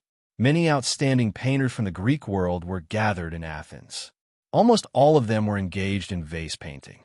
Onyximos was one of the best among them. He had won twice in the vase painting competition organized by the Pan-Athens Gnosai Society. Hesklaus had spent a lot of money to hire him. In the face of Hesklaus' compliment, Onyximos' reaction was not much different from the other people of Athens. I hope the people of Dionia can fully appreciate the beauty of my works. This batch of pottery is too large. I'm a little tired and need to rest for a while. Looking at Onyximos, who was putting on an act, stretching and yawning, Hesklaus cursed in his heart. But on the surface, he went along with Onyximos. Yes, you really should have a good rest. Looks like I can only postpone this order for the time being. Why is there another order? Onyximos said impatiently. Wait until I'm well rested. In that case, I can only decline this order from the buyer because they are in a hurry, Hesklaus said in a seemingly unintentional manner. It said that the royal family of Dionia personally ordered it. They want to display this batch of pottery in the palace and use it to entertain the VIPs from various countries during the sports meet, Hesklaus said in a seemingly casual manner. What did you say? The royal family of Dionia wants the goods. Onyximos suddenly asked in a serious tone. Yes, I can swear to Athens that it is the order of the royal family of Dionia. I think I can rest after this batch of pottery is completed. Onyximos immediately changed his words shamelessly. Although he looked down on the people of Dionia, he knew very well that the holy kingdom of Dionia was the overlord of the entire western Mediterranean Sea and the Greek world. The royal family of the holy kingdom of Dionia was very prestigious. If his works could be liked by the supreme king of Dionia and used to entertain distinguished guests from other cities, he would definitely become famous throughout the Mediterranean Sea. One of the characteristics of the pottery in Athens was that the pottery had the signature of the potter and the vase painter. Hesklaus's lips curled into a mocking smile. All right, I'll arrange it now. Wait, what are the requirements for the vase paintings? It must be related to the divine codex of Hades. After all, the Dionia royal family are descendants of Hades. I understand. Give me a copy of the Hades Codex as soon as possible, Onyximos said without hesitation. There is another reason why the people of Dionia liked the pottery in Athens. It was because the vase paintings in Athens were not like those in other cities, which mostly depicted still life. Their vase paintings were narratives, wars, legends of heroes, gods, and so on. They often had a solemn and stirring sense of epic. This might have something to do with the people of Athens' fondness for drama. Most of the requests that the people of Dionia made to the potters in Athens were related to the wars during the rise of the kingdom of Dionia, the miracles of the Hades, and the great deeds of the king of the Devers. The vase painters could only comply with the demands of their parents. Later on, a clever person even opened a bookstore in the town of Phaeacia, which specialized in selling books related to the holy kingdom of Dionia. The Long March by Xenophon, The History of Magna Graecia by Ansitanos, The War of the Western Mediterranean by Henipolis, The Chronicle of Northern Italy, adapted from the information Ansitanos found in the forbidden area of the Turiae library by Maximus, the clerk of the kingdom's Ministry of Intelligence, and the Etruscan Codex, and, of course, the Hades Codex. This made Thracia the only place in Greece other than Messenia, New Sparta, and Thessaly that openly sold the Hades Codex. Be careful. Be careful. If one of them is broken, you will lose 3 months of salary. The foreman kept reminding the slaves who were carrying the pottery. Pieces of exquisite pottery were put into wooden boxes covered with straw and thick wool. Before leaving, Hesklaus repeatedly told the foreman to start the production of the next batch of pottery as soon as possible, but he must strive for perfection and not make any mistakes. There was a port not far from Thracia, which specialized in the transportation and export of pottery, but Hesklaus still transported the pottery back to his house in the suburbs of Athens first. Although it was his house, it was actually a long-term rental because Hesklaus was a foreigner and had no right to buy real estate in Athens. If it was 4 years ago, Hesklaus would not have the courage to settle down in Athens and do business, because he was a small merchant from Thessaly, which was once regarded as a barbarian land by the people of Athens.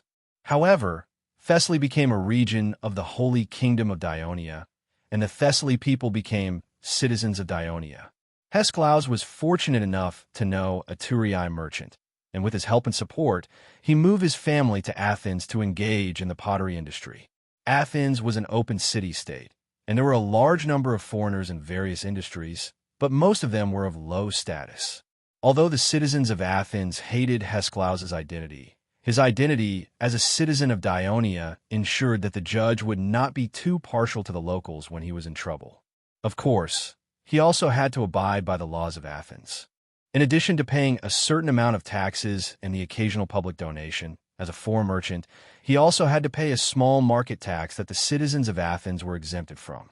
Of course, these fees were only a drop in the bucket compared to the profits he earned. The most reassuring thing was that because of his identity, he would not be recruited by the government of Athens as a heavy infantry.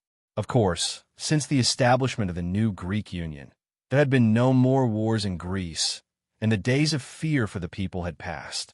Now, Hesklaus had no desire to return to Thessaly, and preferred to stay in Athens, which was full of business. In the evening, Hesklaus held a banquet at his home and invited several Thessaly merchants who were doing business in Athens like him. Everyone sat at the banquet, eating delicious food, drinking wine, and talking about the great changes that Dionia had brought to Thessaly over the past few years. Not to mention anything else, the format of their banquet had changed greatly.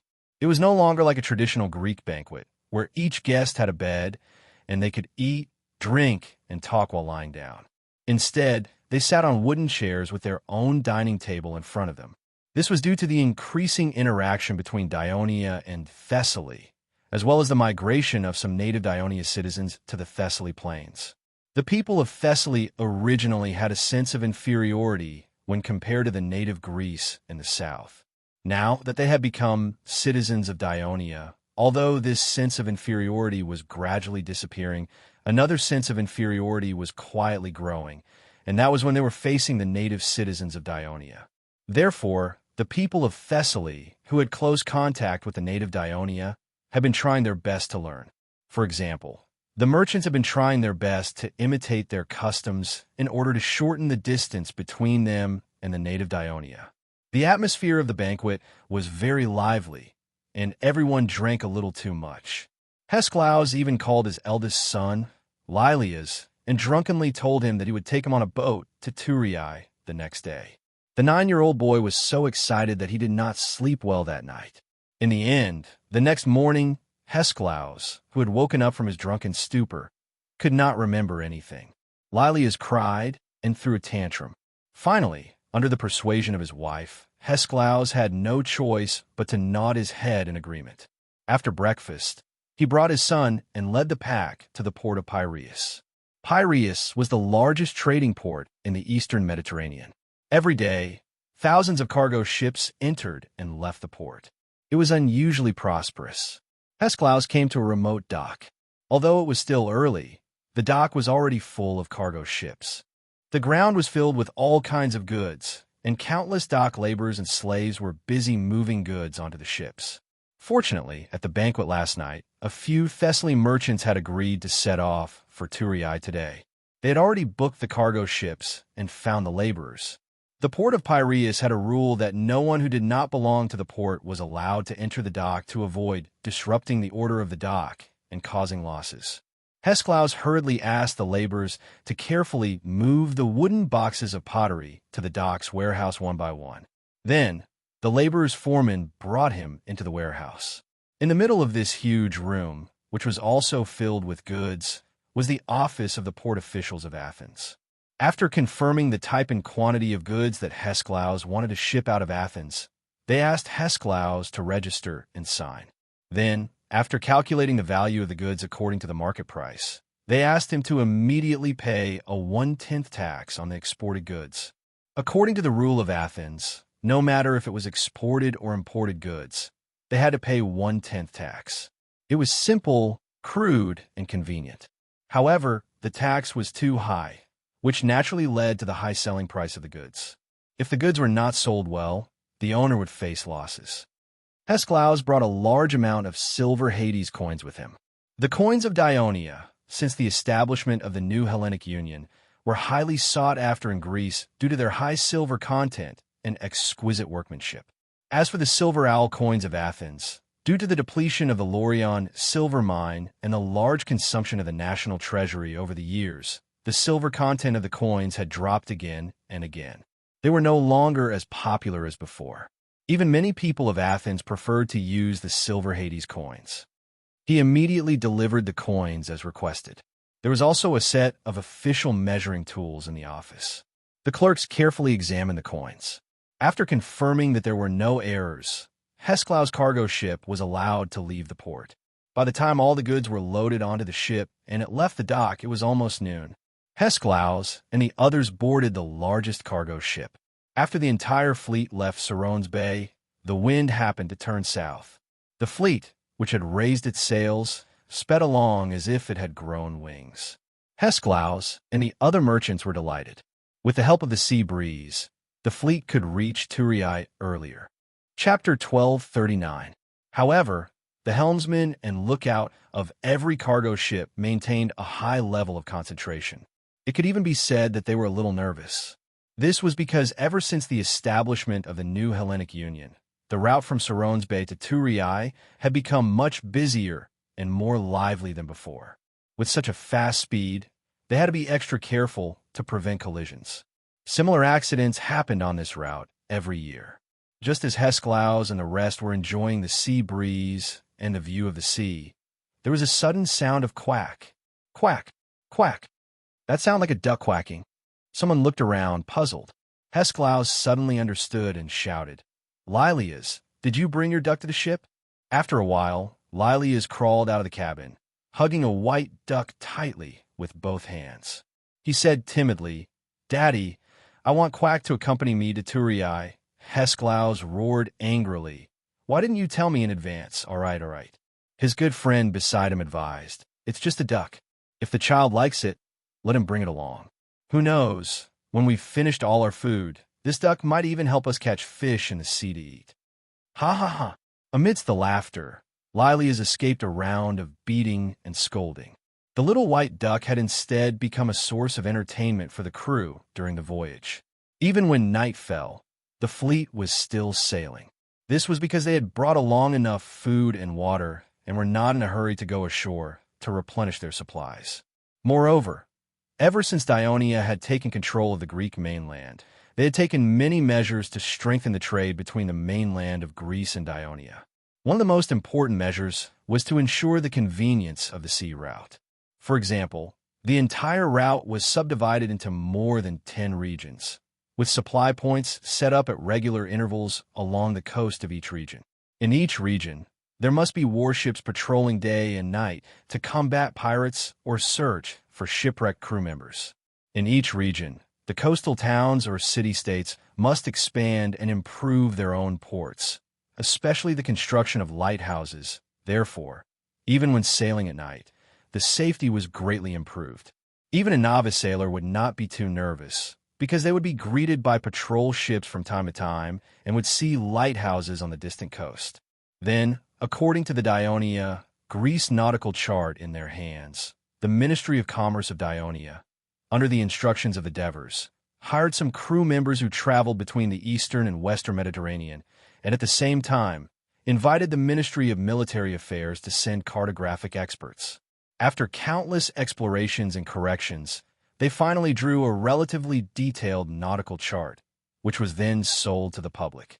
It was very popular among merchants and crew members, and the supply could not meet the demand, and they could roughly determine their location and whether there were any hidden reefs around them.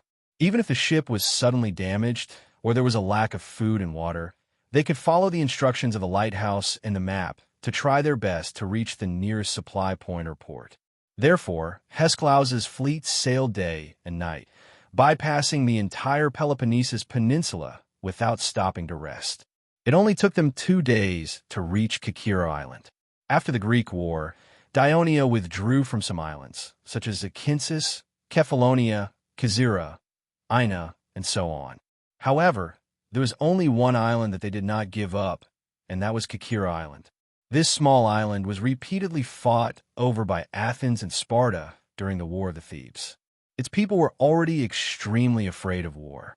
Under the temptation of some people, they volunteered to join Dionia. Of course, the Devers were more than happy to do so. Today, Kikira Island not only had a number of well-equipped ports, but also a military port belonging to the First Fleet. Hundreds of warships were permanently docked there, and there were 2,000 fleet infantrymen stationed there. Kikira Island had become the first bridge for the Kingdom of Dionia to control the mainland of Greece. For the Greek merchants, it was the last rest stop to the mainland of Dionia. The people living on Kikira Island also benefited a lot from this. The crew took a short rest on Kikira Island, then continued to sail westward across the Adriatic Sea and into the Gulf of Turii. A few years ago, someone in the Senate suggested, how can this bay in southern Italy be named after a municipality under the kingdom? This often puzzles foreigners who come to the kingdom for the first time. This bay must be named after the capital of the kingdom, Turii, in order to show its importance and the majesty of the kingdom. The proposal was quickly passed, and the Gulf of Taranto was renamed. In the early morning of the 4th day after departing from the port of Piraeus, the fleet of Hesklaus had arrived at the coast of Turii. Lyrias had lived in Athens for several years, and he had always thought that the bustling port of Piraeus was the largest port in the world. But when he looked at the coast of Turii from a ship, he was stunned because he could not see the coast at all.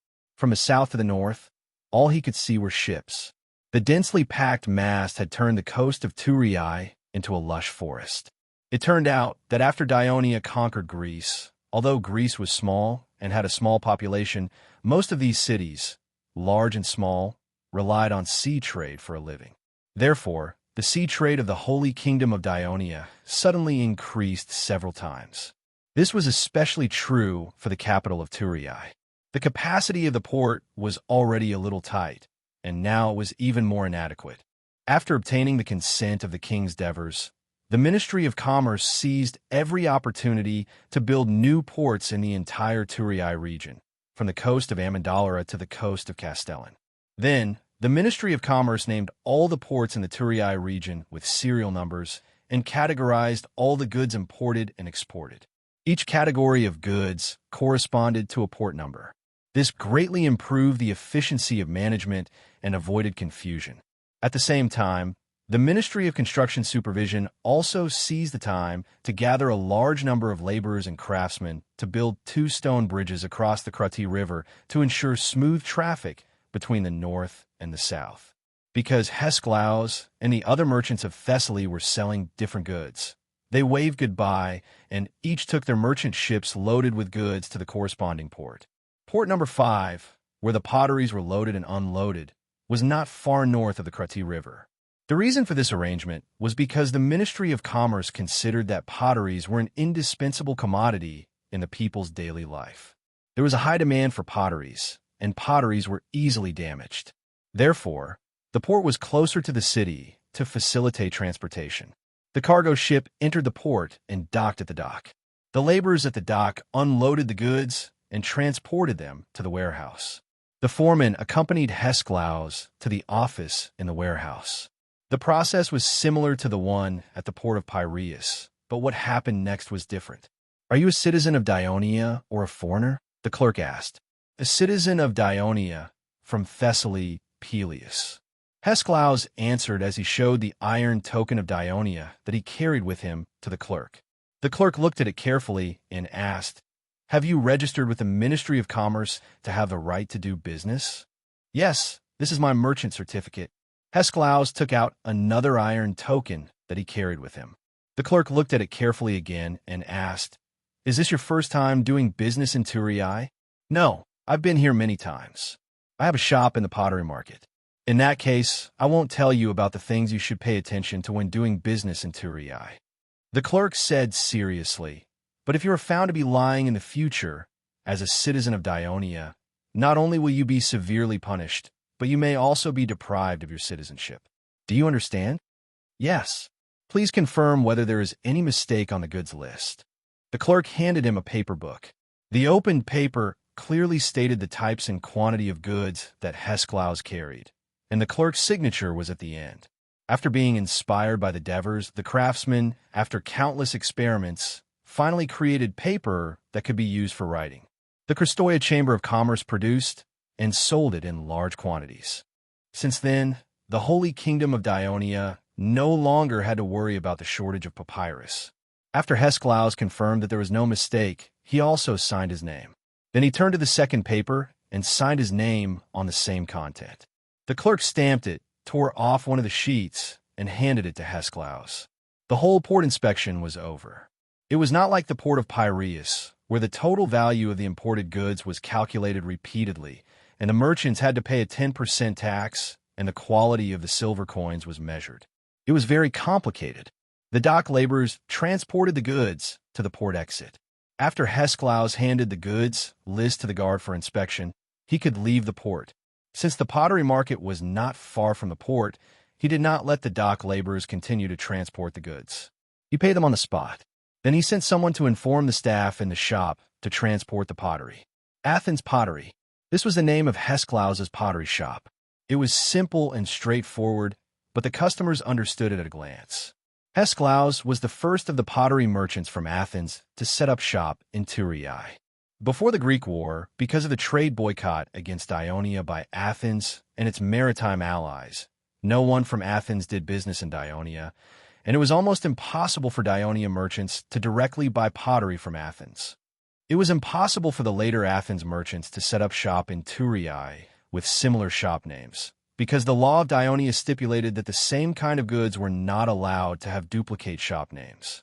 It was said that some Athens merchants hated Hesklaus very much, thinking that the great name Athens Pottery had been desecrated by a Thessaly man. But no one dared to hurt him blatantly, because he was a citizen of Dionia, and he was protected by the big shots of Dionia. Hercules walked into the shop and saw that most of the shelves were empty. A smile suddenly appeared on his face. "It seems that business has been good recently." Chapter 1240. The Dionia sports meet is going to be held soon. It's said that it's going to be a huge event. Not only are the various regions in the country invited, but all the allies of the kingdom are also invited. Therefore, not only are all the restaurants and hotels in Turin buying pottery in large quantities, but the officials and citizens are also preparing to receive a large number of guests during the sports meet. The shopkeeper said excitedly, "I was going to send someone to Athens by boat to inform you to make more pottery as soon as possible and ship it to Turin for sale. Don't worry, I've already received the news from Lord Sostatus. I've already made arrangements. More pottery will be shipped from Athens soon." Hesklaus put on a confident look and encouraged the shopkeeper. "If sales soar in the next 2 months, I'll double your salary." Although Hesklaus was the boss and the shopkeeper was only his employee, he did not speak in a condescending tone. In fact, he was even trying to curry favor with the shopkeeper. After all, the shopkeeper was a native of Turin, while Peleus had only joined the Holy Kingdom of Dionia a few years ago. Hesklaus had spent a lot of money to hire him, but he had played a very important role in establishing his pottery shop in the Turin market. The shopkeeper immediately expressed his gratitude and reminded him, Lord Sostatus has already sent people over several times to ask if the goods have arrived. Do you think we should send someone to inform them immediately? Hesklaus slapped his forehead. I was so happy just now that I almost forgot about this. It was precisely because of Sostatus' support that Hesklaus was able to achieve what he was today. He still wanted to continue relying on Sostatus' help to rise to the top of the Dionia business circle in the future. Therefore, he did not dare to slack off. He quickly said, Yes, yes, send someone immediately.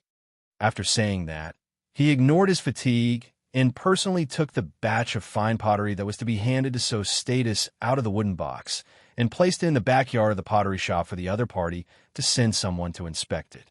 Unexpectedly, after noon, Sostatus still hadn't sent anyone, and Hesklaus didn't dare to leave. As a result, his plan to take his son to the nearby Kristoya restaurant for a sumptuous meal was ruined. He could only get the shop assistant to buy a few pieces of bread for him to eat.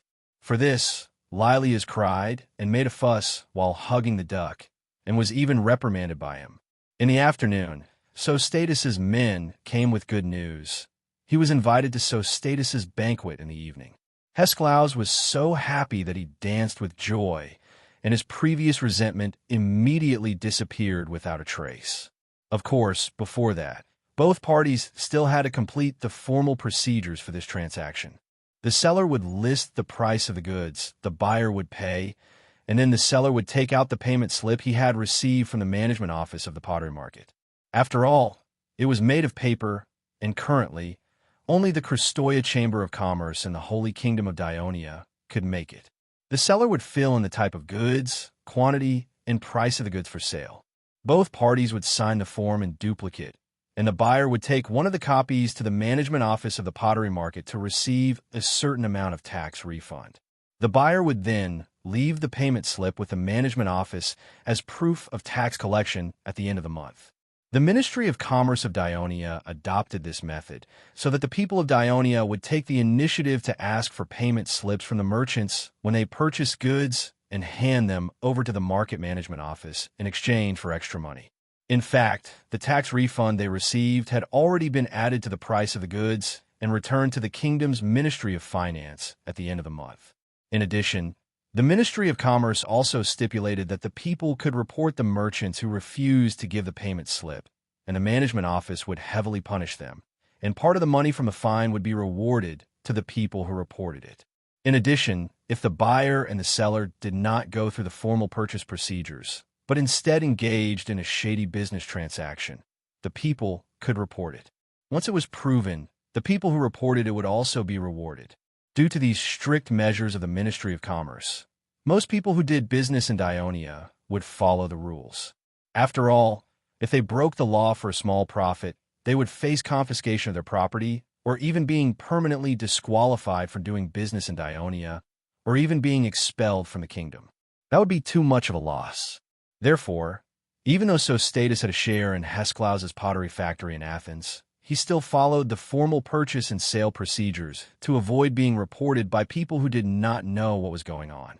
However, compared to the traditional Greek tax collection method led by Athens, the Holy Kingdom of Dionia's tax collection method was obviously more beneficial to merchants and could promote the development of business. Therefore, when the trade between Dionia and Greece was fully launched, many Greek merchants were more willing to settle down in Dionia and do business. Of course, there were also Greek city-states that tried to use this better method to collect taxes, but due to the limited power of the country, they eventually gave up. Although Hesklaus had opened a shop in Turiai for more than 2 years with the support of Sostatus, it was the first time he was invited to his house. To be cautious, he decided to prepare in advance and arrive early to show his respect. After dressing up meticulously, he put on brand new clothes and bought gifts. Of course, he left the duck in the shop with Lilias and was ready to set off. As the pottery market was a little far from Sostatus, and there's a lot of people on the way, and it was early June, the weather was hot. By the time he arrived at his house, he would be drenched in sweat and covered in dirt. Therefore, Hesklaus took the shopkeeper's suggestion and hired a sedan chair. So Status's mansion was in the eastern outer city, very close to the inner city of Turii. Back then, he took the initiative to hand over the mansion left by his father, Kunigarata, to the kingdom so that the kingdom could settle the hacker brothers who came to Turii. Therefore, the Devers were very grateful and specifically instructed the Turii City Hall to not let Kunigarata's son suffer losses. Based on the difference in land prices between the inner and outer city at that time, so Status finally exchanged for a large piece of land in the outer city. He built the entire piece of land into houses and divided it into two mansions, one for himself and the other for his brother. Both mansions were twice the size of the senator's mansion. "Welcome, welcome." When So Status heard the servants report, he personally came to the door to welcome them. "Lord So Status, this is my first time attending a banquet in your mansion. I was afraid that I might be late because I don't know the way, so I came a little early. Please forgive me," Esclaus said respectfully. In fact, So Status was only the president of the Turii Chamber of Commerce and a member of the Turii City Council. He did not hold any official position. Strictly speaking, the title Lord was not appropriate for him. However, in recent years, the people of Dionia had gradually used this title on some of the more respectable celebrities in society, causing the term to become more common. "It's fine. There are a few guests who came earlier than you." So Status waved his hand. Then, when he saw Lyria's behind Hesclaus, he immediately bent down and asked with a smile, "Little friend, what's your name?" Lyrias shyly hid behind Hesclaus. Hesclaus quickly explained, "Lord, this is my son, Lyrias. This time, he insisted on coming to Turii with me. I did not dare to leave him alone. It's fine. I already said that he could bring his family," so Status said disapprovingly. He then lowered his head and teased Lyrias, "Hey, little fellow, if you call me uncle, I'll give you something good."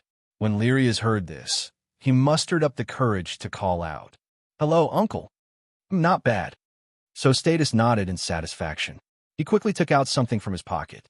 He had heard from the servant that Hesclaus had brought a child, so he had made preparations beforehand.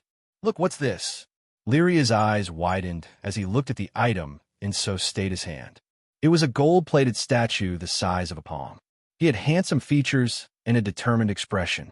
He held a rugby ball in one hand and swung his arm with the other, as if he was charging forward.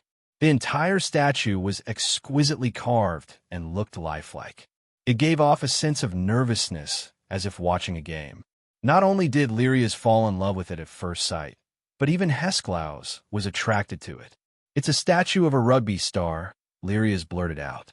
After Thessaly was incorporated into the Holy Kingdom of Dionia, the sport of rugby was brought to Thessaly by the soldiers and immigrants of Dionia. It quickly became popular, and with the support of the governor of the Thessaly region, Helos, rugby competitions were held throughout the Thessaly region. This is not an ordinary statue of a football star.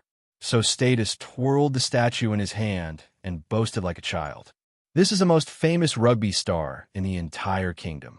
He set the record of scoring a touchdown in 5 consecutive national rugby finals.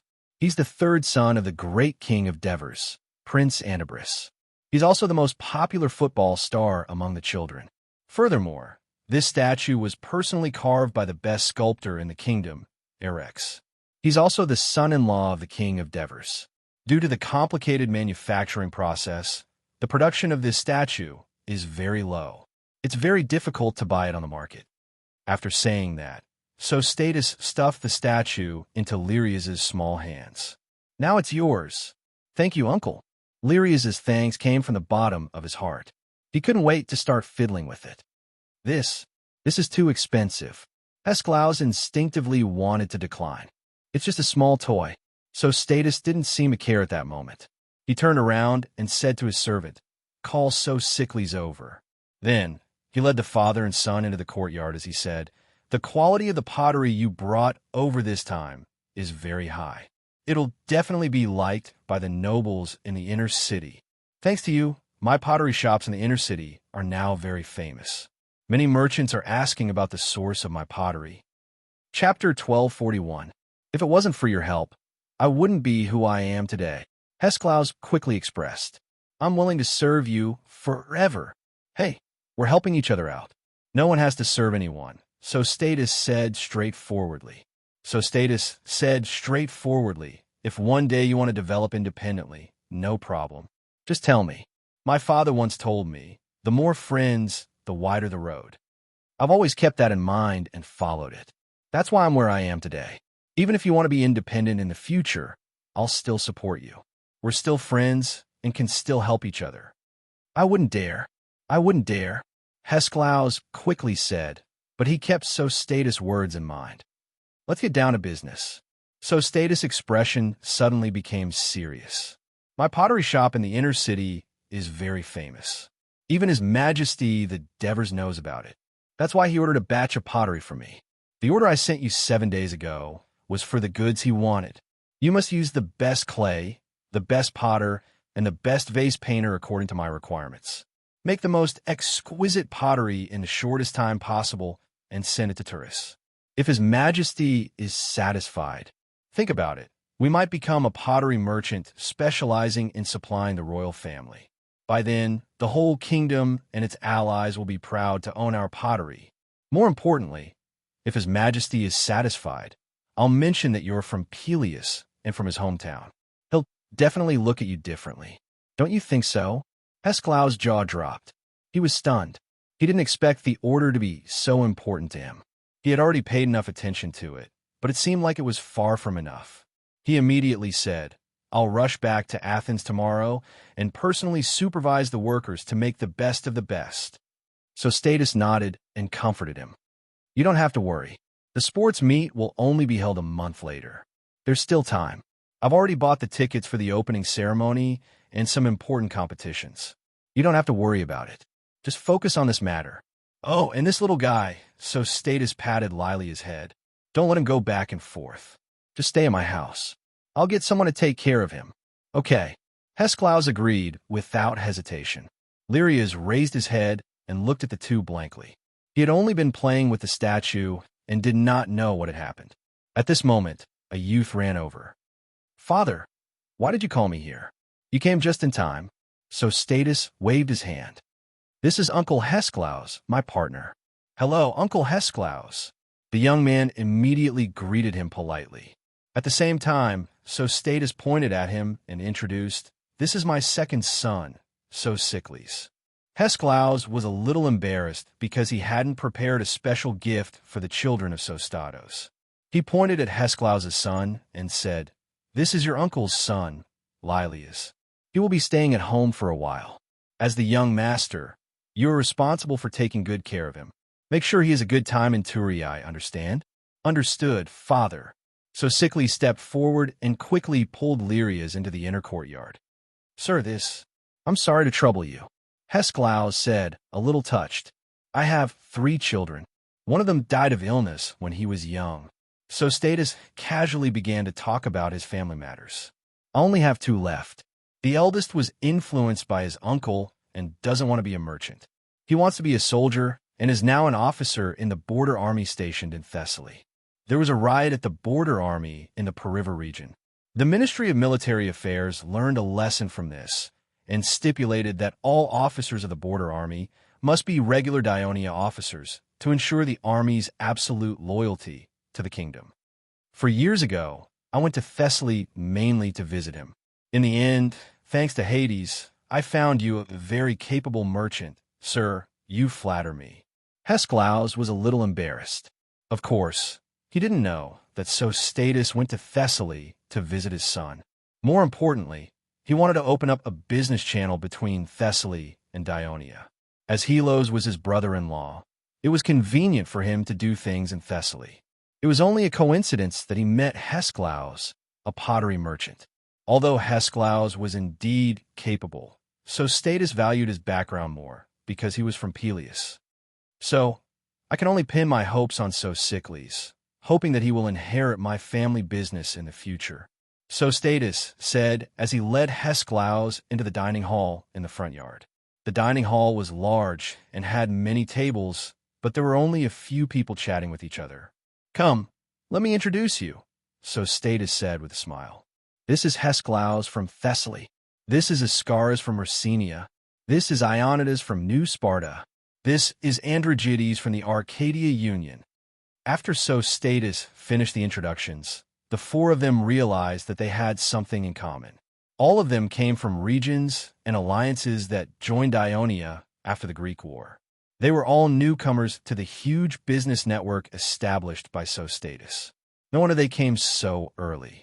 They immediately felt a sense of familiarity with each other.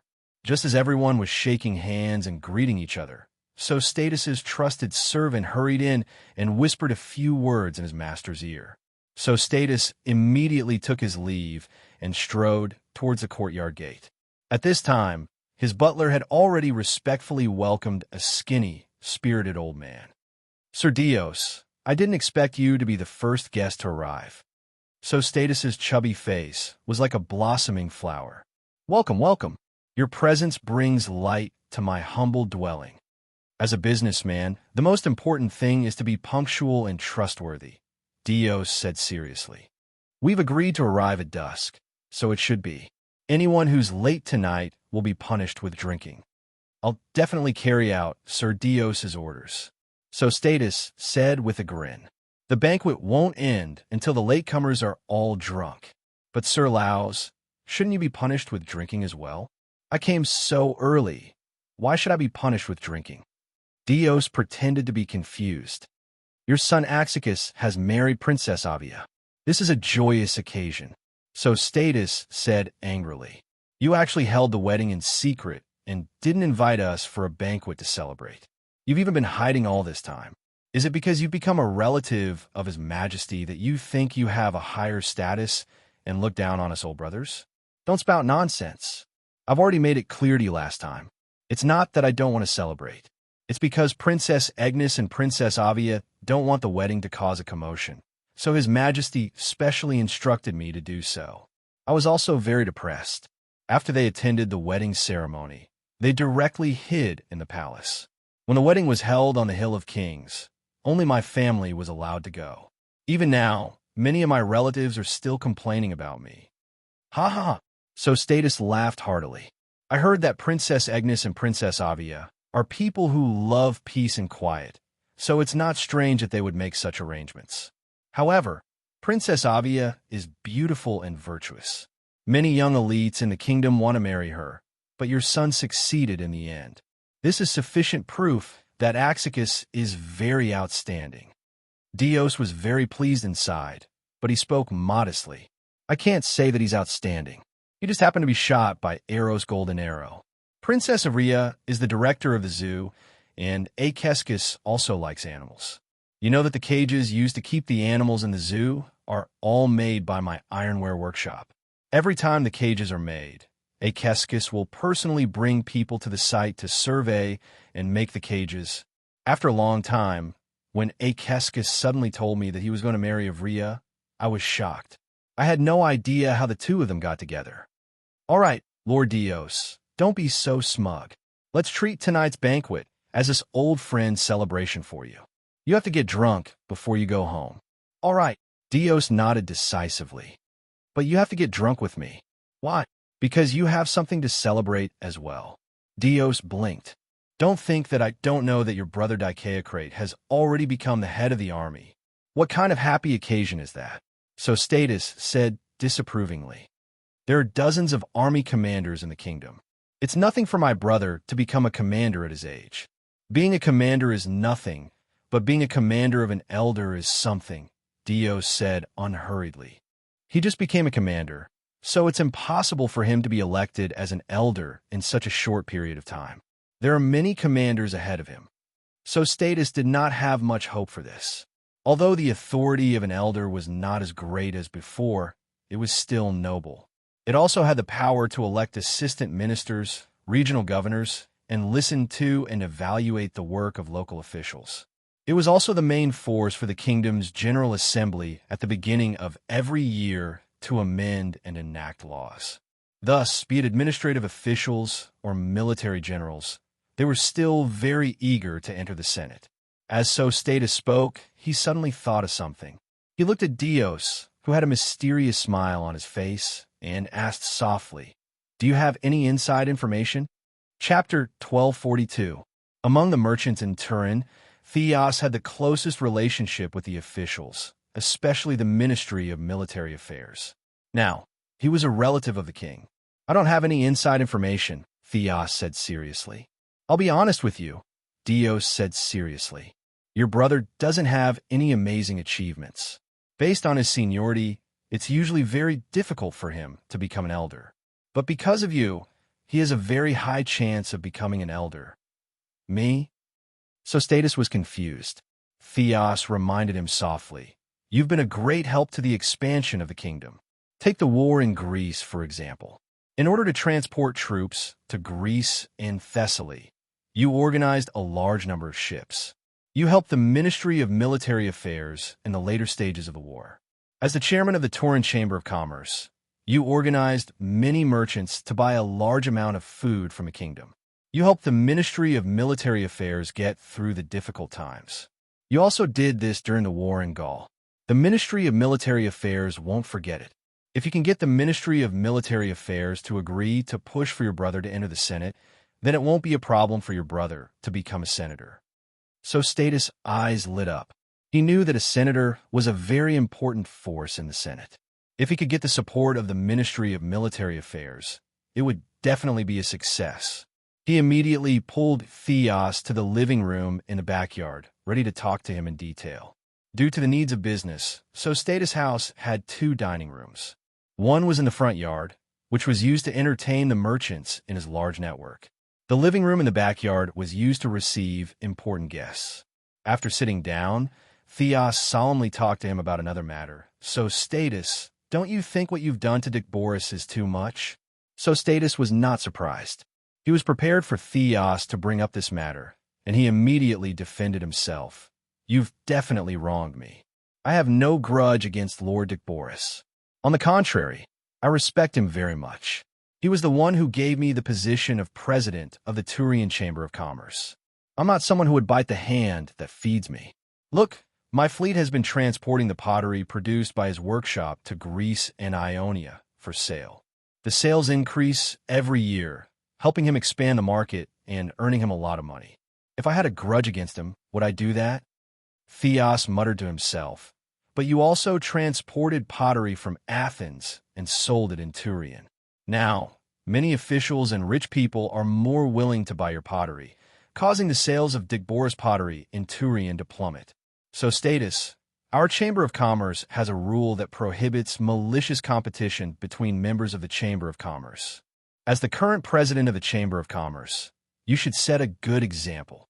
Hearing that, so Status suppressed the rising anger in his heart and said rather bluntly, Lord Theos, I know that you and Dicboris are good friends, but you can't just ignore the facts and speak for him.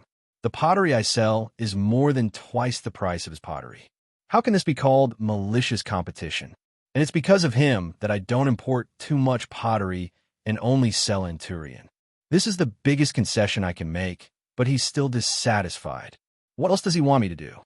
Theos hesitated for a moment and sighed. We've been friends for decades, and you're a wealthy merchant who distributes so many kinds of goods. Why do you have to make the relationship between the two of you so stiff because of pottery? Theos, I've always respected you, but what you said today is wrong.